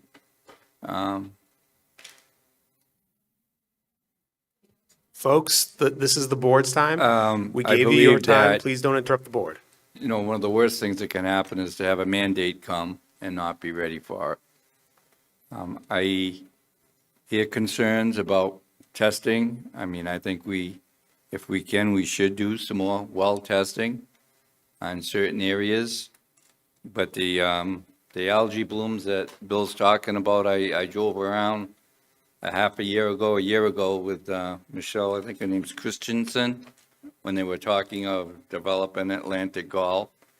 And we're having these problems all over Plymouth. He's absolutely right. And it's mainly from septic systems from people's residential houses on ponds in those parts of town. So we're gonna have to address that. And right now, we don't have a lot of money to address that I know of, but you never know. But I think being prepared and to keep moving forward and have a plan in place, so if the hammer comes down, we have something. This is no way by voting in favor of this tonight that we're gonna start construction tomorrow, or that, you know, it's got a long way to go. But it's just like the town retirement plan. You got to plan for it, because when the state or the feds tell you to do something, and trust me, it happens left and right, then we're going to be behind the 8 ball big time. I do hear your concerns, and I think additional wells should be put in just in the meantime for now to monitor it, because I'd be the last one to put my hand up to contaminate anybody's water. I don't think there's anybody in this room that would do that. I do have a question though. It's a little not related, but it is. The Pine Hills have wastewater treatment plant. Yes, What do they do with their influent or whatever? they discharge to the ground like that. In the ground? Yeah. Okay. Thank you.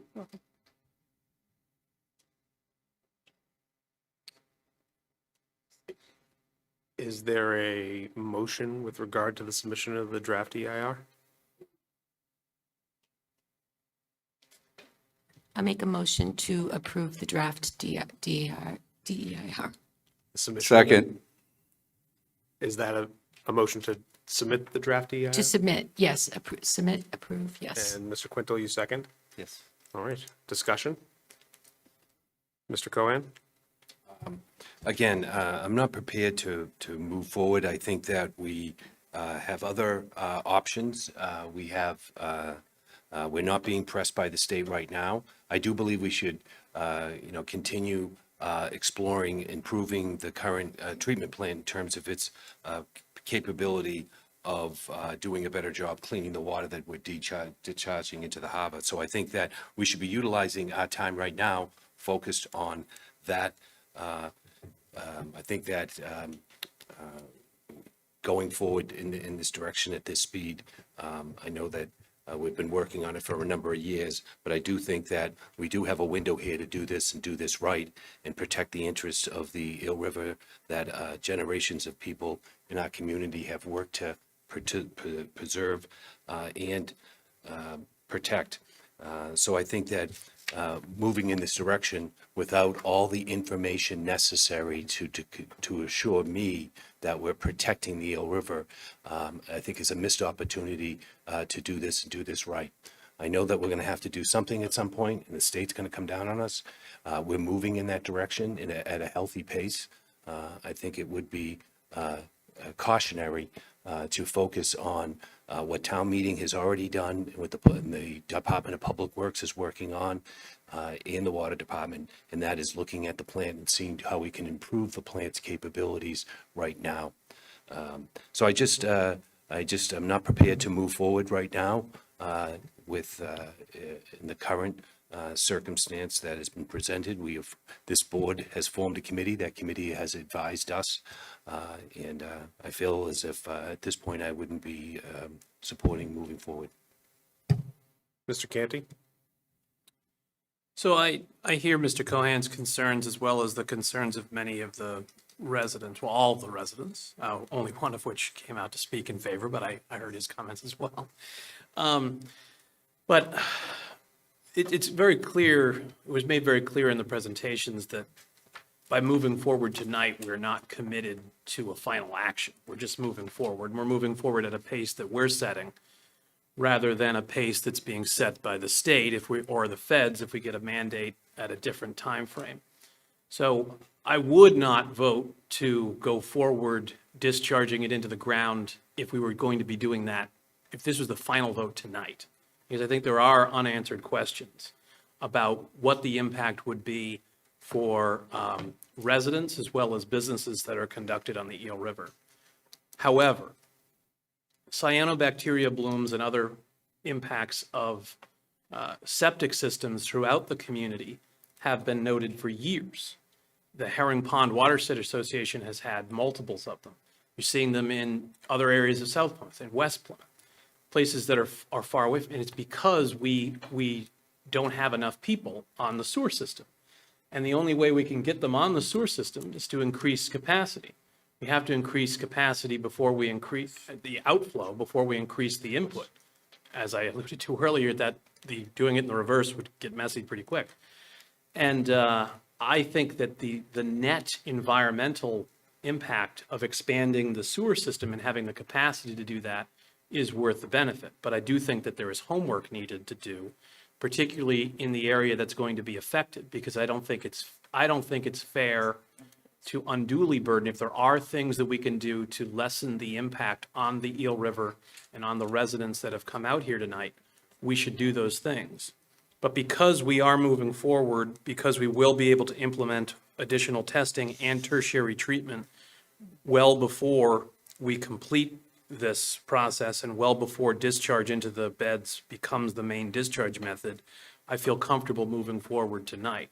I would say that it's probably ambitious and probably, it would be a hard sell for me if I'm sitting here next year to approve this in a year. I think more work would be necessary between now and that final vote to get this testing done, to demonstrate to the community that it's safe to do it, and to address community concerns and neighborhood concerns about that. However, I think that all in all, based on the information that we're receiving from the consultant, from the state, from the town experts, and the fact that many of the recommendations of the CAC do line up with what the town is looking to do, I think it is worthwhile to continue down the path we have started on at a pace that we set, rather than a pace that is set for us by the state and or the feds at some other point. So I plan to vote in favor of going forward cautiously and intentionally, but with those, and with the caveat, as Mr. Golden said, of the CAC continuing to function and operate so that the concerns of residents can continue to be heard and addressed throughout the process. Those are my thoughts. Ms. Iaquinto? So I've spent the last couple of weeks talking to a lot of people on both sides of the issue, doing a lot of research to really get a good understanding of the issues, the options we have, and the recommendations and what the implications of those would be. And tonight was a very enlightening discussion to hear from the residents and to also hear from the experts in the room. I too see this as we have parallel paths here. We can continue to move forward with the permitting process, which, we're still 2-3 years away, if we're lucky, to actually getting the final approval to go forward. But at the same time, we can continue to do research, we can continue to engage the public, we can continue to get answers to the very important questions that are being asked about public health, about the environmental health. So that's obviously critical. I think what really swayed me was the notion that if we don't go forward, we're going to essentially be hamstringing what the CWMP can come back to us with for recommendations. And to me, that's critical. I mean, we really, it's like a chicken and the egg kind of thing, right? We know we need more people on the sewers, but in order to do that, we need to increase capacity at the treatment plant. But we don't want to do that because there's always going to be a what if. And the best we can do is, answer as many of those questions as we possibly can and just continue to move forward. Otherwise, we're going to be, if we don't move forward with this and we decide 5 years from now that we do need this, we're going to have to start all over again at the very beginning. So I'm very comfortable in voting to take these parallel paths. Mr. Quinto? Yeah, I just have a question. I think you said it was a $9 million investment by town meeting, but we also had a grant, was it 3 million or? Yes, it was a little over $3 million. If we were not to move forward, would we lose that grant? We would lose that grant for, the Thank you. tertiary. Any further discussion? Well, I'll only add that I chaired the Citizens Advisory Committee for the 14 months during which we met. I deeply appreciate the work that they did. As Mr. Canty alluded, I will certainly reconvene this group should the board decide to move forward with the EIR process. I'll commit that to the community and particularly the neighbors so that they can continue to have a voice in this process. With that, the motion was made by Ms. Iaquinto and seconded by Mr. Quintal. I'll call the roll. Mr. Cohan? No. Mr. Quintal? Yes. Mr. Canty? Yes. Ms. Iaquinto? Yes. And myself, yes. In a vote of 4-1, the board has decided to move forward with the EIR process. Thank you, folks, for being here tonight. I appreciate you sharing your thoughts with us, and thank you to the staff. I know it's another long night for us.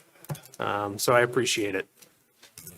We'll continue on, so I'd just ask that as the crowd exits the room, that you keep chatter to a minimum. Please feel free to congregate outside the room. We generally cannot hear you when you're out there. And with that, I'll turn things over to the town manager for the remainder of the town manager's report. Sure, I'll just, a couple quick updates. I just wanted to first remind folks that next Monday, the Winter Energy Forum will be taking place. This is will be held at the library, and the forum will provide two 30-minute one-on-one energy coaching sessions for residents to engage directly with Eversource staff on their bills, and a 15-minute presentation on supply rates, delivery rates, and Eversource programs. Registration is not required. The event will run from 5:30 to 7:30 p.m. The other item I just want to bring up, because I think it's time sensitive, we have our DPW forces and our fire department forces out there Folks, if you digging could out take, if you could hydrants. take conversations out to the hallway, that'd be great. Thank you. Sorry, Derek. Yep, no, not a problem. So I want to focus my comments on the hydrants that have been buried in snow. So those individuals, please help the DPW and the fire department. We're trying to dig out the hydrants as quickly as possible, but really trying to encourage folks to, adopt a hydrant in their neighborhood and help us dig out those hydrants. And then two other items, just as a reminder for those boards and committees that are still paying attention at 10:30 this evening, we will be holding an open meeting law training on February 26th. That training will take place in this room in the Great Hall of Town Hall starting at 6 p.m. Again, an open meeting law training starting at 6 p.m. on February 26th. And last, for those folks that are interested, the Pulte hearing will take place on Monday, February 9th as well. And I think I said the NG forum was next Monday, but I think it's Thursday. Yeah, it's Thursday. It's Thursday, right. So again, I'll just repeat, the Energy Forum is actually this Thursday, February 5th. I had my days mixed up. Again, taking place at the Plymouth Public Library from 5:30 to 7:30. So hopefully those folks that are interested in learning more about energy and rates, please come this coming Thursday at the Plymouth Public Library. That's all I have.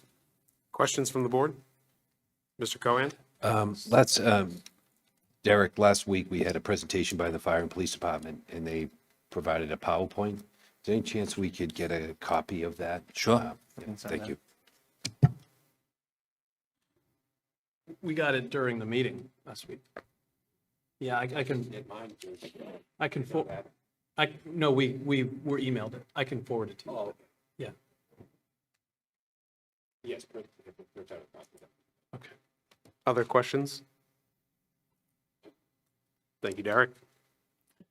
Move on to select board discussion, new business. Letters. Old business. Mr. Canty? So we've been talking recently about having a workshop on the budget. So Mr. Cohan and I had an opportunity to meet earlier today, prior to the meeting of the select board, and go over what we thought that should look like, and discuss that as we had talked about at the last meeting. So our idea was to invite the town manager and assistant town manager, who traditionally join us anyways, but we'll invite you to attend again. The finance director, the school superintendent, and the business manager to attend, because those individuals all know when we get information, what that information looks like, and how that would inform budgetary decisions. When we're talking about the budget, we would talk about what we currently do now and outline the current process as it exists currently. Go over looking at starting from July 1st, 2027, and looking back to now. When are we going to find out information in certain points, either date certain or date ranges, to inform the budget that's going to start on July 1st, 2027, so that we know when those inputs are from the state, from the feds, from contracted services and other providers that affect the budget. And then also talk about how we want to receive the information on the budget, and how we want to disseminate that information going forward, basically what we want to do differently, including the content of proposed monthly updates on the budget as we go forward, what information we have, in terms of diagnosing the current budget situation as well as the budget we're preparing to approve around the December, January timeframe. And we would also, while we're in the room, talk about the FY '26 goals and priorities, as has been requested by Ms. Iaquinto previously, to go over, because we have 81 of them that are divided into multiple categories. And our idea was to basically rank those in each category in terms of if there's 6 in a category 1 through 6, the priorities, and rank them like the CIC does, the CIC items, to give a direction as to, we want to do all of these things, but because of the budgetary constraints that we're under, in this category, what's the actual priority? What's the top priority, what's the bottom priority, and everything in between? So that we can make best use of the limited resources that we're dealing with right now and in the immediate future, so that we can continue to move Plymouth forward on those things. So those are the thoughts that we had, and we had also talked about trying to arrange a time for us to be able to do that on a non-Tuesday, sometime in the next month or so. We had hoped for a Thursday, such as maybe the February 12th or 19th or March 5th. But if those dates don't work, we were open to other days of the week that are not Tuesdays. We were hoping, while we're all here, ideally with our calendars, that we could put something in the books to get started on this. So that's my old business. Mr. Quintel?